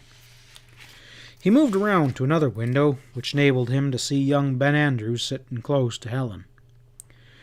The young man had his rifle balanced across his knee, and his thin face was flushing angrily while he continually ran nervous fingers through the mop of his tawny hair. Clarence Adams stood across the room from Helen and Ben on widespread legs. He too appeared very angry, and each time the pacing Ledbetter ceased talking. Adams started. It was just as good watching a tent show, except that Sam couldn't hear what any of the actors were saying. Things quieted down almost at once. It appeared that Ledbetter and Adams had reached some sort of agreement. The girl looked frightened, and Ben Andrews stopped mussing with his hair to get both hands on his rifle, as though he was expecting to use it at any moment. Sam heard a rustle behind him, and whirled in time to see a looping rope settle down about him. He drew his guns, but had time to fire only once into the half-darkness before the noose was drawn tight around him, fastening his arms to his body. And then, simultaneously, he was struck a stunning blow above his left ear, and his own shot was echoed by a rattling of explosions inside the house as he fell into a bottomless pit of darkness. End of Chapter 14. Chapter 15. As soon as the cabin door closed behind Sam, Pat asked Ezra, "What was that meaning about you two being up in a cottonwood tree tonight and hearing things?" Ezra swiftly told Pat the story of their arrival in Santa Alicia, the strange reaction that followed their asking the way of to Mose Higgins' ranch, and their encounter with Clarence Adams in the dance hall. Pat interrupted him at this point in his narrative. "You mean to say that Adams was just sitting around there doing nothing, instead of out hunting a kidnapped girl or Mose Higgins, murderer?" "Well, that's just what I mean," growled Ezra. "Not near as we found out in town, he hadn't made no report about what happened at Higgins' ranch tonight.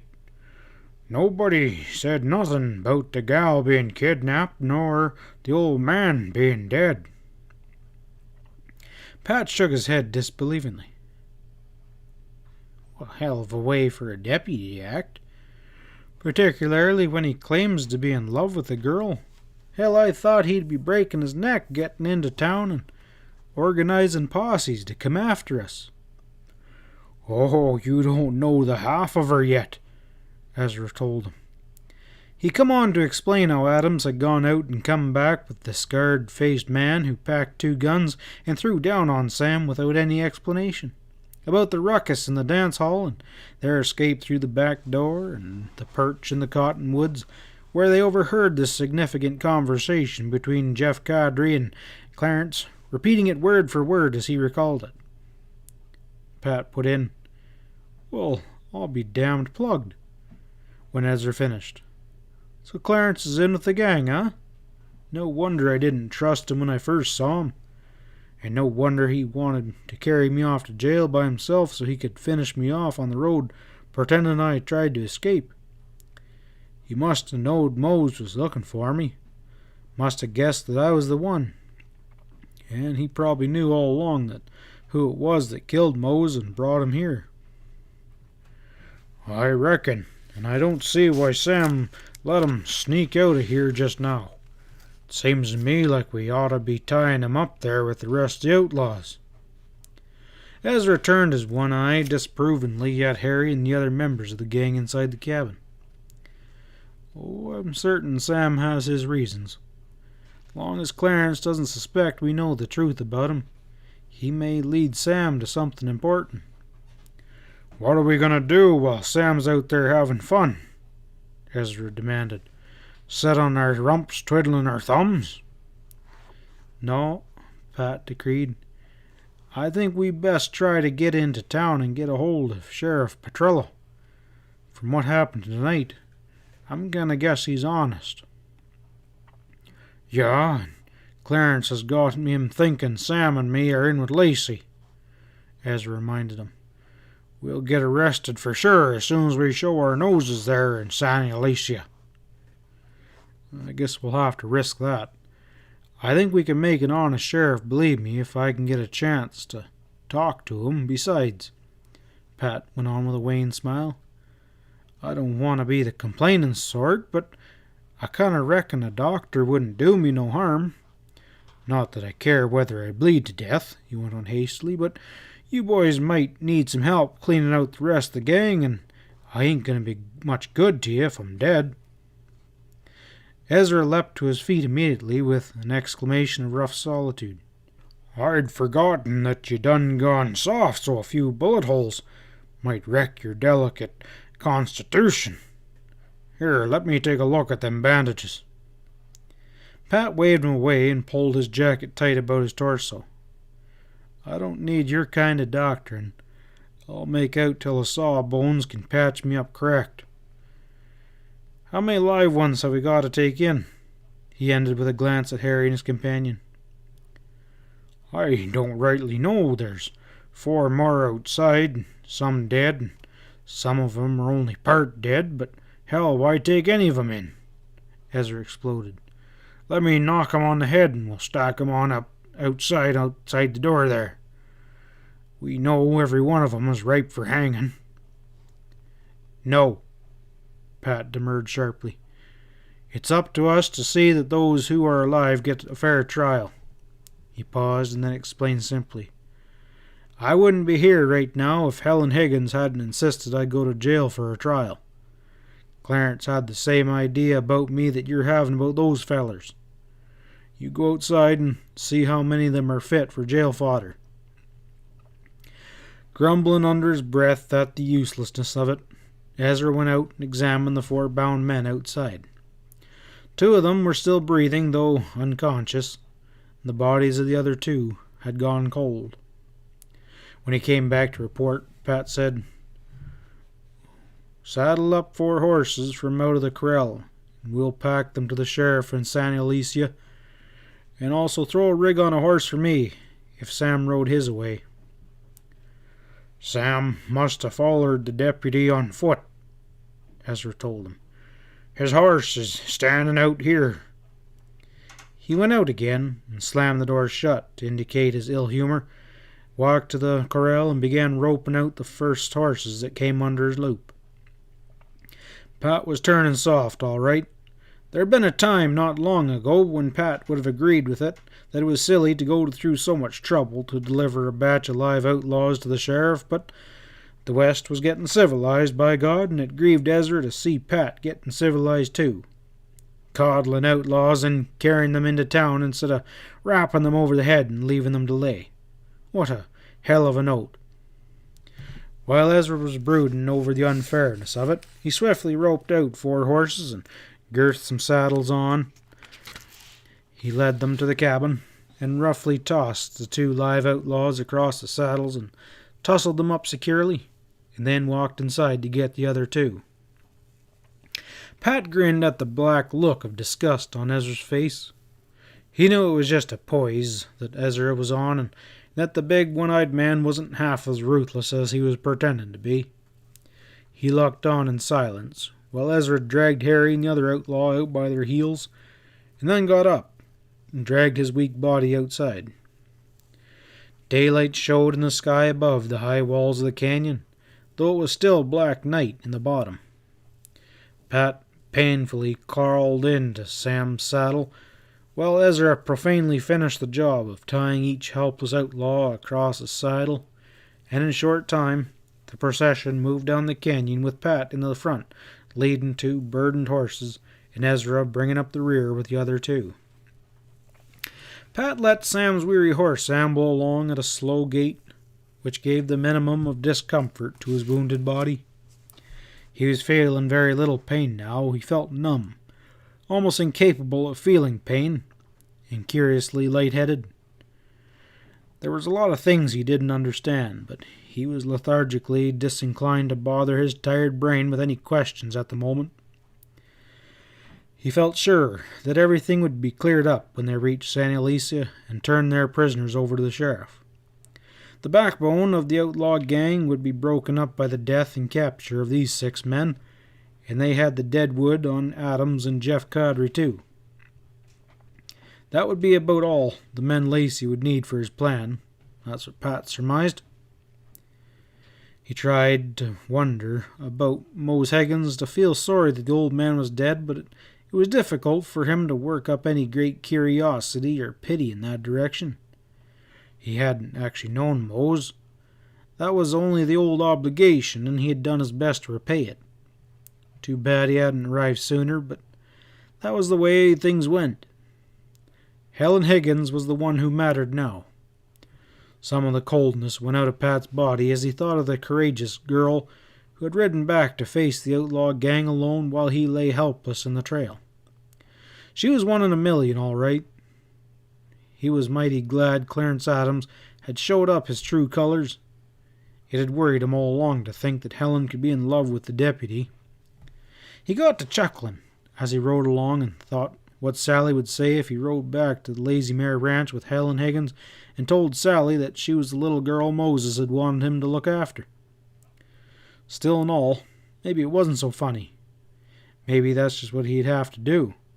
His obligation to Mose remained. It was stronger now that Mose was dead. What would become of the orphan girl? She couldn't be very happy around Santa Alicia, with suspicion running high that her daddy was mixed up somehow with the Lacy gang. He thought to himself that Sally would understand and would welcome the girl, but in his own heart he knew that what he really feared was Helen's reaction if he gave her such an invitation. That had been a damn close shave out there by the corral tonight, and he knew damn well that he could have kissed the girl, and he had wanted to kiss her at that moment, and that's what scared Pat Stevens. It wasn't right for a man who loved his wife to find himself wanting to kiss a strange girl. In his own heart, he knew it didn't have anything to do with his love for Sally, but it scared him just the same. Suppose he discovered after he got Helen home to Powder Valley that he still wished to kiss her. What then? He wiggled uneasily in the saddle and tried to change his train of thoughts. They were nearing the foot of the canyon now, where the walls were widening out and letting daylight into the trail. He turned his head to look at the two outlaw horses behind him, carrying their unconscious burdens, with the bulky figure of Ezra erect in the saddle behind him. The warmness inside him spread out when Ezra saw him looking back and lifted a cheery hand in greeting. By God, Pat couldn't help thinking this had been a good night, just like the old times, with the three of them working together as they'd done so often in the past. He realized that he had been a fool to come off from Powder Valley without Sam and Ezra. He might have known that they would sense the sort of mission he was riding on and would follow him. Well, it was lucky for him they had, he mused. It would have been a certain end of one Pat Stevens in that Lonesome Creek trail if they hadn't come along when they did.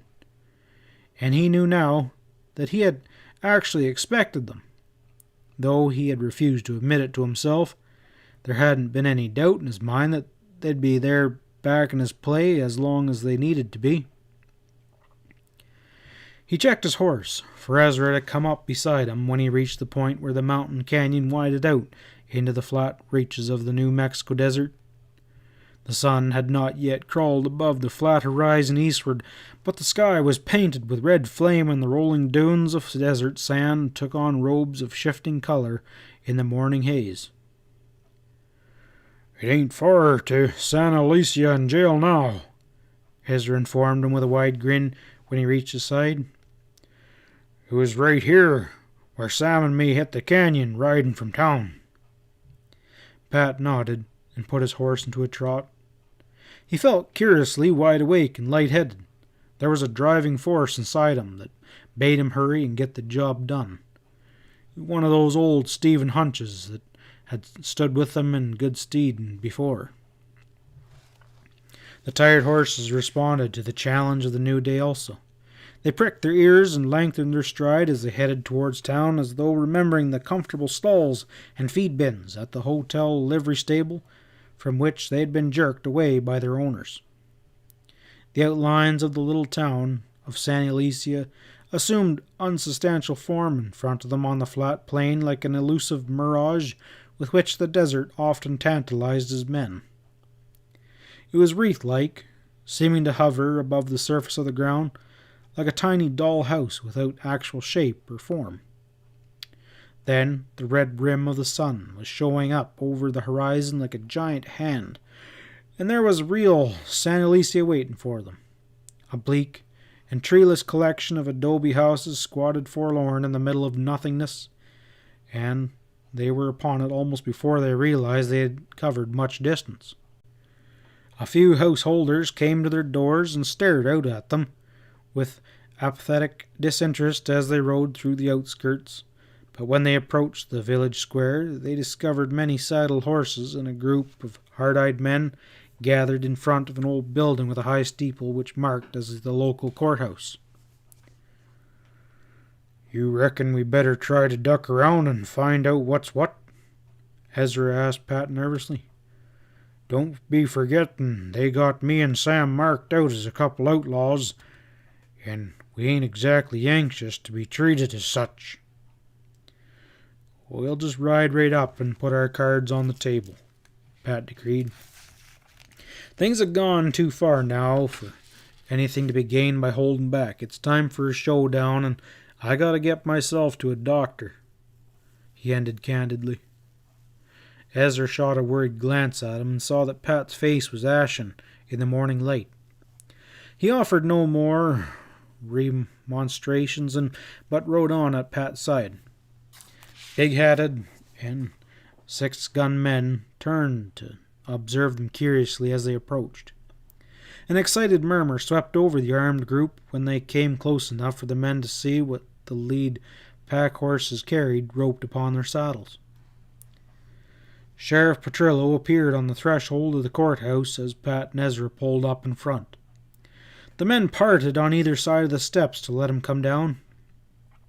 The sheriff's dark features were gaunt with weariness, and his red-rimmed eyes showed the strain of a sleepless night. His eye lit upon Ezra's huge bulk and single good eye. He came down the steps slowly with both hands rested lightly upon the butts of his gun. He spoke in his native tongue to some of the men on each side of the stairs, and they fell in beside him, with their hands on their guns as well. Ezra swung off his horse and walked towards to meet the sheriff. He carefully kept his hands away from his gun. "I know what you're thinking," he greeted the sheriff, "but you've made a bad mistake. I ain't one of the Lacy gang, no matter what you heard." "No?" asked the sheriff in his grave, mellow voice. "No," said Ezra strongly. "This feller back here will vouch for me. I reckon you've heard of Pat Stevens from Powder Valley?" "Pat Stevens? But yeah. Who hasn't?" asked the sheriff politely. "Which of those with you is Pat Stevens?" "I'll let him talk for himself." Ezra turned with a sweeping gesture, his big hand wavering, and then dropped to his side, his mouth gaping. For Pat had fallen into the dust where his horse had stopped. He lay there unmoved and lax. Ezra shuddered and started forward, exclaiming, "Some of you, give me a hand. He's hurt bad and needs a doctor." "Not so fast, amigo," Sheriff Petrillo warned him from behind. "I'll take your gun and then we will discuss this matter." A tall figure detached itself from the others, and Ezra caught a brief glimpse of a caustic smile twitch across the scarred face of the man that he knew as Jeff Cadre. "Don't be letting one-eyed fool you, Sheriff," Cadre warned him. "I know Pat Stevens good, and I'm saying that man on the ground don't look no more like Stevens than I do." End of chapter 15. Chapter 16. In the Mose Higgins ranch house, the single shot from Sam's sixth gun as he was attacked outside the window set off the dynamic that Sam had been watching build up inside.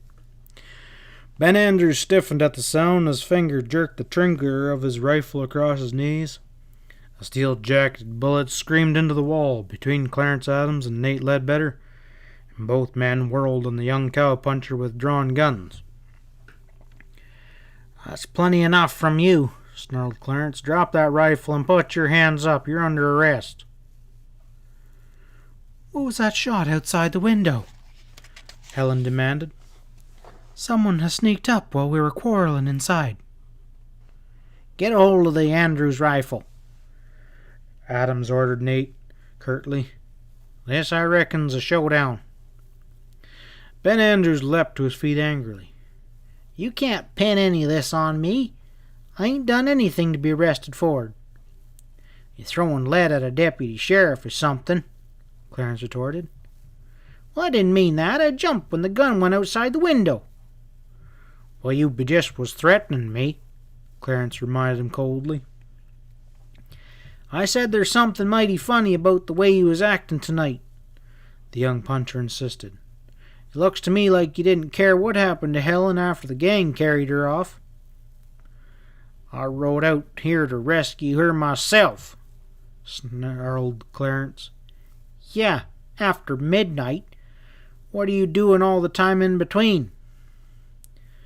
"Nate Ledbetter's been telling you what's happened in town. 2 more of the Lacy gang came in and—" "Oh, hush up," Helen wailed. "All this argument isn't going to prove anything. You're all acting mighty funny about that shot outside. Don't any of you care who's out there and what's happening?" Clarence shrugged his shoulder. "Well, I imagine it's Ned Leroy. He rode out here with Nate and stayed outside to see that the gang didn't slip up on us." There was loud pounding on the front door as he spoke, and he nodded to Nate and said, "Open it up and see if it's Ned." It was young Ned Leroy, looking frightened but triumphant as he dragged Sam inside. "I saw this feller snooping around outside," he panicked. "I crept on him and was just about to sock him a good one when he heard me and triggered his gun." "By golly, it's one of those that stayed back at the hideout," Clarence exclaimed. "The little dark one that was in Santa Lucia tonight with the big one-eyed feller. How'd he get here so quick?" "He likely trailed you up through that cut in the canyon wall you told us about," which is a place I aim to do some hunting on pretty soon. Ned Leroy and I. Now listen, we gotta get some things sorted out straight, Clarence Adams insisted. I'm arresting Ben Andrews here for shooting at me and suspicions on being with the Lacy gang. How can you say a thing like that about Ben? Helen confronted the deputy with flashing eyes. He helped me get away from Lonesome Creek. That's why I suspect him, Clarence told her sourly. Because he did help you get away. That trail down through the rock was a secret known only to the Lacy gang. Wouldn't surprise me if they used it in their getaway that time years ago when they robbed Wells and Fargo. I don't reckon anyone knew about it at all these years except them, but Ben showed it to you when you and him needed to get out of that trap. How did you know about it? Ben put in angrily. That's the way you got here, too. Clarence hesitated only a fraction of a minute, then explained glibly. Well, I followed your tracks. I knew you'd gotten out somehow and had ridden down the canyon. No, Ben, looks like you're elected as a gang member. Question is, do we shoot you here now, or do we waste time giving you a trial? I'll have something to say about that, Helen's put in suddenly. She stepped in between Ben and Clarence and flung out her arms dramatically. I'm the one you should arrest. I showed Ben the way out of the canyon. Oh, don't do that, Helen, pleaded Ben. Don't tell them anything. But Helen stood with her chin up proudly and defied Clarence. Well, what are you going to do about it? You showed him the way? I don't believe it. You're here shielding Ben. You're in love with him. You always have been. Even when you're pretending to be in love with me. All right, Helen said slowly. I guess maybe I have been. I've always despised you, Clarence Adams, and I let you make love to me because, well, for Dad's sake. Because I thought it might help if he had a deputy sheriff for his son-in-law. But now Dad's gone, so I don't need to pretend any more. Clarence's sullen features took on an angry scowl. What are you telling us? What most of us have always suspected? That Mose Higgins was Jim Lacy, man? Was? Yes, that's just it. Way back when they held up the Wells Fargo stage near here. But Dad quit after that. He bought this ranch and settled down to live honest. And then a year ago, Jim Lacy found out where he was, and he's been pestering Dad ever since. I don't know just exactly what it was about, Helen added wearily. Dad never told me. Something about that old hold-up. I guess Lacy was threatening to expose him unless Dad threw in with the gang again, and Dad refused. The girl ended proudly. Well, we've guessed most of that, Clarence said impatiently. But about that passageway from the ranch down to the gang's hideout, how long you knowed about that? Well, just tonight. Dad never told me, not until he was dead. Told you about it after he was dead, did he? That sounds quite likely. It's true whether you believe it or not. It was in the cabin down there. Helen shuddered and her voice faltered, and then she recovered her voice and went on. The gang let me go and look at Dad's body. They were building a fire and paying no attention, and I found a folded piece of paper in his vest pocket.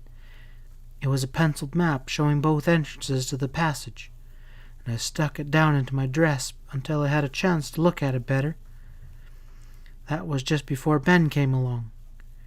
We had driven the gang back into the cabin, and he told me there was another man taking care of the stranger who had escaped with, the one I had shot tonight thinking he had killed Dad. One of those feller's partners, I think. Clarence nudged the unconscious body of Sam with his toe. I expect all three are in it together. What makes you think now the other one didn't kill your dad? I know he didn't. Helen stared at him wide-eyed. He showed me how it couldn't have been him. Finding Dad's body in the cabin proved that. There wasn't time for him to take Dad there and get back as he did. How do you know? Snapped Clarence. You know it's a good hour ride round to Lonesome Creek. Well, sure, it's an hour ride around to Lonesome Creek, but not down through the passage there. He had plenty of time to shoot Mose and carry him down and through the passage to the cabin, and then get back here, pretending to be dropping by innocent-like, which is what he did, I bet. Helen's face mirrored his confusion. I forgot about that, she faltered. That would have given him time, wouldn't it? But how do we know he knew about that way? Well, if he was one of Lacy's men sent here to get rid of Mose because Mose was in the way, it seemed natural that he supposed he knew about it. Anyway, that's the only answer. Then why did he act like he did with me? Helen demanded. He grabbed a gun and held them all off so we could get out of the cabin. And he kept shooting at them while I was saddling horses. That doesn't sound like he's in with them. Clarence's sneer became more pronounced. Looks like you figured out what he had in his mind. Even an innocent girl like you knows what an outlaw wants when he grabs a girl away from a bunch and carries her off by himself. A deep flush crept over Helen's cheeks as Clarence's hidden suspicion came clear to her. She trembled now as she recalled that moment at the corral when she had been so attracted by Pat Stevens, why she had practically asked him to kiss her. But he had refused, and why? Was he merely biding his time, gaining her confidence? Her cheeks burned like fire, and she hid her face in her hands and backed away from Clarence to a chair and dropped into it. After a moment, she said faintly, I don't know. I guess I'm not sure what's going on anymore. What are you going to do now? Well, we ought to find a way back and clean out those fellers of the cabin right away, muttered Clarence. One of them might even be Jim Lacy for all we know. What do you think about it, Nate? He looked inquiringly at the tall, cadaverous gambler. Nate Ledbetter shook his head. You're the law, he muttered in a sarcastic growl. I'm not studying about mixing it up with Lacy's gang.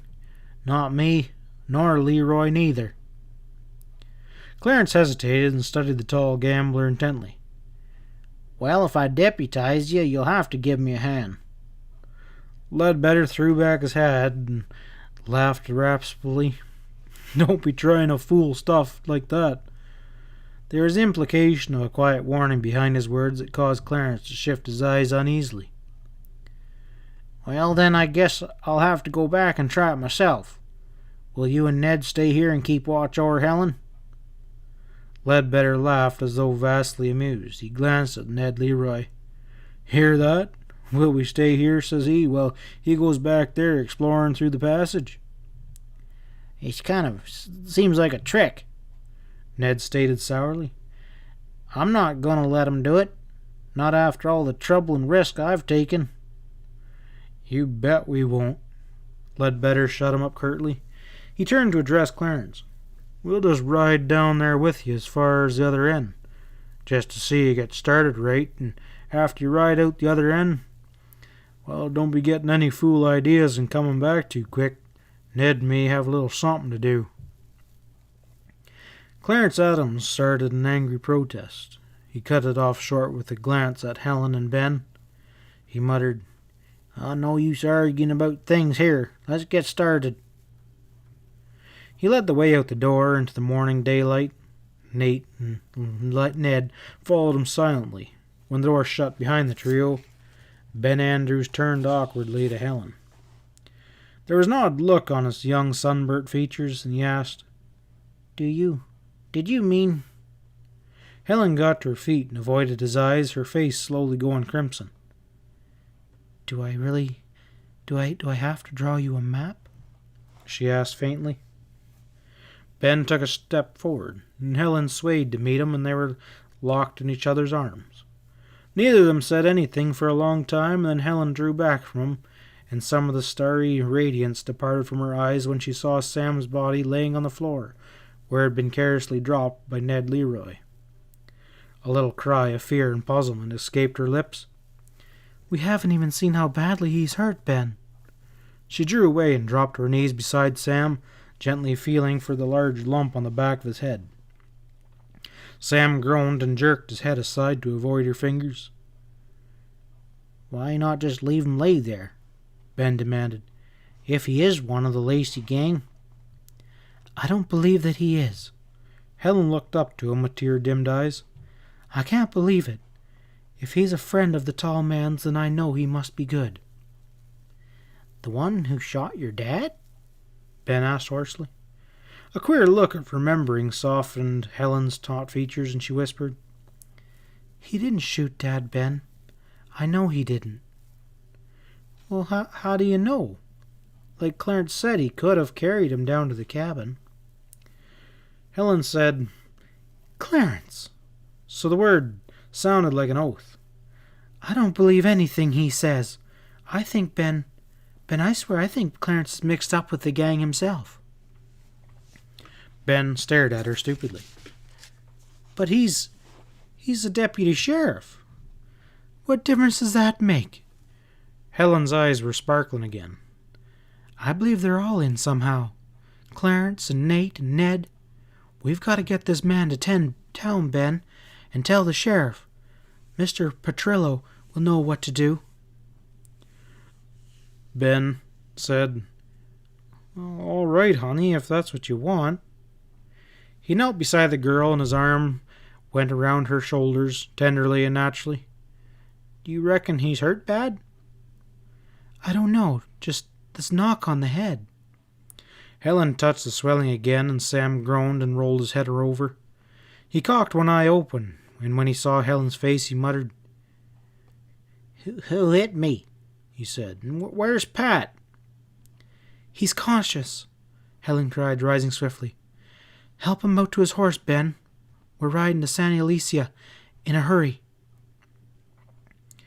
But minutes were wasted after helping the groggy man from Powder Valley to his feet and out the door, only to discover that Sam had come afoot, and it would be necessary to saddle another horse for him. And so it was that the sun was poking its red rim over the horizon when the three finally left the ranch behind them and headed for Santa Alicia, just about the same time that Pat Stevens and Ezra were riding into the noose-baited trap in the same town. End of Chapter 16. Chapter 17. He's a big-mouthed liar, Ezra exclaimed angrily to the sheriff in refutation of Jeff Cadry's statement that Pat Stevens was not Pat Stevens. He's one of the outlaws his own self, tied up with that deputy Clarence Adams. Don't believe a word he says, Sheriff. The sheriff frowned, shaking his head. What do you mean, an outlaw mixed up with Deputy Adams? I forgot you don't know what's going on. Why, sure, Sheriff. This Scarface and Adams are in cahoots with the Lacy gang, four of which, Ezra added grimly, are tied in them horses back there. The crowd of armed posse men were pressing closer and closer upon Ezra and Cadry, drinking in every word without understanding, knowing only that it was drama-full moment of their humdrum life. Cadry showed his teeth in a sadistic snarl. The man's crazy, he ejected. Who's going to believe such a charge? We all know Adams is honest as the day is long. He was a shrewd antagonist, shifting the attentions of the crowd to Adams, whom they all knew, and away from himself. Sheriff Petrillo nodded, and then he muttered, Deputy Adams is a good man. Without proof, I cannot believe what you say, but this man is wounded. He strode towards Pat, who was laying on the ground unconscious. And while we stand here talking, he may die. If he is Pat Stevens, or if he is an outlaw, he still requires a doctor's attention. That's right, Cadry grinned. Save him to hang later. He leaned over and picked up Pat on the arms and saying, I'll just carry him across to the sawbones over yonder on the other side of the square. Ezra took a step forward to stop him, bellowing, Don't you be touching Pat. Figuring on slipping a knife into his ribs, I reckon. Strong hands grabbed Ezra and held him back. The sheriff warned sharply. Not so fast, my big one. You are one, from your description, who we hunted long tonight after the shooting here. You're under arrest until we find out what is true and what is false. And in the meantime, that Lacy outlaw will be finishing off Pat Stevens with no one to stop him, Ezra yelled. He lunged forward, dragging half a dozen men with him, flailing out furiously with both huge fists like a maddened bull elephant. Men went down into the street and were trampled underfoot before the big man was finally subdued by the sheer weight of numbers. When the melee was ended, Sheriff Petrillo emerged from it panting and with one of the sleeves of his shirt torn from his body. Gracious, he muttered in awe. This one is strong like 6 bulls. We'll take him to the jail, and you, Thomas, to the Dr. Drago at once, and see that nothing happens to the other one. This Jeff Cowdrey is one I know not about either. Let me go to Pat, Ezra pleaded with the sheriff, when the order was restored and his big hands were securely tussled behind him. Come with me to the doctor's office so I can prove he's Pat Stevens like I say. He's got papers in his pocket. It won't hurt you to take a look. The sheriff hesitated and rubbed his chin dubiously. None of this I like so good. If he is Pat Stevens from Powder Valley like you say. He is. I swear he is. I'm from Powder Valley too. Pat, he's an old friend of Mose Higgins, and Mose writ him a letter saying he was in trouble, needed help. I bet you Pat's got that very letter in his pocket right now. It won't be wrong to take a peek, the sheriff agreed cautiously. Come with me, 3 of you, and see to this crazy man doesn't break his ropes and make a wreck out of Santa Alicia. We'll see what this man has in his pockets. In silence, the procession trailed across the square to a neat 1-story adobe house with a polished brass sign over the door which indicated it was the domicile of Dr. Ezekiel Drago, M.D. A trim young girl answered the sheriff's knock on the door, and she led them back into a corridor to the doctor's reception room and office in the rear. Jeff Cowdrey and the man whom Petrillo had sent along with them were in the reception room. Cowdrey greeted their entrance with a smile. The doc's in there cutting 'em up now, he announced. I reckon there won't be much left of 'em when the doctor gets through. Petrillo ordered Ezra's guards to remain with their prisoner in the reception room, and he went into the doctor's office alone. Ezra stood in the corner of the floor with his hands bound behind him, and glaring at Cowdrey with his single eye. Your time's comin', he warned the scar-faced man. Soon as the sheriff goes through Pat's pockets and finds out that I've told the truth, your goose is cooked. Not many of your gang left now, is there? Cowdrey smiled slyly and deftly rolled a cigarette. Well, you got the heft of a stretch rope nice and tight, he mused with smoke curling up past his scarred cheek. I'd admire to be pulling on the other end myself. Sheriff Petrillo came out from the doctor's office before Ezra could reply, and Ezra swung towards him and asked eagerly, How is he, Sheriff? He'll pull through, I reckon. Pull through? The Spanish sheriff looked surprised, and then his face cleared. Why, yes, that is American slang. He'll be well quickly, but Dr. Drago says he's lost much blood and will be weak. He paused and then added bluntly, There was nothing in his pockets to show that he is the man you say. Nothing in his pockets, no letter, nada. He spread out his hands in a Latin gesture of indifference. Well, it's to the jail for you, my friend with one eye. For a moment, Ezra stood speechless with consternation. He didn't know Pat had brought Mose Higgins' letter with him, but he had felt absolutely positive that Pat would have some paper of identification upon his body. He started to protest, but his guards were effectively bustling him out of the corridor and towards the front door. As they reached the outer air, they were intercepted by a tall man dressed in store clothes, wearing eyeglasses and a white goatee. He stopped them with an air of authority and demanded, "Where's the man who calls himself Pat Stevens? I must see to him at once." Petrillo pushed past the others. "Good morning, Signor Tom Leroy," he said politely. "I think the man who calls himself Pat Stevens is someone else." "And what makes you say that?" demanded the county political czar. "Well, he doesn't have the papers of identification." "Well, let me see him and talk to him. I can tell soon enough. Mose Higgins told me how he met him years ago. I can check up by asking him a few questions." The sheriff spread out his hands again. "I think it best that no one talk to him for many hours. The doctor has put him under the gas that smells bad." Leroy humphed loudly and caressed his goatee. Ezra lunged forward to confront him. "I'm Pat Stevens' partner from Powder Valley," he said loudly. "What do you want with him?" Tom Leroy looked at him coldly.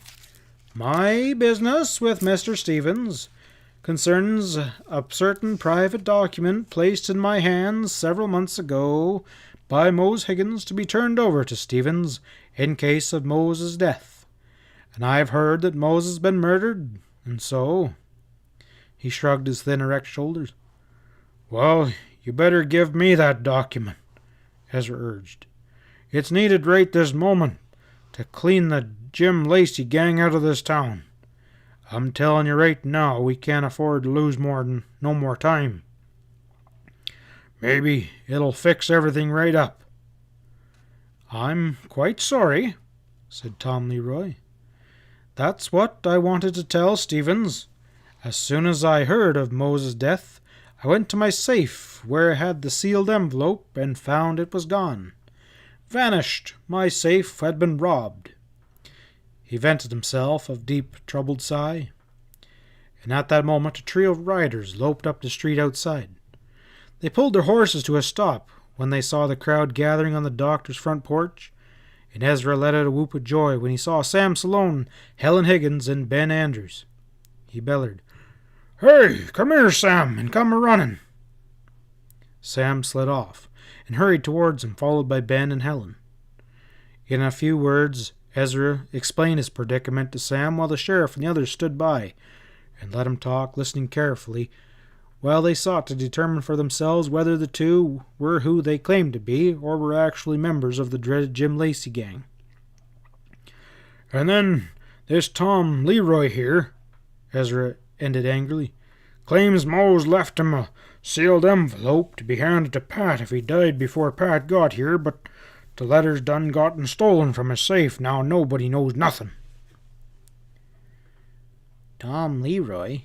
exclaimed Ben Andrews. "Well, that's funny. Ned Leroy was just out at Higgins' ranch with Ned Letbetter and Clarence Adams.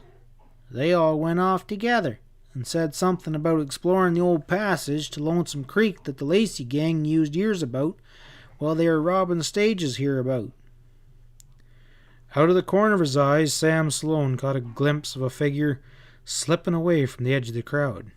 It was Jeff Cadry, and the jagged scar on his face showed livid and angry against a background that was white with fury. "Hold on there!" Sam shouted. He flung himself across Cadry and was met by a snarled curse and two guns drawn swiftly against him. Unarmed, Sam flung himself into the dust at Cadry's feet, knocking the gunman to the ground. And at the same instant, Ezra tore himself from the lax grasp of the men who held him and plowed through the throng. He launched himself through the air like a battering ram, his full weight landing atop the gunman and knocking all the fight out of him. Sam leapt to his feet and confronted the muzzles of a half-dozen guns. He waved them aside, shouting angrily, "Don't be fools! You've got us too, and Pat, if you want us. We don't mind, but don't you see that you're playing into Lacy's hands if you're wasting time here in town?